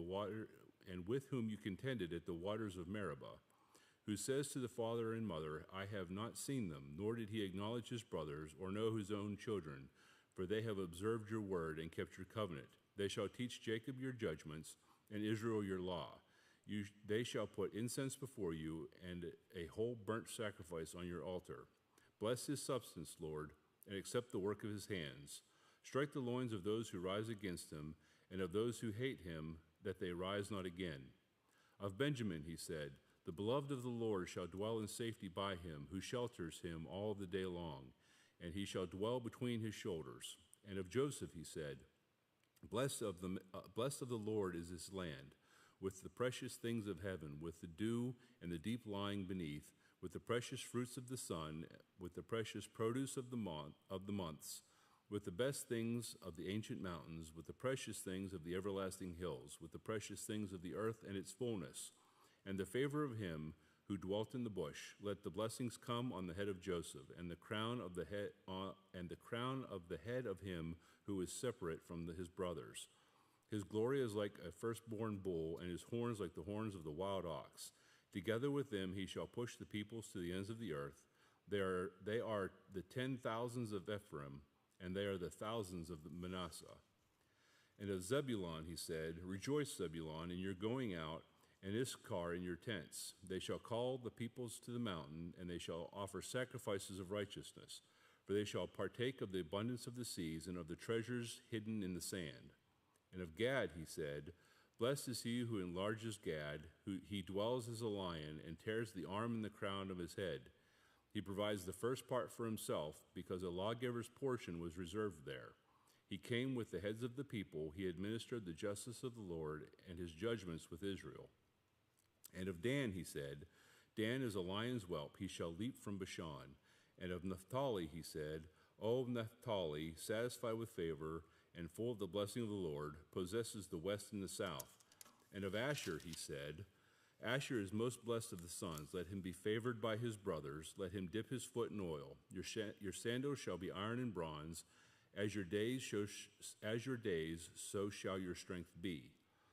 There is no one like the God of Jeshurun, who rides the heavens to help you, and in his excellency on the clouds. The eternal God is your refuge, and underneath are the everlasting arms. He will thrust out the enemy from before you, and will say, destroy. And then Israel shall dwell in safety, the fountain of Jacob alone, in the land of the grain and new wine. His heavens shall also drop dew. Happy are you, O Israel, who is like you, a people saved by the Lord, the shield of your help and the sword of your majesty. Your enemies shall submit to you, and you shall tread down their high places. Deuteronomy 34. Then Moses went up from the plains of Moab to Mount Nebo, to the top of Pisgah, which is across from Jericho. And the Lord showed him all the land of Gilead as far as Dan, all of Naphtali to the land of Ephraim and Manasseh, all the land of Judah as far as the western sea, the south and the plain of the valley of Jericho, the city of palm trees as far as Zoar. Then the Lord said to him, this is the land which I swore to give Abraham, Isaac, and Jacob, saying, I will give it to your descendants. I have caused you to see it with your eyes, but you shall not cross over there. So Moses, the servant of the Lord, died there in the land of Moab, according to the word of the Lord. And he buried him in a valley in the land of Moab, opposite Beth Peor, but no one knows his grave to this day. Moses was 120 years old when he died. His eyes were not dim, nor his natural vigor diminished. And the children of Israel wept for Moses in the plains of Moab 30 days. So the days of weeping and mourning for Moses were ended. Now Joshua the son of Nun was full of the spirit of wisdom, for Moses had laid his hands on him. So the children of Israel heeded him and did as the Lord had commanded Moses. But since then there has not arisen in Israel a prophet like Moses, whom the Lord knew face to face, in all the signs and the wonders which the Lord sent him to do in the land of Egypt, before Pharaoh, before all of his servants, and in all of his land, and by all that mighty power and all that great terror which Moses performed in the sight of all of Israel. Joshua chapter 1. And after the death of Moses, the servant of the Lord, it came to pass as the Lord spoke to Joshua, son of Nun, Moses' assistant, saying, Moses, my servant, is dead. Now therefore arise, go over this Jordan, you and all of this people, to the land which I am giving them, the children of Israel.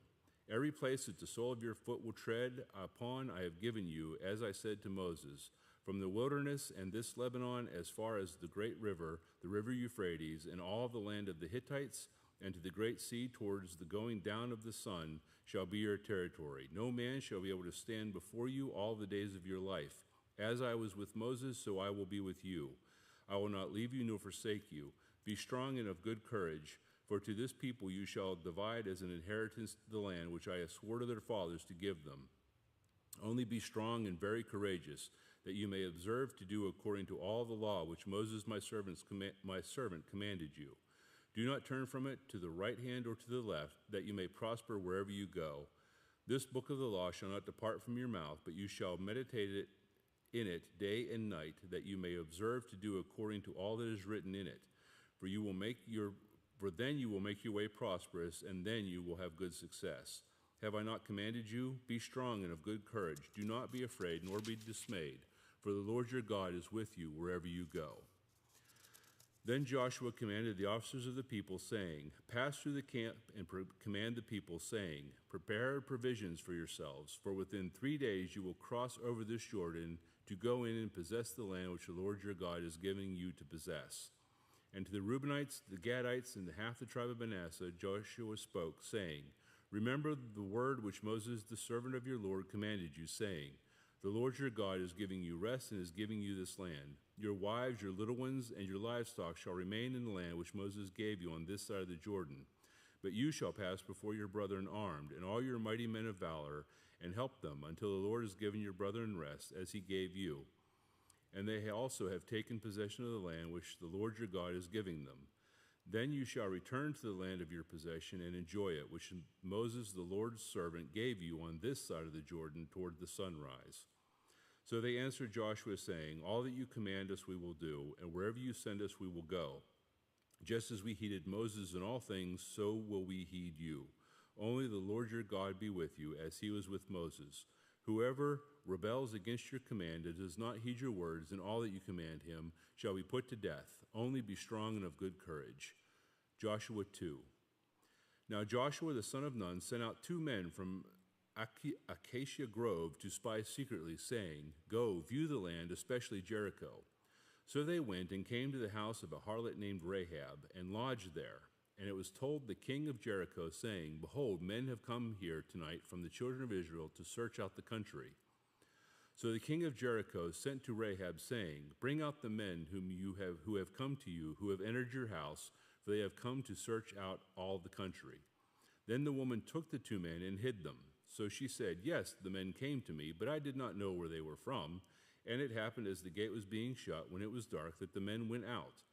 Where the men went, I do not know. Pursue them quickly, for you may overtake them. But she had brought them up to the roof and hidden them with the stalks of flax, which she had laid in order on her roof.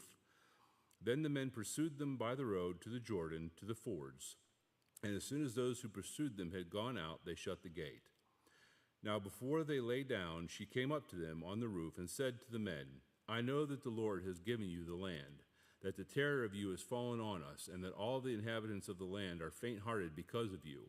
For we have heard how the Lord dried up the water of the Red Sea for you when you came out of Egypt, and what you did to the 2 kings of the Amorites who were on the other side of the Jordan, Sihon and Og, whom you utterly destroyed. And as soon as we heard these things, our hearts melted. Neither did there remain any more courage in anyone because of you, for the Lord your God, he is God in heaven above and on earth beneath.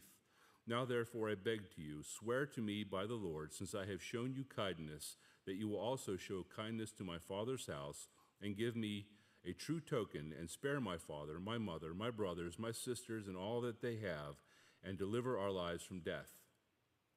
So the men answered her, Our lives are yours. If none of you tell this business of ours, and it shall be when the Lord has given us the land, that we will deal kindly and truly with you. Then she let them down by a rope through the window, for her house was on the city wall, and she dwelt on the wall. And she said to them, "Get to the mountain, lest the pursuers meet you. Hide there 3 days until the pursuers have returned. Afterwards you may go your way." So the men said to her, "We will be blameless of this oath of yours, which you have made us swear, unless, when we come into the land, you bind this line of scarlet cord in the window through which you let us down, and unless you bring your father, your mother, your brothers, and all your father's household to your home. So it shall be that whoever goes outside the doors of your house into the street, his blood shall be on his own head, and we will be guiltless. And whoever is with you in your house, his blood shall be on our head if a hand is laid on him. And if you tell this business of ours, then we will be free from your oath which you made us swear." Then she said, "According to your words, so be it." And she sent them away, and they departed. And she bound the scarlet cord in the window. They departed and went to the mountain and stayed there 3 days until the pursuers returned. The pursuers sought them all on the way, but did not find them. So the 2 men returned, descended from the mountain, and crossed over. They came to Joshua the son of Nun and told him all that had befallen them. And they said to Joshua, Truly the Lord has delivered all the land into our hands, for indeed all the inhabitants of the country are faint-hearted because of us." Joshua 3. Then Joshua rose early in the morning, and they set out from Acacia Grove and came to the Jordan. And he said to all the children of Israel, and lodged there before they crossed over. So it was, after 3 days, that the officers went through the camp, and they commanded to the people, saying, "When you see the ark of the covenant of the Lord your God, and the priests, the Levites, bearing it, then you shall go out from your place and go after it. Yet there shall be a space between you and it, about 2,000 cubits by measure. Do not come near it, that you may know the way by which you must go, for you have not passed this way before." And Joshua said to the people, "Sanctify yourselves, for tomorrow the Lord will do wonders among you." Then Joshua spoke to the priests, saying, "Take up the ark of the covenant and cross over before the people." So they took up the ark of the covenant and went before the people. Then the Lord said to Joshua, "This day I will begin to exalt you in the sight of all Israel, that they may know that as I was with Moses, so I will be with you. You shall command the priests who bear the ark of the covenant, saying, When you have come to the edge of the water of Jordan, you shall stand in the Jordan." So Joshua said to the children of Israel, "Come here and hear the words of the Lord your God." And Joshua said, "By this you shall know that the living God is among you, and that he will without fail drive out from before you the Canaanites and the Hittites and the Hivites and the Pezerites and the Girgashites and the Amorites and the Jebusites. Behold, the ark of the covenant of the Lord of all the earth is crossing over before you into the Jordan. Now, therefore, take for yourselves 12 men from the tribes of Israel, 1 man from every tribe. And it shall come to pass, as soon as the soles of the feet of the priests who bear the ark of the Lord of all the earth, shall rest in the waters of the Jordan, that the waters of the Jordan shall be cut off, the waters that come down from upstream, and they shall stand as a heap. So it was, when the people set out from their camp to cross over the Jordan, with the priests bearing the ark of the covenant before the people, and as those people who bore the ark came to the Jordan, and the feet of the priests who bore the ark dipped into the edge of the water, for the Jordan overflows its banks during the whole time of the harvest, that the waters which came down from upstream stood still, and rose in a heap very far away at Adam, the city which is beside Zeraton. So the waters that went down into the sea of Arabah and the salt sea failed and were cut off, and the people crossed over opposite Jericho. Then the priests who bore the ark of the covenant of the Lord stood firm on dry ground in the midst of the Jordan, and all Israel crossed over on dry ground until all the people had crossed completely over the Jordan. Joshua 4. And it came to pass, when all the people had completely crossed over the Jordan, that the Lord spoke to Joshua, saying, Take for yourselves 12 men from the people, 1 man from every tribe, and command them, saying, Take for yourselves 12 stones from here, out of the midst of the Jordan, from the place where the priest's feet stood firm. You shall carry them over with you, and leave them in the lodging place where you lodge tonight. Then Joshua called the 12 men whom he had appointed from the children of Israel, 1 man from every tribe. And Joshua said to them, Cross over before the ark of the Lord your God into the midst of the Jordan, and each one of you take up a stone on his shoulder, according to the number of the tribes of the children of Israel, that this may be a sign among you when your children ask in time to come, saying, What do these stones mean to you? Then you shall answer them that the waters of the Jordan were cut off before the ark of the covenant of the Lord when it crossed over the Jordan. The waters of the Jordan were cut off, and these stones shall be for a memorial to the children of Israel forever. And the children of Israel did so, just as Joshua commanded, and took up 12 stones from the midst of the Jordan, as the Lord had spoken to Joshua, according to the number of the tribes of the children of Israel, and carried them over with them to the place where they lodged, and laid them down there. Then Joshua set up 12 stones in the midst of the Jordan, in the place where the feet of the priests who bore the ark of the covenant stood, and they are there to this day. So the priests who bore the ark stood in the midst of the Jordan until everything was finished, that the Lord had commanded Joshua to speak to the people, according to all that Moses had commanded Joshua, and the people hurried and crossed over. Then it came to pass, when all the people had completely crossed over, that the ark of the Lord and the priests crossed over in the presence of the people. And the men of Reuben, the men of Gad, and half the tribe of Manasseh crossed over armed before the children of Israel, as Moses had spoken to them. About 40,000 prepared for war and crossed over before the Lord for battle to the plains of Jericho. On that day the Lord exalted Joshua in the sight of all Israel, and they feared him, as they had feared Moses all the days of his life. Then the Lord spoke to Joshua, saying, Command the priests who bear the ark of the testimony to come up from the Jordan. Joshua therefore commanded the priests, saying, Come up from the Jordan. And it came to pass, when the priests who bore the ark of the covenant of the Lord had come up from the midst of the Jordan, and the soles of the priests' feet touched the dry land, that the waters of the Jordan returned to their place and overflowed all of its banks as before. Now the people came up from the Jordan on the 10th day of the first month, and they camped in Gilgal on the east border of Jericho. And those 12 stones which they took out of the Jordan, Joshua set up in Gilgal. Then he spoke to the children of Israel, saying, When your children ask their fathers in times to come, saying, What are these stones? Then you shall let your children know, saying, Israel crossed over the Jordan on dry land.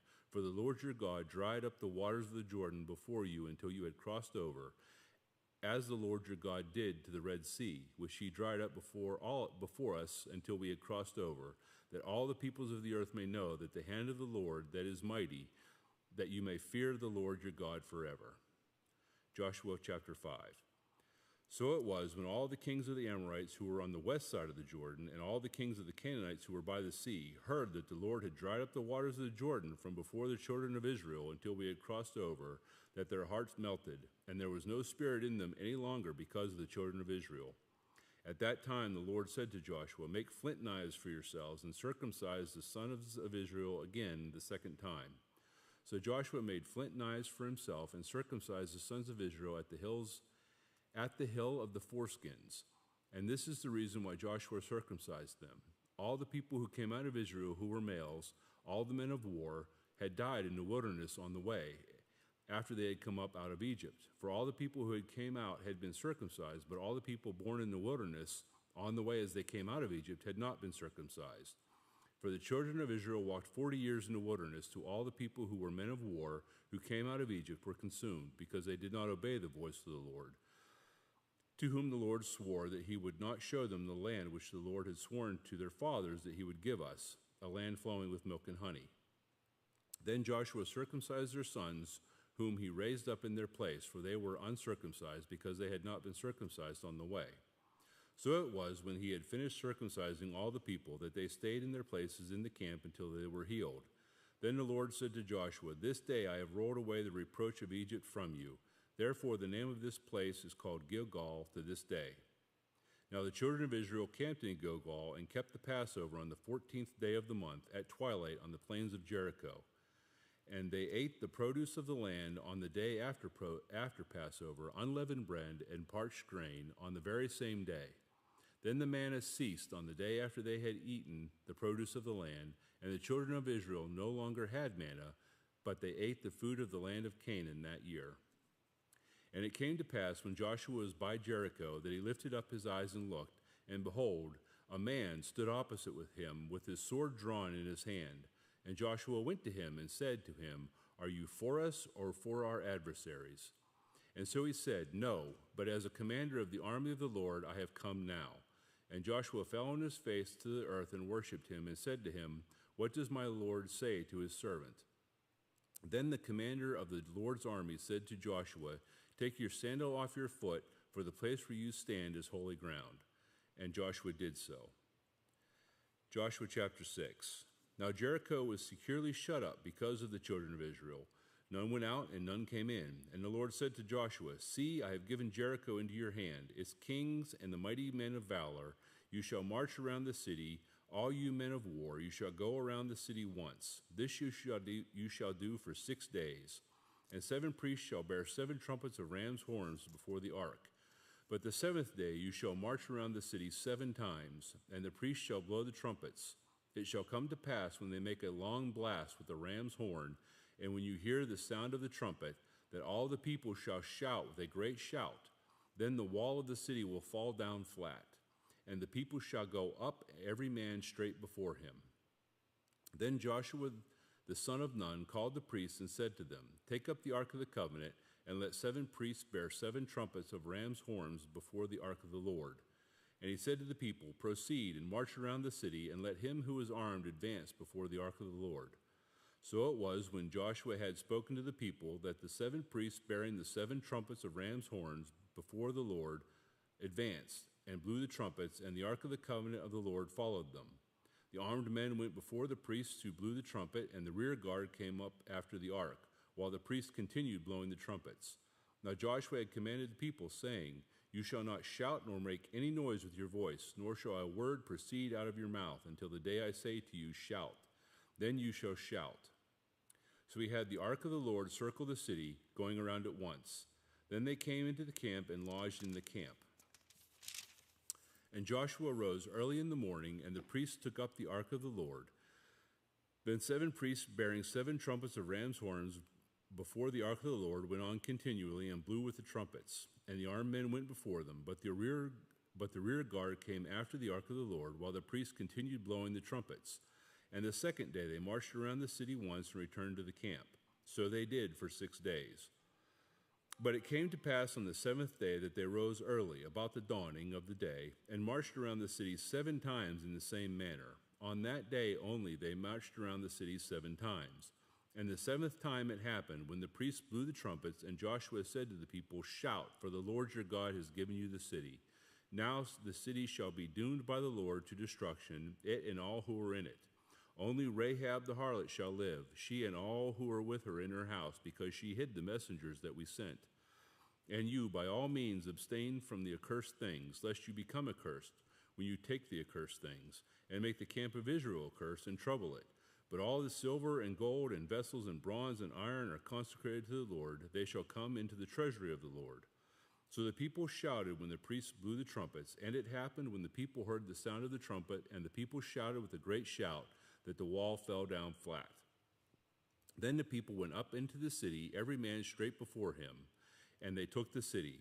And they utterly destroyed all that was in the city, both man and woman, young and old, ox and sheep and donkey, with the edge of the sword. But Joshua said to the 2 men who had spied out the country, Go into the harlot's house, and from there bring out the woman and all that she has, as you swore to her. And the young men who had been spies went in and brought out Rahab, her father, her mother, her brothers, and all that she had. So they brought out all her relatives and left them outside the camp of Israel. But they burned the city and all that was within it with fire. Only the silver and the gold and the vessels of bronze and iron they put into the treasury of the house of the Lord. And Joshua spared Rahab the harlot and her father's household and all that she had. So she dwells in Israel to this day, because she hid the messengers from Joshua she hid the messengers whom Joshua had sent to spy out Jericho. Then Joshua charged them at the time, saying, Cursed be the man before the Lord who rises up and builds this city Jericho. He shall lay its foundation with his firstborn, and with his youngest he shall set up his gates. So the Lord was with Joshua, and his fame spread throughout all the country. Joshua 7. But the children of Israel committed a trespass regarding the accursed things, for Achan, the son of Carmi, and the son of Zabdi, the son of Zerah, and the tribe of Judah, took of the accursed things, so the anger of the Lord burned against the children of Israel. Now Joshua sent men from Jericho to Ai, which is beside Beth-aven, on the east side of Bethel, and spoke to them, saying, Go up and spy out the country. So the men went up and spied out Ai. But they returned to Joshua and said to him, Do not let all the people go up, but let about 2,000 or 3,000 men go up and attack Ai. Do not weary all the people there, for the people of Ai are few. So about 3,000 men went up from there, and the people went up there from the people, but they fled before the men of Ai. And the men of Ai struck down about 36 men, for they chased them from before the gate as far as Shebarim, and struck them down on the descent. Therefore the hearts of the people melted and became like water. Then Joshua tore his clothes and fell to the earth on his face before the ark of the Lord until evening, he and the elders of Israel, and they put dust on their heads. And Joshua said, Alas, Lord God, why have you brought this people over to Jordan at all, to deliver us into the hand of Amorites, to destroy us? Oh, that we had been content and had dwelt on the other side of the Jordan. O Lord, what shall I say when Israel turns its back before its enemies? For the Canaanites and all the inhabitants of the land will hear of it, and they surround us, and cut off our name from the earth. Then what will you do for your great name? So the Lord came to Joshua and said, Get up. Why do you lie thus on your face? Israel has sinned. They have also transgressed my covenant which I commanded them. For they have even taken some of the accursed things, and have both stolen and deceived, for they have also put it among their own stuff. Therefore the children of Israel could not stand before their enemies, but turned their backs before their enemies, because they have become doomed to destruction. Neither will I be with you any more, unless you destroy the accursed from among you. Get up, sanctify the people, and say, Sanctify yourselves for tomorrow, because thus saith the Lord God of Israel, There is an accursed thing in your midst. O Israel, you cannot stand before your enemies until you take away the accursed thing from among you. In the morning, therefore, you shall be brought according to your tribes, and it shall be that the tribe which the Lord takes shall come according to the families, and the family which the Lord takes shall come by households, and the household which the Lord takes shall come man by man. Then it shall be that he who is taken with the accursed thing shall be burned with fire, he and all that he has, because he has transgressed the covenant of the Lord, and because he has done a disgraceful thing in Israel. So Joshua arose early in the morning and brought Israel by their tribes and the tribe of Judah was taken. He brought the clan of Judah, and he took the family of the Zerahrites, and he brought the family of the Zerahrites man by man, and Zabdi was taken. Then he brought his household man by man, and Achon, the son of Carmi, the son of Zabdi, the son of Zerah, of the tribe of Judah, was taken. Now Joshua said to Achan, My son, I beg you, give glory to the Lord God of Israel, and make confession to him. And tell me now what you have done, and hide it not from me. And Achan answered Joshua and said, Indeed, I have sinned against the Lord God of Israel, and this is what I have done. When I saw among the spoils a beautiful Babylonian garment, 200 shekels of silver, and a wedge of gold weighing 50 shekels, I coveted them and took them. And there they are, hidden in the earth in the midst of my tent, with the silver under it. So Joshua sent messengers, and they ran to the tent, and there it was, hidden in his tent, and with the silver under it. And they took them from the midst of the tent, and brought them to Joshua and to all the children of Israel, and laid them out before the Lord. Then Joshua and all of Israel with him took Achan, son of Zerah, the silver, the garment, and the wedge of gold, his sons, his daughters, his oxen, his donkeys, his sheep, his tent, and all that he had, and they brought them to the valley of Achor. And Joshua said, Why have you troubled us? The Lord will trouble you this day. So all Israel stoned him with stones, and they burned them with fire after they had stoned them with stones. Then they raised over him a great heap of stones, still there to this day.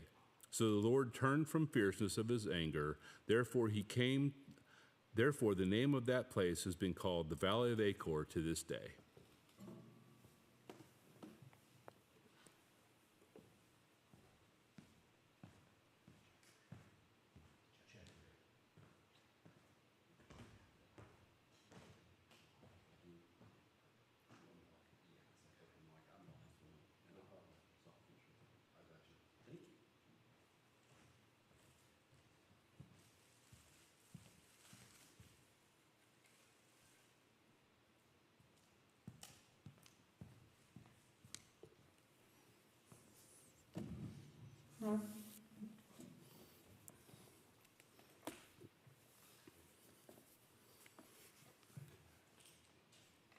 All the little paint. Okay. I don't have. Thank you. I'll come back. Perfect. Thank you. Joshua chapter 8. Now the Lord said to Joshua, Do not be afraid nor be dismayed. Take all the people of war with you and arise. Go up to Ai. See, I have given into your hands the king of Ai, his people, his city, and his land. And you shall do to Ai and its king as you did to Jericho and its king. Only its spoil and its cattle you shall take as booty for yourselves. Lay an ambush for the city behind it. So Joshua arose and all the people of war to go up against Ai. And Joshua chose 30,000 mighty men of valor and sent them away by night. And he commanded them, saying, Behold, you shall lie in ambush against the city, behind the city. Do not go very far from the city, but all of you be ready. Then I and all the people who are with me will approach the city, and it will come about when they come out against us at the first, that we shall flee before them. For they will come out after us till we have drawn them from the city. For they will say, They are fleeing before us as at the first. Therefore we will flee before them. Then you shall rise from the ambush and seize the city. For the Lord your God will deliver it into your hand. And it will be, when you have taken the city, that you shall set the city on fire. According to the commandment of the Lord you shall do. See, I have commanded you. Joshua therefore sent them out, and they went to lie in ambush, and stayed between Bethel and Ai on the west side of Ai. But Joshua lodged that night among the people. Then Joshua rose up early in the morning and mustered the people, and went up, he and the elders of Israel, before the people to Ai. And all the people of war who were with him went up and drew near.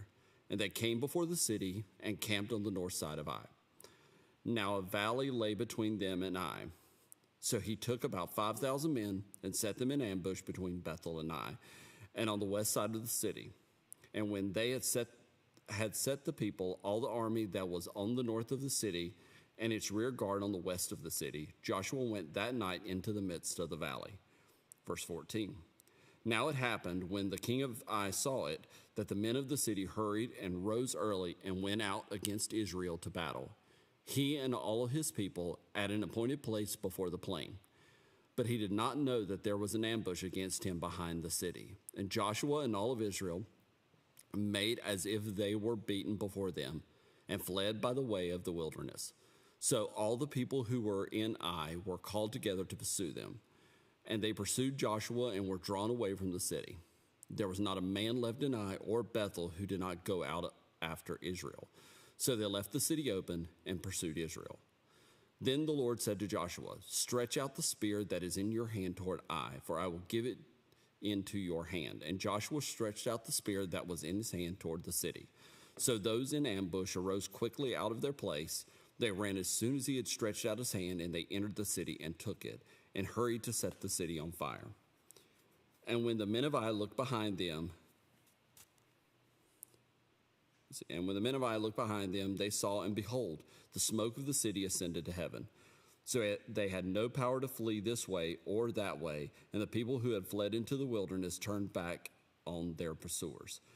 Now when Joshua and all Israel saw that the ambush had taken the city, and that the smoke of the city ascended, they turned back and struck down the men of Ai.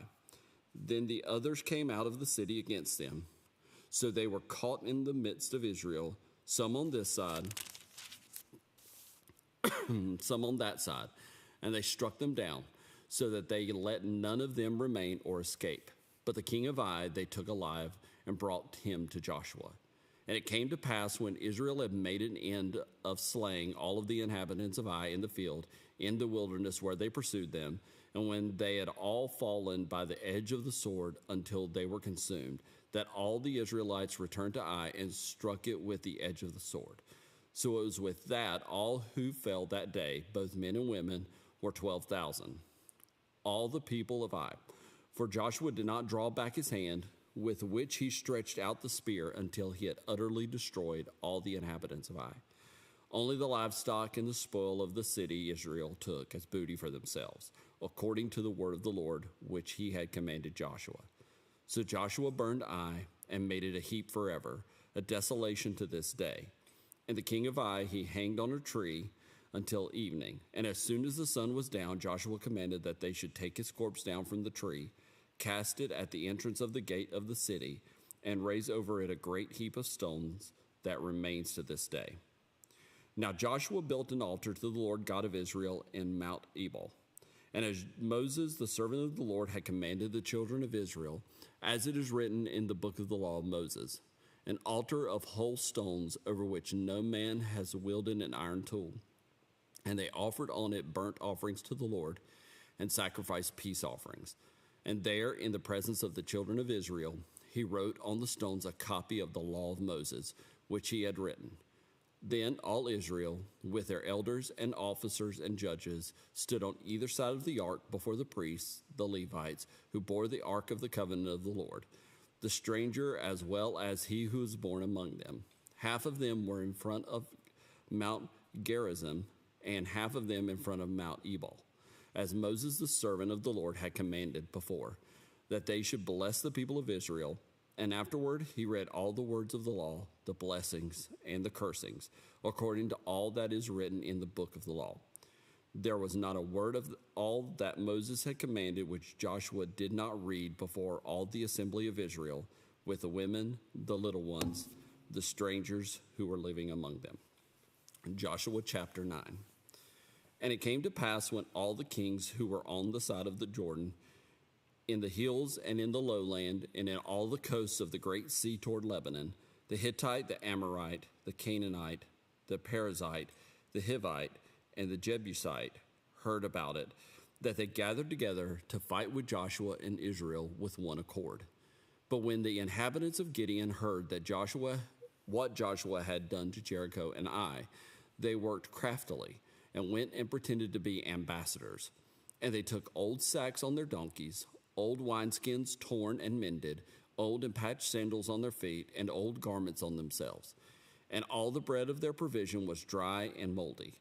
And they went to Joshua to the camp of Gilgal, and said to him and to the men of Israel, We have come from a far country, now therefore make a covenant with us. Then the men of Israel said to the Hivites, Perhaps you dwell among us, so how can we make a covenant with you? But they said to Joshua, We are your servants. And Joshua said to them, Who are you, and where do you come from? Verse 9. So they said to him, From a very far country your servants have come, because of the name of the Lord your God. For we have heard of his name, and all that he did in Egypt, and all that he did to the two kings of the Amorites who were beyond the Jordan, to Sihon king of Heshbon, and Og king of Bashan, who were at Ashtaroth. Therefore our elders and all the inhabitants of our country spoke to us, saying, Take provisions with you for the journey, and go to meet them, and say to them, We are your servants.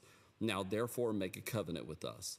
This bread of ours we took hot for our provision from our houses on the day we departed to come to you. But now look, it is dry and moldy. And these wineskins which we filled were new, and see, they are torn. And these our garments and our sandals have become old because of the very long journey. Then the men of Israel took some of their provisions, but they did not ask counsel of the Lord. So Joshua made peace with them, and made a covenant with them to let them live. And the rulers of the congregation swore to them. Verse 16. And it happened at the end of 3 days, after they had made a covenant with them, that they heard that they were their neighbors who dwelt near them. Then the children of Israel journeyed and came to their cities on the 3rd day. Now their cities were Gibeon, Chephirah, Beeroth, and Kirjath-jearim. But the children of Israel did not attack them, because the rulers of the congregation had swore to them by the Lord God of Israel. And all the congregation complained against the rulers. Then all the rulers said to all the congregation, We have sworn to them by the Lord God of Israel. Now therefore we may not touch them. This we will do to them. We will let them live, lest wrath be upon us because of the oath which we sworn to them. And the ruler said to them, Let them live, but let them be woodcutters and water carriers for all the congregation, as the rulers had promised them. Chapter 9, verse 22. Then Joshua called for them, and he spoke to them, saying, Why have you deceived us? We are very far from you, when you dwell near us. Now therefore you are cursed, and none of you shall be freed from your slaves, from being slaves, woodcutters and water carriers for the house of my God. So they answered Joshua and said, Because your servants were clearly told that the Lord your God commanded his servant Moses to give you all the land, and to destroy all the inhabitants of the land from before you. Therefore we were very much afraid for our lives because of you, and have done this thing. And now here we are in your hands. Do with us as it seems good and right to do to us. So he did to them and delivered them out of the hand of the children of Israel, so that they did not kill them. And that day Joshua made them woodcutters and water carriers for the congregation and for the altar of the Lord, in the place which he would choose, even to this day. Joshua chapter 10. Now it came to pass when Adonizedek, king of Jerusalem, heard how Joshua had taken Ai and had utterly destroyed it. As he had done to Jericho and its king, so he had done to Ai and its king. And how the inhabitants of Gibeon had made peace with Israel and were among them, that they feared greatly, because Gibeon was a great city, like one of the royal cities, and because it was greater than Ai, and all its men were mighty. Therefore Adonizedek, king of Jerusalem, sent to Hoham, king of Hebron, Piram, king of Jarmuth, Japhia, king of Lachish, and Debir, king of Eglon, saying, Come up to me and help me, that we may attack Gibeon, for it has made peace with Joshua and with the children of Israel. Therefore the 5 kings of the Amorites, the king of Jerusalem, the king of Hebron, the king of Jarmuth, the king of Lachish, and the king of Eglon, gathered together and went up, they and all their armies, and camped before Gibeon, and made war against it. And the men of Gibeon sent to Joshua at the camp at Gilgal, saying, Do not forsake your servants. Come up to us quickly, save us and help us, for all the kings of the Amorites who dwell in the mountains have gathered together against us. So Joshua ascended from Gilgal, he and all the people of war with him, and all the mighty men of valor. And the Lord said to Joshua, Do not fear them, for I have delivered them into your hand. Not a man of them shall stand before you. Joshua therefore came upon them suddenly, having marched all night from Gilgal. So the Lord routed them before Israel, killed them with a great slaughter at Gibeon, chased them along the road that goes to Beth-horon, and struck them down as far as Hezekah and Makkedah. And it happened, as they fled before Israel, and were on the descent of Beth-horon, that the Lord cast down large hailstones from heaven on them as far as Azekah, and they died. There were more who died from the hailstones than the children of Israel killed with the sword. Then Joshua spoke to the Lord in the day when the Lord delivered up the Amorites before the children of Israel, and he said in the sight of Israel, Sun stood still over Gibeon, and moon in the valley of Aijalon. So the sun stood still, and the moon stopped, till the people had revenge upon their enemies. Is this not written in the book of Jasher? So the sun stood still in the midst of heaven, and did not hasten to go down for about a whole day. And there has been no day like that before it or after it, that the Lord heeded the voice of a man, for the Lord fought for Israel. Then Joshua returned, and all Israel with him, to the camp at Gilgal. Chapter 10, verse 16. But these 5 kings had fled and hidden themselves in a cave at Makkedah. And it was told Joshua, saying, The 5 kings have been found hidden in the cave at Makkedah. So Joshua said, Roll large stones against the mouth of the cave, and set men by it to guard them. And do not stay there yourselves, but pursue your enemies and attack their rear guard. Do not allow them to enter their cities, for the Lord your God has delivered them into your hand.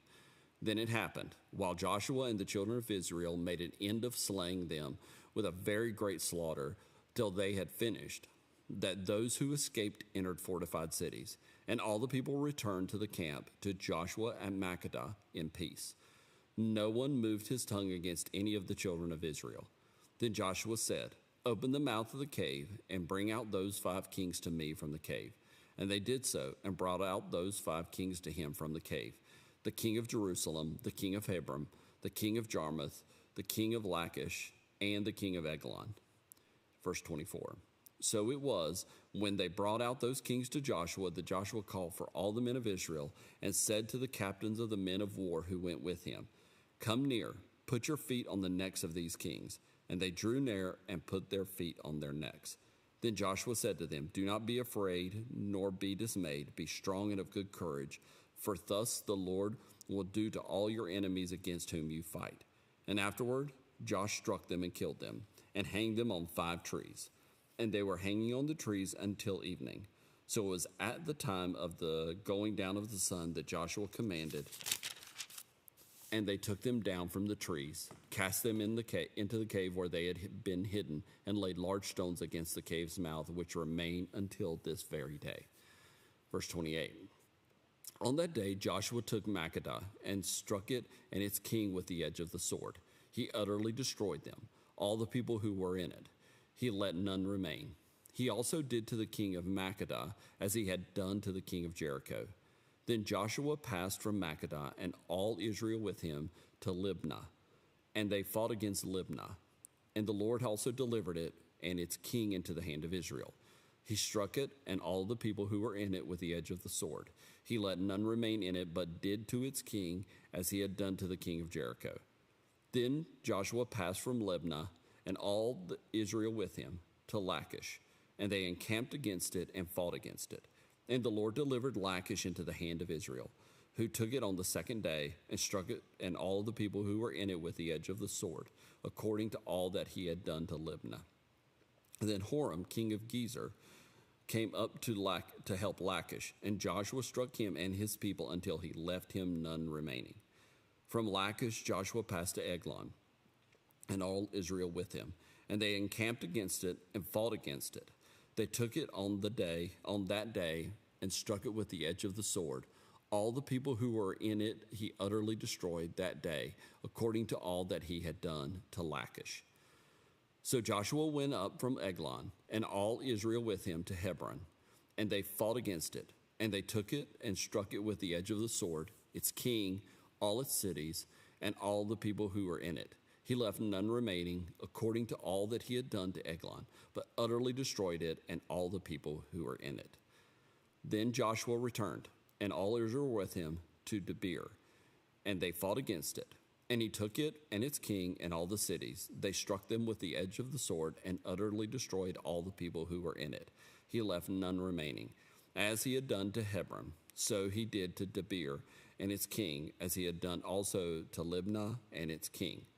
So Joshua conquered all the land, the mountain country and the south and the lowland and the wilderness slopes and all their kings. He left none remaining, but utterly destroyed all that breathed, as the Lord God of Israel had commanded. And Joshua conquered them from Kadesh Barnea as far as Gaza, and all the country of Goshen, even as far as Gibeon. All these kings and their land Joshua took at one time, because the Lord God of Israel fought for Israel. Then Joshua returned, and all Israel with him, to the camp at Gilgal. Chapter 11. And it came to pass when Jabin, king of Hazor, heard all these things, and he sent to Jobab, king of Madon, to the king of Shimron, to the king of Ashshaph, and to the kings who were from the north, in the mountains, in the plains, south of Chinneroth, in the lowland, and in the heights of Dor on the west, to the Canaanites in the east and in the west, the Amorite, the Hittite, the Perizzite, and the Jebusite in the mountains, and the Hivite below Hermon in the land of Mizpah. So they went out, they and all their armies with them, as many people as the sand that is on the seashore in multitude, with very many horses and chariots. And when all these kings had met together, they came and camped together at the waters of Merom to fight against Israel.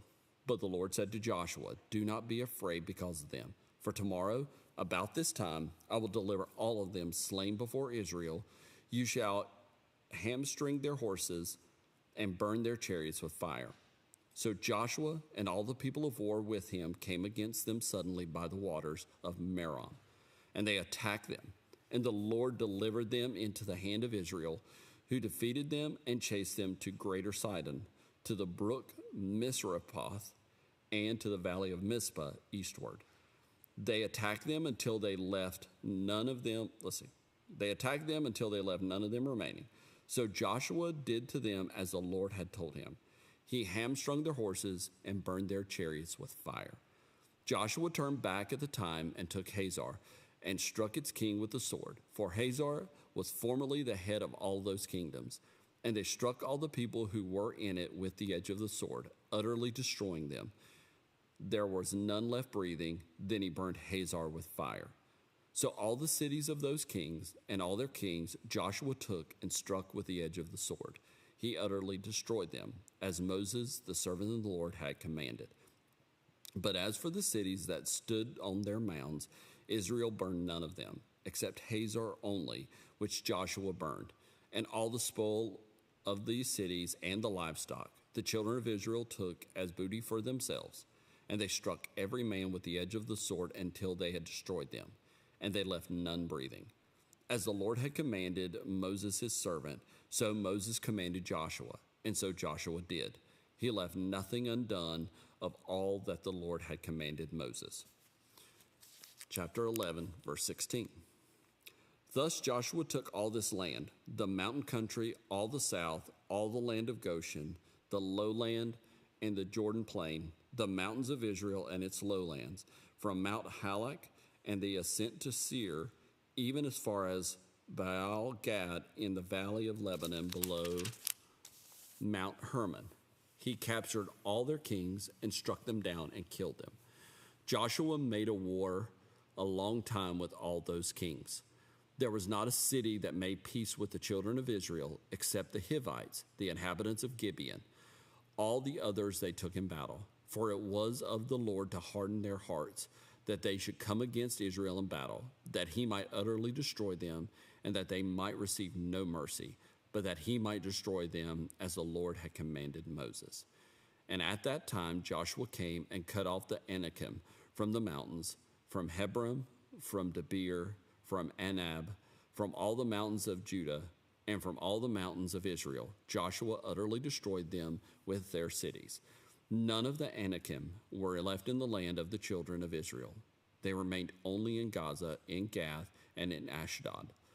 So Joshua took the whole land, according to all that the Lord had said to Moses, and Joshua gave it as an inheritance to Israel, according to their divisions by their tribes. Then the land rested from war. Joshua chapter 12.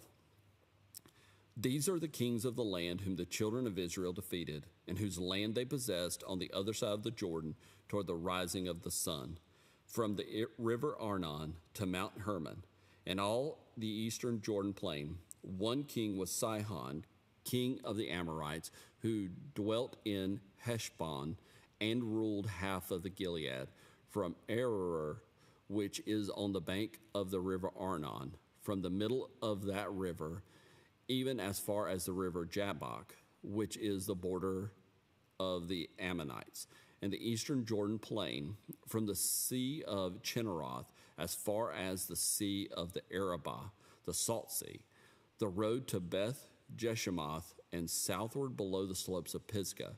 The other king was Og, king of Bashan, and his territory, who was of the remnant of the giants, who dwelt at Ashtaroth and at Adrai, and reigned over Mount Hermon, over Salcah, over all Bashan, as far as the border of the Geshurites and the Maacathites, and over half of Gilead to the border of Sihon, king of Heshbon. These Moses, the servant of the Lord, and the children of Israel had conquered. And Moses, the servant of the Lord, had given it as a possession to the Reubenites, the Gadites, and half the tribe of Manasseh. Verse 7. And these are the kings of the country which Joshua and the children of Israel conquered on the side of the Jordan and on the west, for Baal Gad in the valley of Lebanon as far as Mount Halak, and the ascent to Seir, which Joshua gave to the tribes of Israel as a possession according to their divisions, in the mountain country, in the lowlands, in the Jordan plain, in the slopes, in the wilderness, and in the south. The Hittites, the Amorites, the Canaanites, the Perizzites, the Hivites, and the Jebusites, the king of Jericho, 1. The king of Ai, which is beside Bethel, 1. The king of Jerusalem, 1. The king of Hebron, 1. The king of Jarmuth, 1. The king of Lachish, 1. The king of Eglon, 1.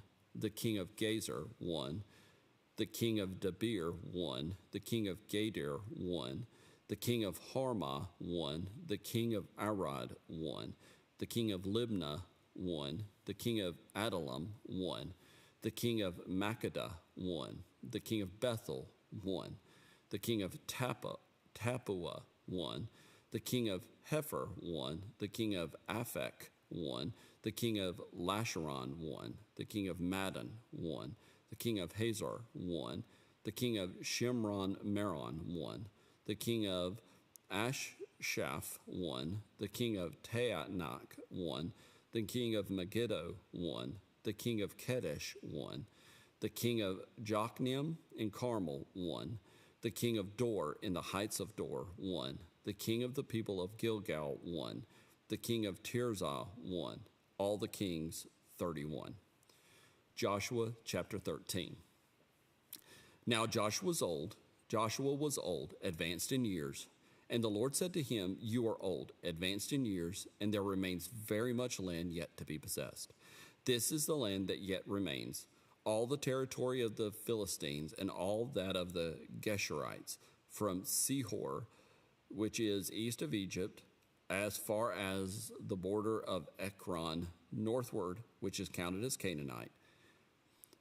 The 5 lords of the Philistines, the Gazites, the Ashdodites, the Ashkelonites, the Gittitites, and the Ekronites, all the Avites from the south, all the land of the Canaanites, and Mearah that belongs to the Sidonians, as far as Aphek to the border of the Amorites, the land of the Gebalites, and all Lebanon toward the sunrise, from Baal Gad below Mount Hermon, as far as the entrance to Hamath, all the inhabitants of the mountains from Lebanon, as far as the brook of Misrephoth, and all the Sidonians.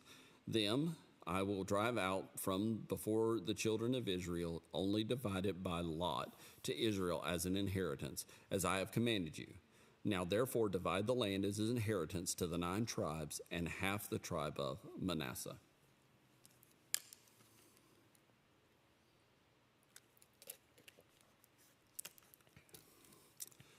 Joshua chapter 13, verse 8. With the other half tribe, the Reubenites and the Gadites received their inheritance, which Moses had given them, beyond the Jordan eastward, as Moses, the servant of the Lord, had given them.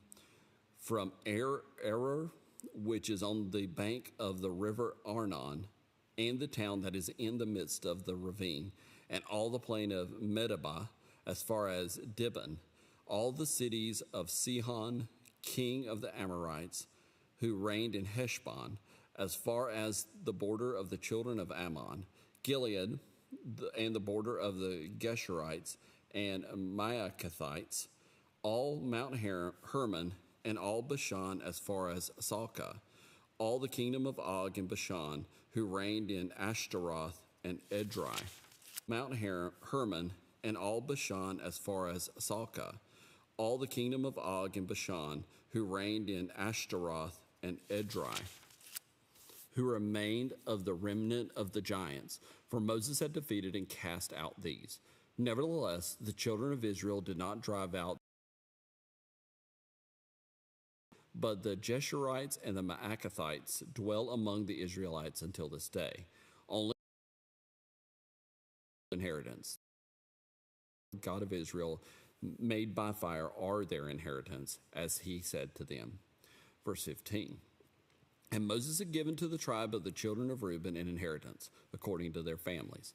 Their territory was from Aroer, which is on the bank of the river Arnon, and the city that is in the midst of the ravine, and all the plain by Medeba, Heshbon, and all its cities that are in the plain, Dibon, Bamoth Baal, Beth Baal, Maon, Jahaza, Kedamoth, Mephaath, Kirjathaim, Sibmah, Zareth Shahar, on the mountain of the valley, Beth Peor, the slopes of Pisgah, and Beth Jeshimoth, all the cities of the plain, and all the kingdom of Sion, king of the Amorites, who reigned in Heshbon, whom Moses had struck with the princes of Midian, Evi, Rechem, Zur, Hur, and Reba, who were princes of Sihon, dwelling in the country. The children of Israel also killed with the sword Balaam, the son of Beor,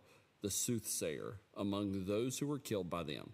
And the border of the children of Reuben was the bank of the Jordan. This was the inheritance of the children of Reuben according to their families and the cities and their villages. Moses also had given an inheritance to the tribe of Gad, to the children of Gad according to their families. Their territory was Jazer, and all the cities in Gilead, and half the land of the Ammonites, as far as Aroer, which is before Rabbah, and from Heshbon to Ramoth Mizpah and Betanim, and from Mahanaim to the border of Debir, and in the valley of Beth Haram, Beth Nimrah, Sukkoth, and Zaphon, the rest of the kingdom of Sihon, king of Heshbon, with the Jordan as its border, as far as the edge of the sea of Chinnereth, on the other side of the Jordan eastward. This is the inheritance of the children of Gad, according to their families, the cities, and their villages. Moses also had given an inheritance to half the tribe of Manasseh. It was for half the tribe of the children of Manasseh, according to their families.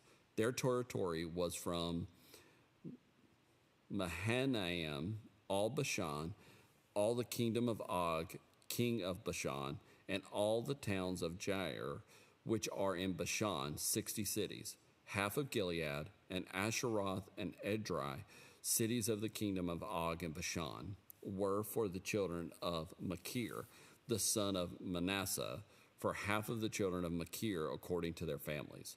These are the areas which Moses had distributed as an inheritance in the plains of Moab on the other side of the Jordan, by Jericho eastward. But to the tribe of Levi, Moses had given no inheritance. The Lord God of Israel was their inheritance, as he had said to them. Joshua chapter 14. These are the areas which the children of Israel inherited in the land of Canaan, which Eleazar the priest, Joshua the son of Nun, and the heads of the fathers of the tribes of the children of Israel distributed as an inheritance to them. Their inheritance was by lot, as the Lord had commanded by the hand of Moses, for the 9 tribes and the half-tribe. For Moses had given the inheritance of the 2 tribes and the half-tribe on the other side of the Jordan. But to the Levites he had given no inheritance among them. For the children of Joseph were 2 tribes, Manasseh and Ephraim, and they gave no part to the Levites in the land, except cities to dwell in, with their common lands for their livestock and their property. As the Lord had commanded Moses, so the children of Israel did, and they divided the land.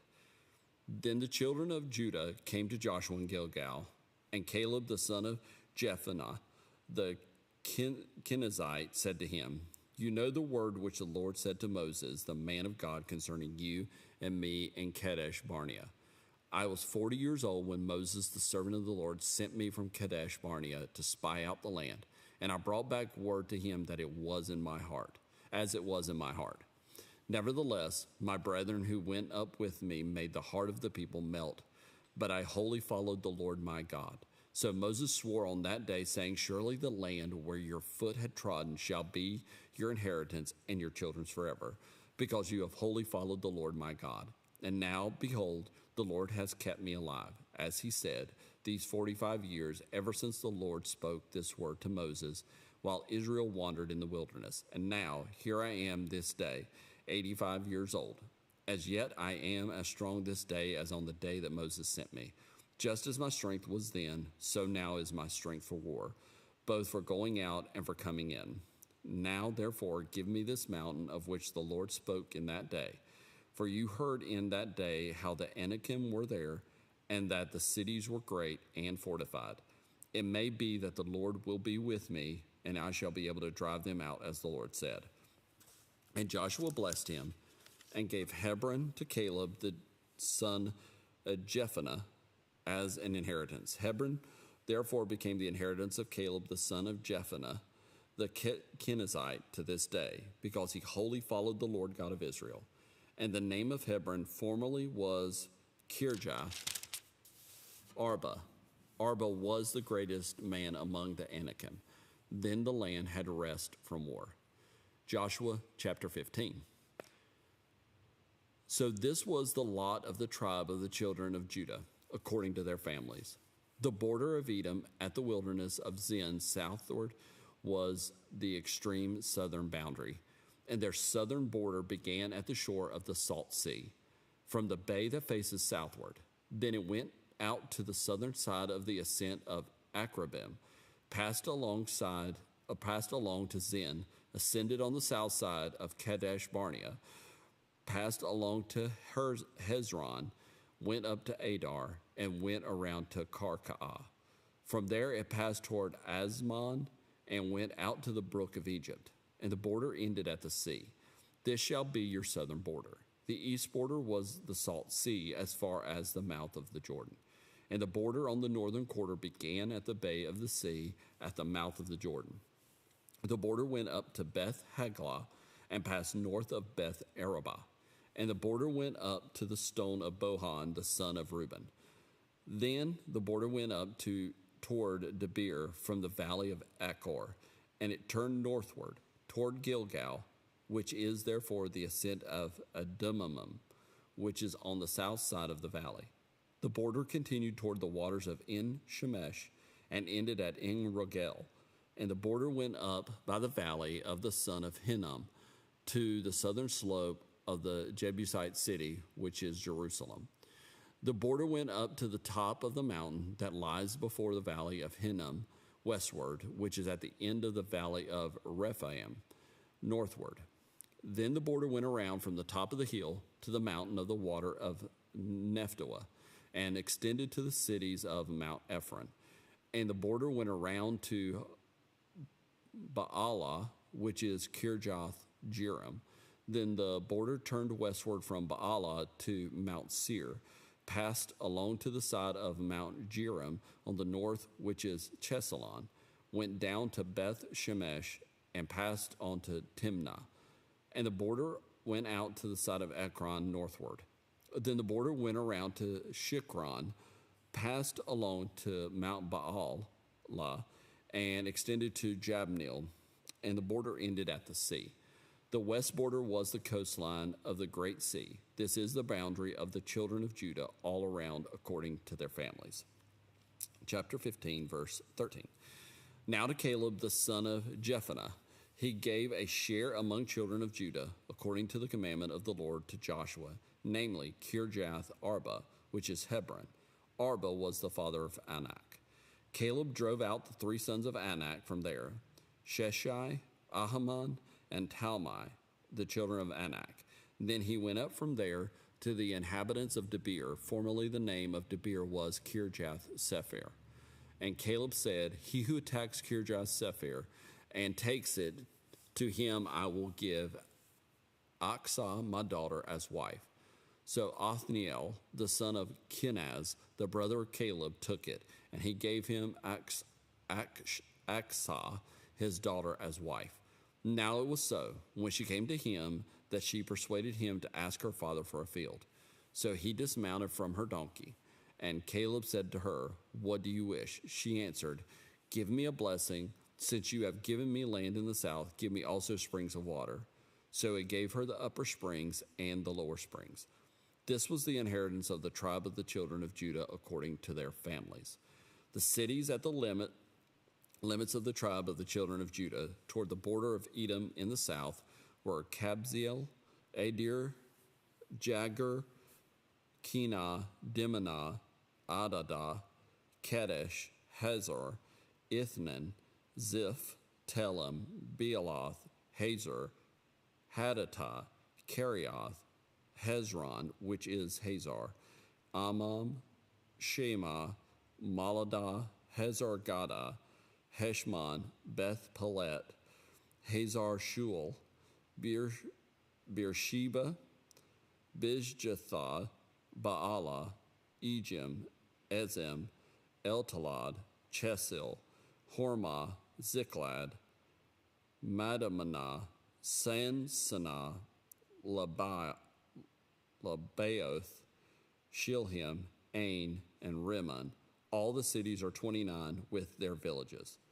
In the lowland, Eshtaol, Zorah, Ashna, Zanoah, En Ganim, Tappuah, Enam, Jarmuth, Adullam, Sokah, Azekah, Sheraim, Adathaim, Gederath, and Jedurathaim, 14 cities with their villages. Zenon, Hadashah, Migdal Gad, Delian, Mizpah, Joktheel, Lachish, Bozkath, Eglon, Cabon, Lamas, Kithlish, Gederoth, Beth Dagon, Naamah, and Makkedah, 16 cities with their villages. Libnah, Ether, Ashan, Jephthah, Ashnah, Nezib, Keilah, Akzib, and Marashah, 9 cities with their villages. Ekron with its towns and villages. From Ekron to the sea, all that lay near Ashdod with their villages. Ashdod with its towns and villages. Gaza with its towns and villages, as far as the brook of Egypt and the great sea with its coastline. Chapter 15, verse 48. And in the mountain country, Shamir, Jatir, Sokah, Dana, Kirjath Senah, which is Debir, Anab, Eshtemoa, Anim, Goshen, Holon, and Gilo, 11 cities with their villages. Arab, Dumah, Eshion, Janim, Beth Tappuah, Ephakah, Humtah, Kirjath Arba, which is Hebron, and Zior, 9 cities with their villages. Maon, Carmel, Ziph, Jutah, Jezreel, Jokdeam, Zanoah, Cain, Gibeah, and Timnah, 10 cities with their villages. Halhul, Beth Zur, Gedor, Mayarath, Beth Anath, and Eltekon, 6 cities with their villages. Kirjath Baal, which is Kirjath Jearim, and Rabbah, 2 cities with their villages. In the wilderness, Beth Arabah, Middin, Sekakah, Nibshan, the city of salt, and En-Gedi, 6 cities with their villages. As for the Jebusites, the inhabitants of Jerusalem, the children of Judah could not drive them out. But the Jebusites dwell with the children of Judah at Jerusalem to this day. Joshua chapter 16. The lot fell to the children of Joseph from the Jordan by Jericho to the waters of Jericho on the east, to the wilderness that goes up from Jericho through the mountains to Bethel. Then went out from Bethel to Luz, passed along to the border of the Arkites at Adaroth, and went down westward to the boundary of the Jephlethites, as far as the boundary of lower Beth Horon to Gezer, and it ended at the sea. So the children of Joseph, Manasseh, and Ephraim took their inheritance. The border of the children of Ephraim, according to their families, was thus. The border of their inheritance on the east side was Adaroth Adar, as far as upper Beth Horon. And the border went out toward the sea on the north side of Mikmethath. But then the border went around eastward to Tatanath Shiloh and passed by it on the east of Janahah. Then it went down from Janahah to Ataroth, and Naarah reached to Jericho and came out at the Jordan. The border went out from Tappuah westward to the brook Kanah, and it ended at the sea. This was the inheritance of the tribe of the children of Ephraim, according to their families. The separate cities for the children of Ephraim were among the inheritance of the children of Manasseh, all the cities with their villages. And they did not drive out the Canaanites who dwelt in Gezer, but the Canaanites dwell among the Ephraimites to this day and have become forced laborers. Joshua chapter 17. There was also a lot for the tribe of Manasseh, for he was the firstborn of Joseph, namely from Machir, the firstborn of Manasseh, the father of Gilead. because he was a man of war. Therefore he was given Gilead and Bashan. And there was a lot for the rest of the children of Manasseh according to their families. For the children of Abiezer, the children of Helek, the children of Azriel, the children of Shechem, the children of Hepher, and the children of Shemida.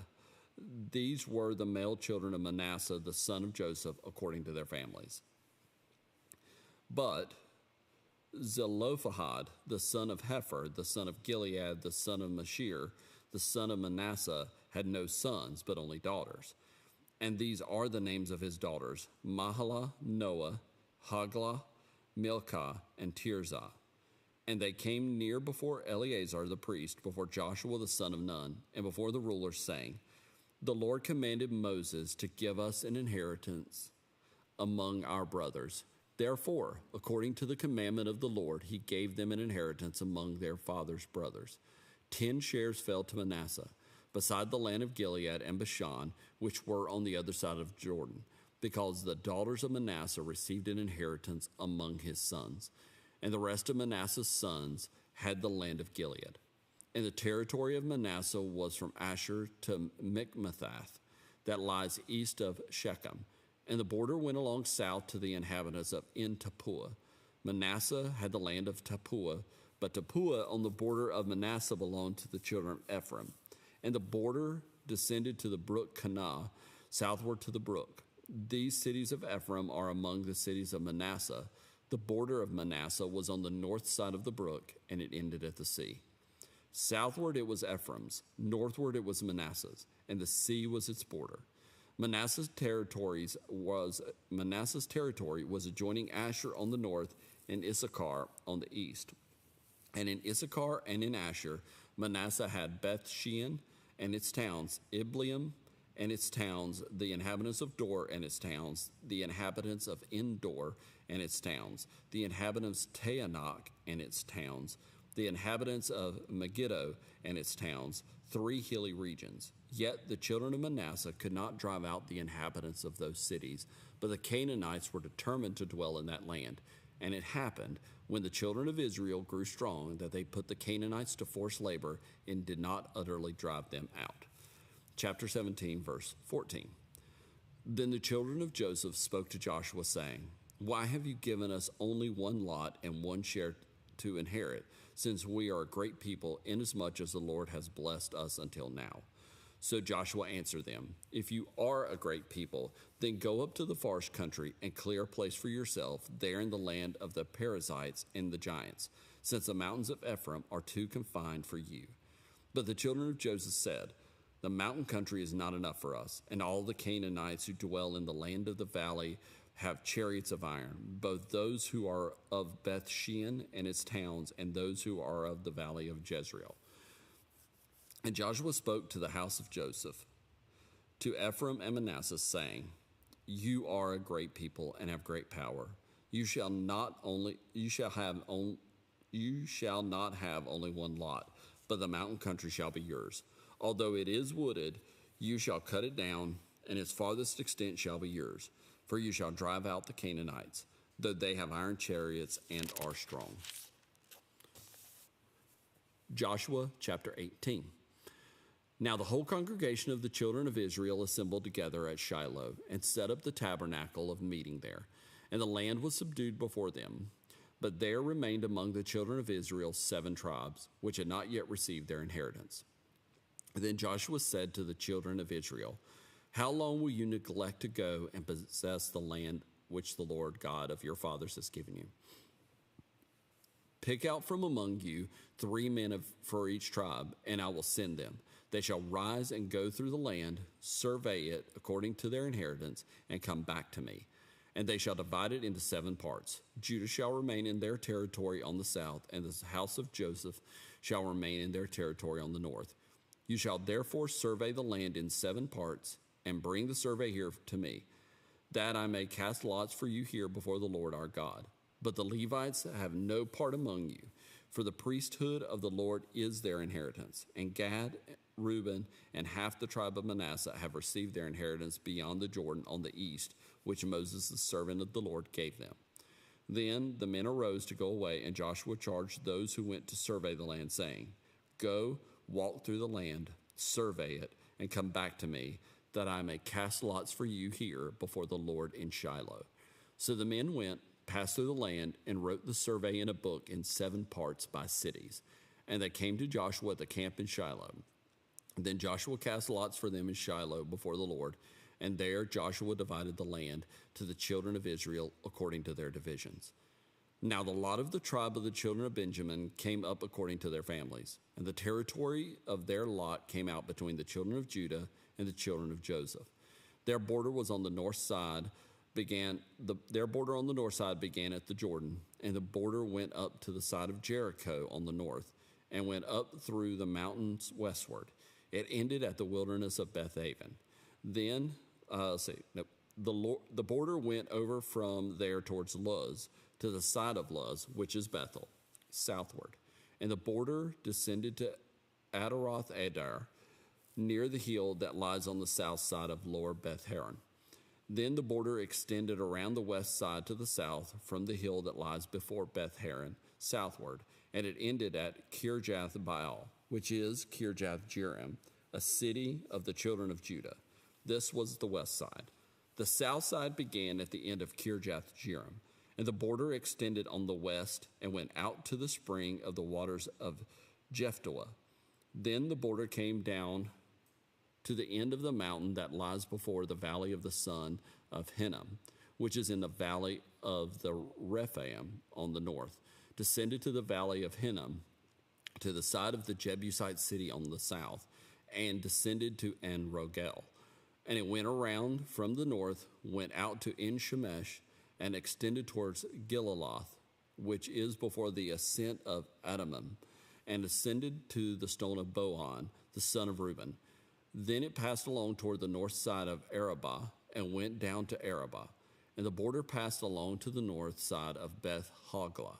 Then the border ended at the north bay at the Salt Sea, at the south end of the Jordan. This was the southern boundary.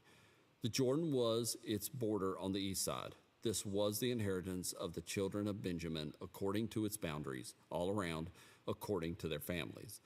Now the cities of the tribe of the children of Benjamin, according to their families, were Jericho, Beth Hoglah, Emek Keziz, Beth Arabah, Zemarim, Bethel, Avim, Parah, Ophrah, Sephar, Hayamathni, Ophni, and Gaba, 12 cities with their villages. Gibeon, Ramah, Beeroth, Mizpah, Chephirah, Mozah, Rechem, Irpil, Teralah, Zelah, Eleph, Jebus, which is Jerusalem, Gibeath, and Kirjath, 14 cities with their villages. This was the inheritance of the children of Benjamin according to their families.